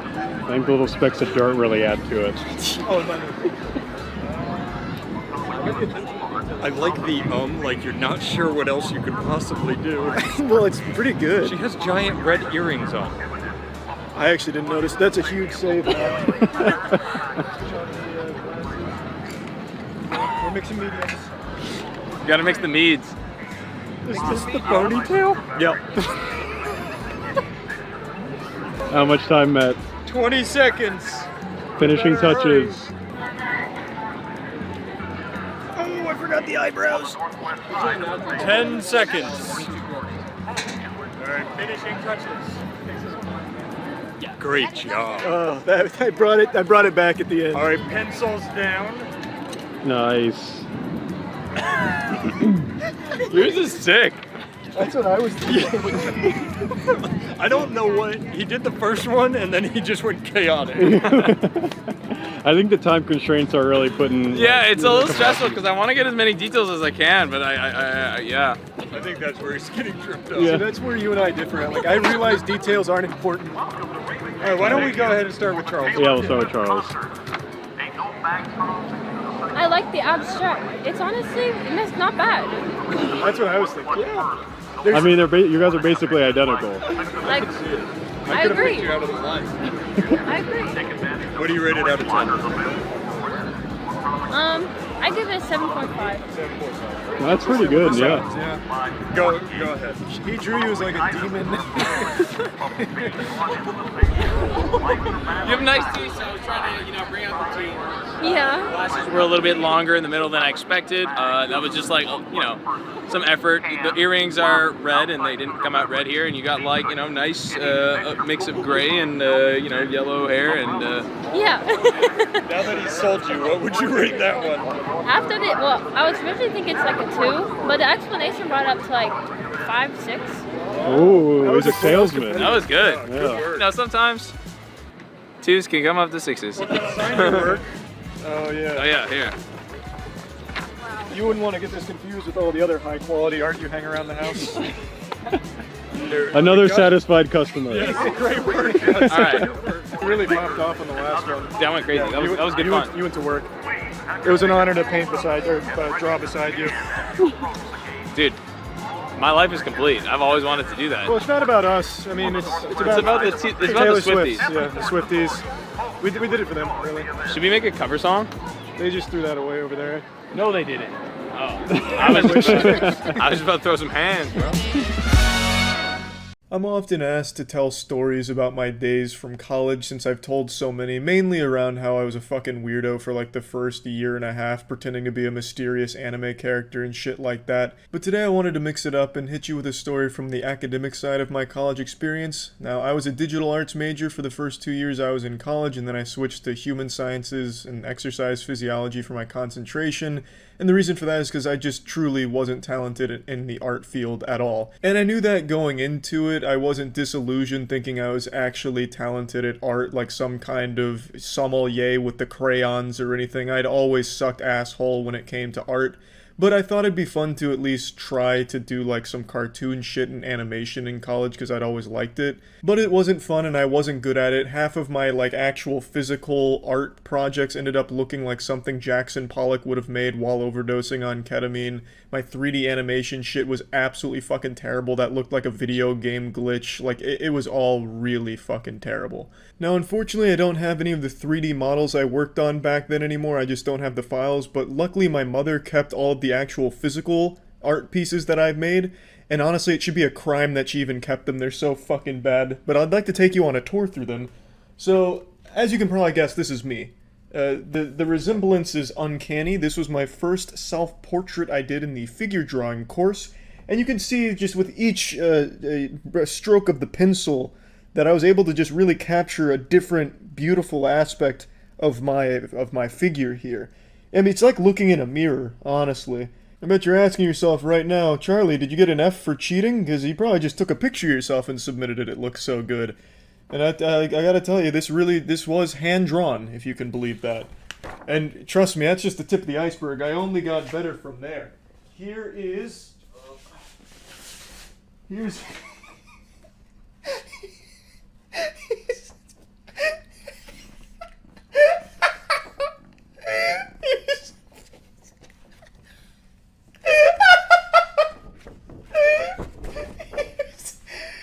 I'm sure you can immediately tell who this is.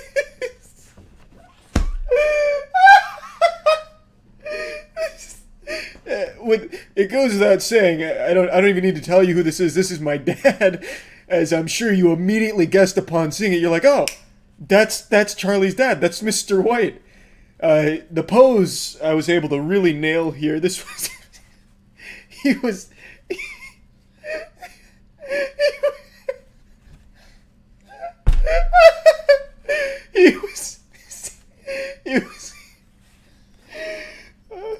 he was sitting in his chair, and I decided to capture the moment because I was like, wow, that's powerful, Dad. You're looking real profound right now, real sophisticated. Stay right there and let me draw you. Let me sketch you out. And this is how it came out. And he's like, wow, Charlie, why are we even sending you to college? You've already mastered the art. Wow. That's a good drawing right there. That'll go up on my DeviantArt if anyone needs any commissioned portraits. I'll indulge for the right price. And then of course we only keep going up from there. This one is the back of a skeleton, I guess. I think that's all that is. But that looks pretty good. You know, all things considered, a massive leap up from the other two, if I do say so myself. You can see the improvement. You can see me really starting. You can see me really starting to nail the vicissitudes of each different piece that I was capturing. And then here's me as a Pokemon trainer.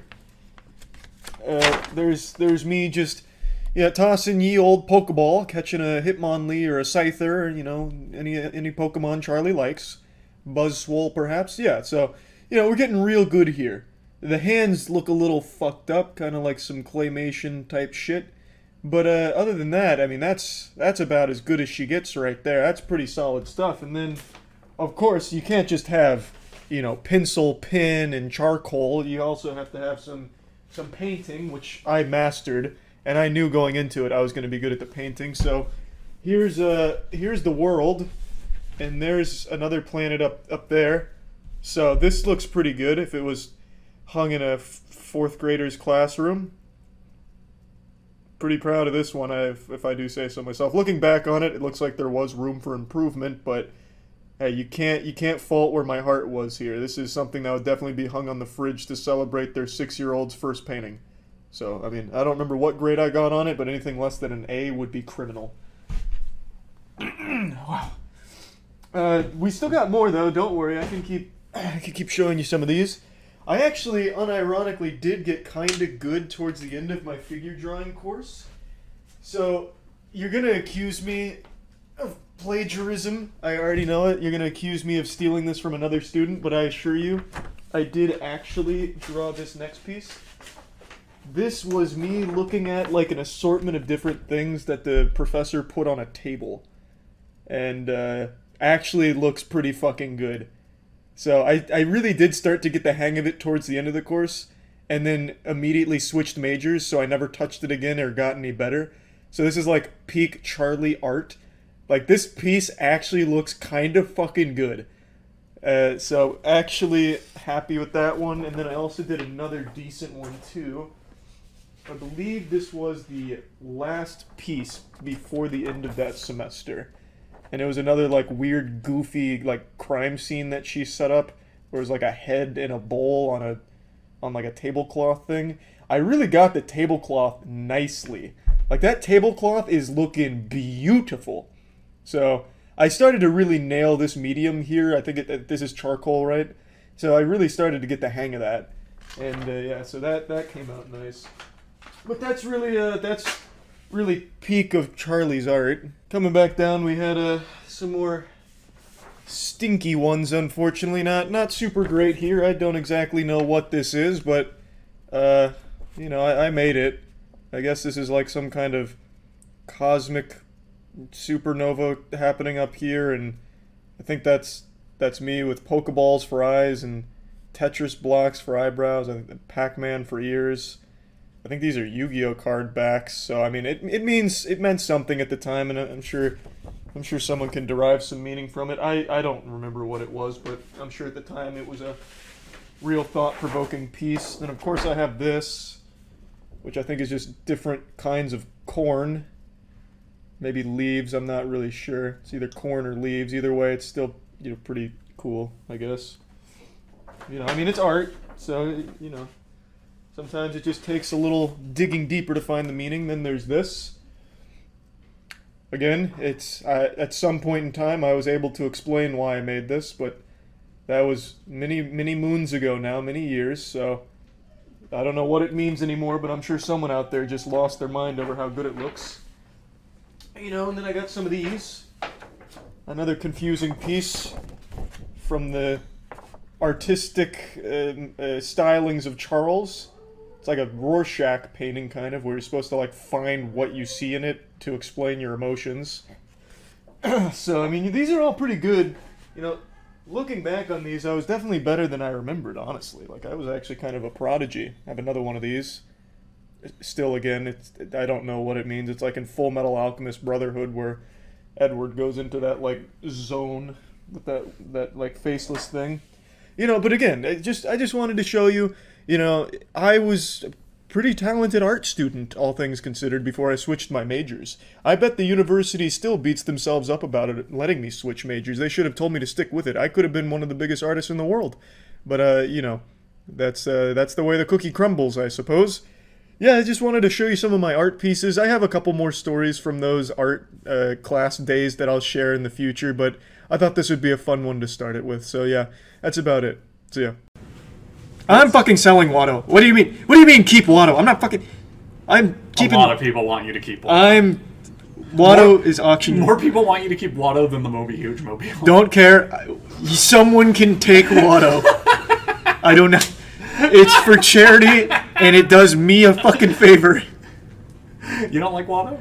I love Watto, but I have actually nowhere for him. He haunts my upstairs. Put him in the upstairs bathroom. No one uses that. Oh, yeah, that's a good idea. Yeah. I'll just keep him there. Yeah, put him in the shower. Dude, I don't know. I'm trying to help Watto. What did I pay for Watto? Do you remember? You haggled it. I remember that. I haggled You hard. Haggled it. Because the guy's like, I bring him here every year. No one wants him. Yeah, and he even was like, I'll let it go for this much, and you were like, can you knock this much off? And he said, just fucking take it. I don't remember what it was. So shocking, no one wants a like 200-pound statue of Watto. I can't believe that. I know. That has lore too. You remember that guy accused me of being like a Zionist shill and like pointed out my Watto statue as proof. Oh yeah. There's like real lore behind that. You're right. Thanks to Resub Reborn. I forgot all about that. Sure. Yeah. Okay. Should I switch it to just art if no one's here? Yeah. Okay. I'm going to use actual techniques from my figure drawing course. You can also put the mic up here. Yep, good idea. So, in figure drawing course, you're supposed to close one eye and use your thumb and the pencil to make measurements. And you're supposed to look at every single thing as a letter. So for Andrew's like ear here, it's a C and it's a U. So it'd be like C. I don't think I got the measurements right. God, it's been fucking years since I used these techniques. Yeah, just have them close it. Just have them close it. Man, make sure they close the Moby one. Okay. Like entirely, like wipe it clean, and then we'll put Watto in there. Watto's gonna sell for $10. Nobody bids. I'll It's just buy me one. having to bid on them again. Andrew? Yeah. This may be one of my finest pieces. I'm excited. It's I'm excited. It's looking Yeah, real it's good. fine. Oh Jesus Christ. Andrew should shave only one eyebrow. I was thinking about I don't think nobody should ever shave an eyebrow if they don't have to. your left eyebrow and the right half of your beard. I should give myself a yin yang. Yeah. I don't know yet. Chest or beard? He's doing his face. You don't have any chest. Oh, the only way to save this is with charcoal. I could do my back. But someone would have to Not do that really. for Chest You hair. don't want your beard shaved, so you're gonna shave your beard. Because I don't want my chest shaved. Charlie somehow gets to just shave his legs. Wait, Danny, you don't want to shave your chest? No, of course not. I'll trade. I'll shave my chest. I don't want to shave my eyebrow either. chest. That's why.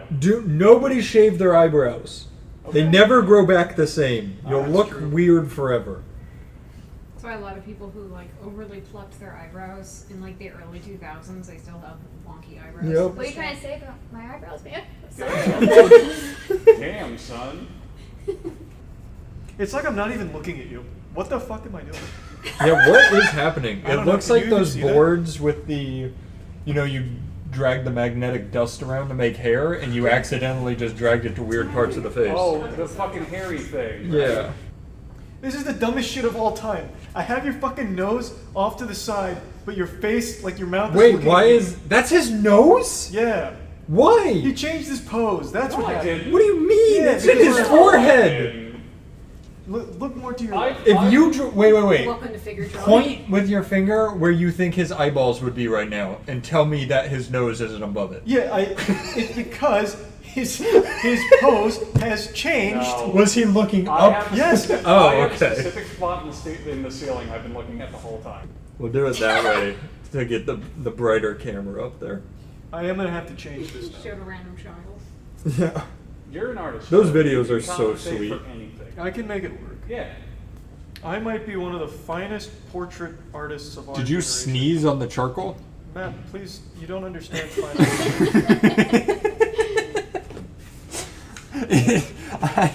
I am going to say It's part of my technique. Are we done? it looks like you. It doesn't look like it kind of looks like my podcast picture. So wait, we're done? No. Oh, okay. I had to shake off a little excess juice. Oh, okay, and I ruined this in the process. A little excess juice, charcoal juice. My juice was coming through. Dead eyes. No. No, The eyes are great. They're just not done. He's not done yet. Yeah. Justifying. They look a little anime-ish, the eyes. Well, the eye. It's a bit it's not inspired by filmed. Right. I want to be like I'm looking in a mirror. Andrew Chill. I think you'll be very pleased. This is where it all comes together. Yes. Oh, baby. This is when I do my. Is that the mouth or the mustache? Well, I haven't done the mouth yet. Okay. I'm just making sure. Like his nose, there's like 10 feet between his nose and his mustache. G-Punk, thank you for the dono, and Cranksock, thank you for the No, keep it going. donations. It looks good, keep it going. Yeah, you don't get dimensions yet. We're nearing on $125,000 donated in a day. The really cool thing about Charlie's kind of streams is if we want to hit a goal, we just will never stop the stream. That's our secret sauce. Real artist hours? Yes, this is when Charlie awakens. This is when I do my best work. Can we all do portraits of each other? Because I've never made a portrait. I haven't either. Oh, we're all doing? Oh, fuck. I think I'm going to be ass. Man, Like, mine's gonna be worse. You have no concept of how embarrassing. Well, I'm actually trained in it, so you can you can tell. So that's what scares me is this is trained and I'm not trained. Andrew, did you have to do like an art elective in college? No. I took 2 years of art classes. For some reason, I have this trend, like, if you pull out my old sketch pad and you look at me, I look like I drew a picture of Michael Jordan. I have this trend of making everyone I do a portrait of look like a basketball player. It's because you draw their heads, like their facial proportions, huge. Yeah. Like, look how Neanderthalic he looks Damn, because your of neck is thick. Yeah. Yeah. I say this, but I'm not joking. This is 2,000 times better than anything. I need my parents to sit. I would agree. Yeah. I need my parents to send you the picture. Hey, of the GB drawing rated. classes. It's nuts. It's nuts. Yeah. I think maybe Charlie should just draw all of us. I think you're right. Like one of each of us. I kind of feel like he is in one. Okay, the rest is This is implied insane. gray. Andrew, come take a peek and tell me what you think. I haven't We're shaded. ready? I haven't shaded you yet. All right. But I want you to at least see the progress. Stop looking into a mirror, am I right?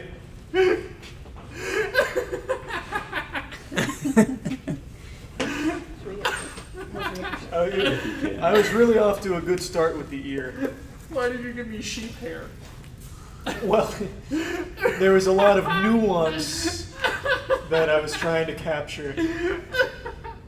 My mouth is so small. Why? What's this shirt? It kind of feels like it's out of Black Panther. No, it's so this. Imagine this is all gray. Oh, it's okay. implied. I This look looks like like young a- LeBron James.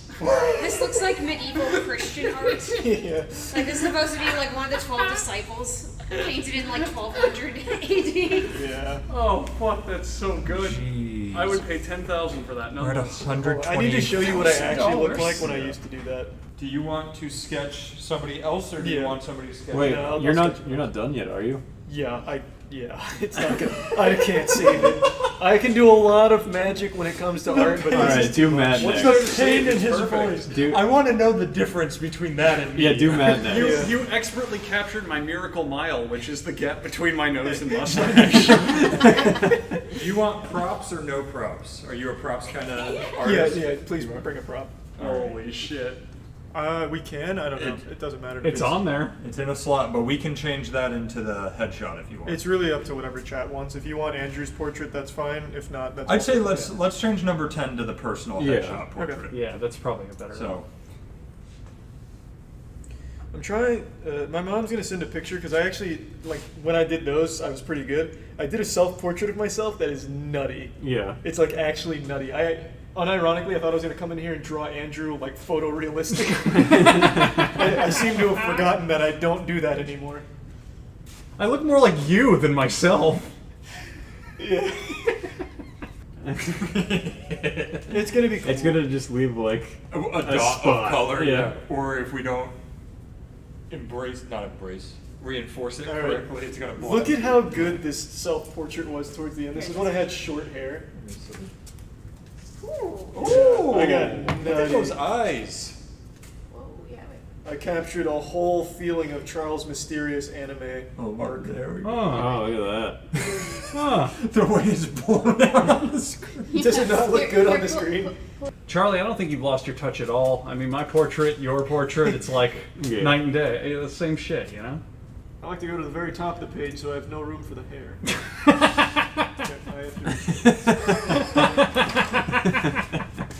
I used to have to draw on naked people. and then I ended up making my parents send her an email saying I was too religious to be seeing penis, so I didn't have to keep drawing naked. Wait, really? Can you imagine? Can't confirm that story. Charlie's dad told it to me the other day. Oh my What? god. Did he? And you were in college at the time? Why did that come up? We were talking about art. They were naked. Can you imagine if you walked into a class though and I was your naked model? Well, I wouldn't have quit. I'd feel so emasculated. Would you just be like, oh my god, Matt? I'd be like, wow, this is weird. Wait, I'd Charlie, come over and you be like, Charlie, it's been so long. I'd be like, why didn't they get the like most manly man ever to come stand naked? Danny's so good for my confidence. You did that while you were in college? Yeah, I just didn't want to keep drawing Oh dick. my lord. I was like, there's a lot of fucking dick to keep drawing here. I mean, when I was in figure drawing, I just wouldn't draw their dicks. I just kind of drew a square and like left it blank. You just put a question mark. I would make their whole body the dick. And Oh then yeah, their put the little face where their crotch is. Yeah.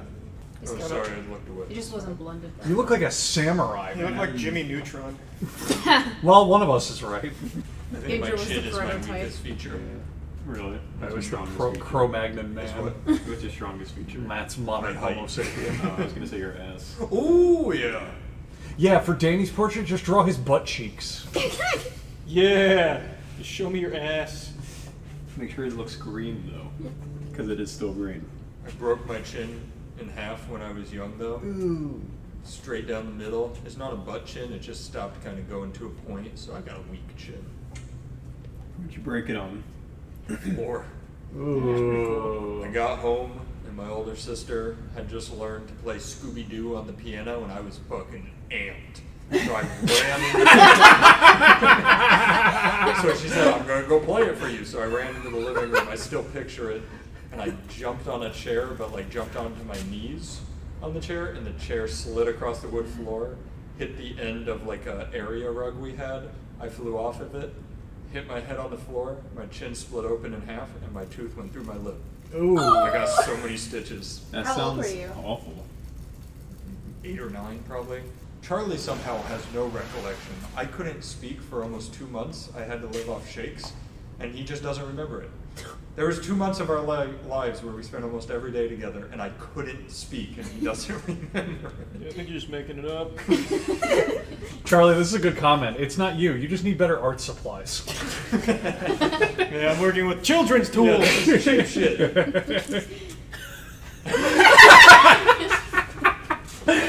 Looking good. Sorry. I'd say just wait till I'm done shooting. That's how we have longer. This needs to be more straight on. The camera. This is glorious.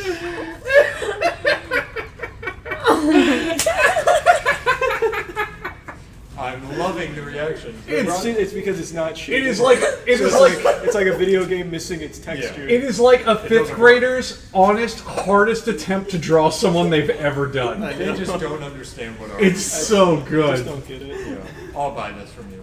Oh fuck! It's so funny. I'm good at pretty much everything except fingers. So this is where it could get messy. You want me to change? Or No. Oh, here with the man himself. Hang on. Hey. Oh, hey! Pausing the programming. You want me to stand there and hold it up? Oh, Yeah, show them a real portrait. I can. Can you make this big, Andrew? What do you Yeah, I got it. You think this was like He didn't have a beard back then, so it might be a little hard to recognize him. Do you think this is like a classic? Alright. Looks like naked. It's the best thing Charlie's ever drawn. Oh, now I feel bad for saying that. When he first brought that up in the video, I was in absolute tears. Here, Charlie. I'm gonna have to part with it pretty soon. I know you. No, I hate that. I know. Hang on, I gotta put the. Which camera do we want? Yep. So, I told you it was good. Ooh, we got some more Mr. bids. White, who's that drawing of? I think We just had a lot more bids come in. I don't know. It's not Charlie. We're up to Hang on. 530. What's the start? I'm not sure who I that is. assume. That's Andrew. That's supposed to be me. That's not good. That's not good at all. Well, you gotta remember, he's using charcoal, you know, his colors are limited. My supplies aren't good. Who the hell painted that? Andrew did a self-portrait. Yeah, that was Andrew. That sucks. No, Charlie Drew me. That's sucks. Charlie drawing me.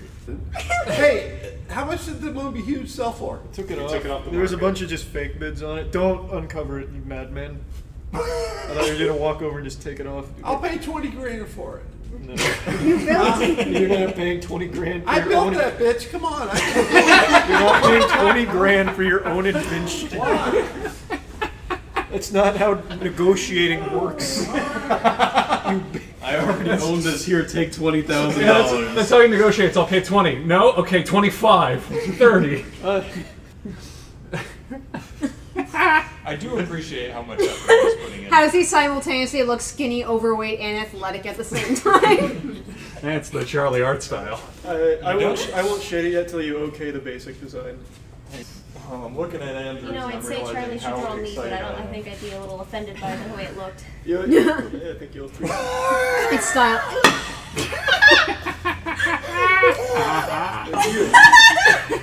What is I look like the slug from Monsters Inc. with my own. Well, you should have had a better post. That's on you. I only draw what I see. Chubby Oh, arm. Is this the fuck. separation of my waist? Yeah. Because I don't have legs. It's like Well, I not wore. yet. He's wearing a dress. I'd let you draw me. Holy Holy shit. I love the man bun. Yeah. I think the proportions in the face are great though. Oh, yeah. I really I look- measured those out. I look sluggish, like I just crawled out of a sewer. It's like a pile of goo and sprouted a head and arms. I also love the baseball bat not lighting up. No, it's just such a heavy It's bat. no- It's starting to bend a little bit. Huge boy. Oh. Can we pan the camera up a little? We can't see all of it. The art cam. it's pretty big. There you go. Huge boy. Huge boy! My favorite part is when I made a request, can you write Super Spicy Man? And he wrote artistic rendition of Huge Boy. I thought it worked better as a comic. I can change my Twitch name, right? Yeah, well, this is your manga adaptation. I love it. That is actually so good. I'll turn this off for you. Last week I took you on a journey through the artistic genius of Charles White, the modern-day Da Vinci. I showed you some of my greatest pieces from my time as an art major in college. Of course, my crowning jewel, my magnum opus, being this portrait of my father that I created. When I first saw this, when I rediscovered this artifact here, this treasure, I actually didn't know it was my dad at first. I thought it was one of the models from the class I drew it in, which was figure drawing, where you had people come in, and I thought the model just happened to look like Jared Fogle from the Subway commercials. But the reason I knew this was my dad is because I recognized the chair he's sitting in, and I was like, wait, that's my fucking dad I drew, huh? And then, of course, all the similarities just started hitting me. It's a very abstract interpretation of my father, but to the keen eye, the trained eye, you'll immediately recognize it, I would say. Now, is this the single worst piece of art in history? Absolutely not. Is it the best piece of art in history? Yes. Yes, it is. I really love everything I was able to capture here. If I was to go back and redo this, the one thing I'd do is I'd get rid of the camel toe. My dad, he doesn't have like a visible camel toe or anything like that, but I hit him with some moose knuckles here, and he didn't deserve that. I didn't do it on purpose. It's just there were some folds in the pants I was noticing, I think, and I just accidentally reverted to like hentai techniques. So a bit of a miscalculation there. I also might want to have put some legs on the chair, because right now it looks like it's a floating chair, like he's fucking MODOK. But everything else is right on the money, I would say. I really like what I was able to do with his torso here. It kind of makes him look like a thwomp from Super Mario 64, just like a giant fucking block. He's not like this wide or anything, but I was playing with dimensions, of course. As an artist of my caliber, it's nice to distort reality a bit and play around with proportions, which is, of course, I was experimenting here with great success. I need to definitely get that framed and maybe find some candles to put around it to make it look like some kind of satanic ritual where like that's the deity we're worshiping or something. But it definitely needs to be like in an art museum or something, I would say. But anyway, this isn't about the actual art pieces. I wanted to tell another story from my days as an art major, because I hinted at a few tales from back then in the last video, and I figured I'd share one right away. This is one that I've only touched on briefly, like in the podcast and in the past. And I never bothered to finish the story because it's extremely embarrassing and I actually feel pretty shameful for it. But I figured it's 2021, baby. Shame's a thing of the past. So let's fucking get in here, raw and no rubber, and I'll just tell you it like it is. So I took a figure drawing course, which is where I drew that piece as well as many others, where it's basically drawing people and things that you see in person. And one component of this course was drawing nude models, the idea being that you capture the human anatomy like it is, and you just go in there and put that pencil to the paper and you let it all hang out there. No secrets among the art students. Prolapse, rectum, and all from the model. It's going on the canvas. And it's that shit that you used to see in old movies where, you know, the protagonist would go into an art class and everyone's drawing a naked guy whose dick is flopping around. It was that, but I took the course in real life. I didn't know it at the time, so when I went in and saw a naked man posing in front of everyone, I was pretty shocked and caught off guard. I thought I had walked into like a Reality Kings porn shoot or something, but it turns out that was just a component of the semester, and it was pretty fucking weird and uncomfortable. It was a 3-hour session twice a week for this course, and the nude model we had was this guy who would strike a pose that we'd do our best to capture, and he would just listen to music after striking the pose, so he wasn't even putting his heart and soul into it. He'd just throw on the boner jams and transcend to the avatar state and leave this corporeal dimension, leaving us struggling art students behind in the fucking fallout barren wasteland of art, doing our best to capture his weird superhero pose. The position he chose was like the combination of Crimson Chin meets Goatsy. It was something kind of like this. So he came and he had hands on his hip, leaning forward like this, but he had a little stool in front of him so he could put his leg up, and he leaned forward a little bit, just so that way you could see a little bit of his butthole if you were unfortunately positioned behind him, which of course I was not directly behind him, so I didn't have like the full butthole spread action, but I had like tip of like outer rim of anus plus some wrinkles, because I was still on like the back side, I didn't have front, so I saw like from my position, since his leg was up, I had a little bit of like cock head dangling in front, like kind of like a sunset behind his ass cheeks, and then like asshole rim plus wrinkles. It was like a Banksy painting, like if he drew the beach and then like put some ass cheeks in front of it with the dick behind it, you know what I mean? It was a very uncomfortable situation to be in, and especially just to sit there and with like my little pencil measuring his asshole circumference, trying to make sure all my dimensions are right, because the professor was grading on like dimensional accuracy for like the figure drawing portions. Obviously these pieces here, she just wanted to gauge where we were at for the most part, but when it came to actually drawing what she had in front of us, she would pretty much evaluate us based on how close we were to capturing the dimensions. So everyone was like really going deep into capturing each segment. The technique she taught us was to look at everything like letters in the alphabet, like for example, a asshole would be kind of like a C from my position, because I wouldn't have the full circle, so it wouldn't be an O, it'd be just a C. So then I'd have to measure out the C on the paper, and not to get into like the rubric and the grading criteria, but just to explain that I had to sit there for 3 hours thoroughly analyzing the wrinkles and dimensions of a man's asshole, ass cheeks, and like cockhead, and it was just really uncomfortable for the most part. So after, I only did this for one course. After this, I went home, because I went to college not too far away from where my parents lived. I went home and I was like, look, you guys need to come up with an excuse, because I cannot sit in this course for the next 3 weeks drawing dick and asshole for a collective 6 hours a week. I just can't do it. So we eventually came up with the idea that we would use religion as my excuse. So I didn't want to like just not go to the course, because I didn't want to fail the course, because it was like a 3-week course. And by missing all of that, I would absolutely fail. So it would have been just a huge waste of money.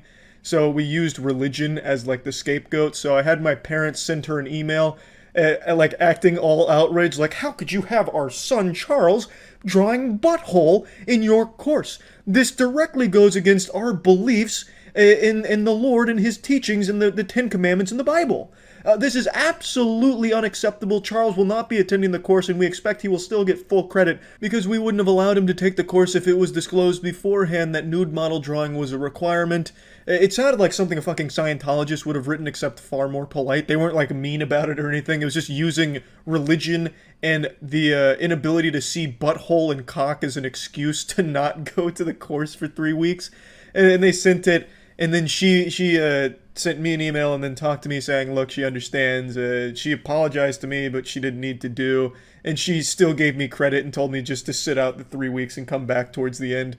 So, yeah, I got out of drawing that by using religion, the ultimate excuse. It was a genius plan, to be honest, and I feel really bad about it. And the reason I've never told this is because I really am super embarrassed.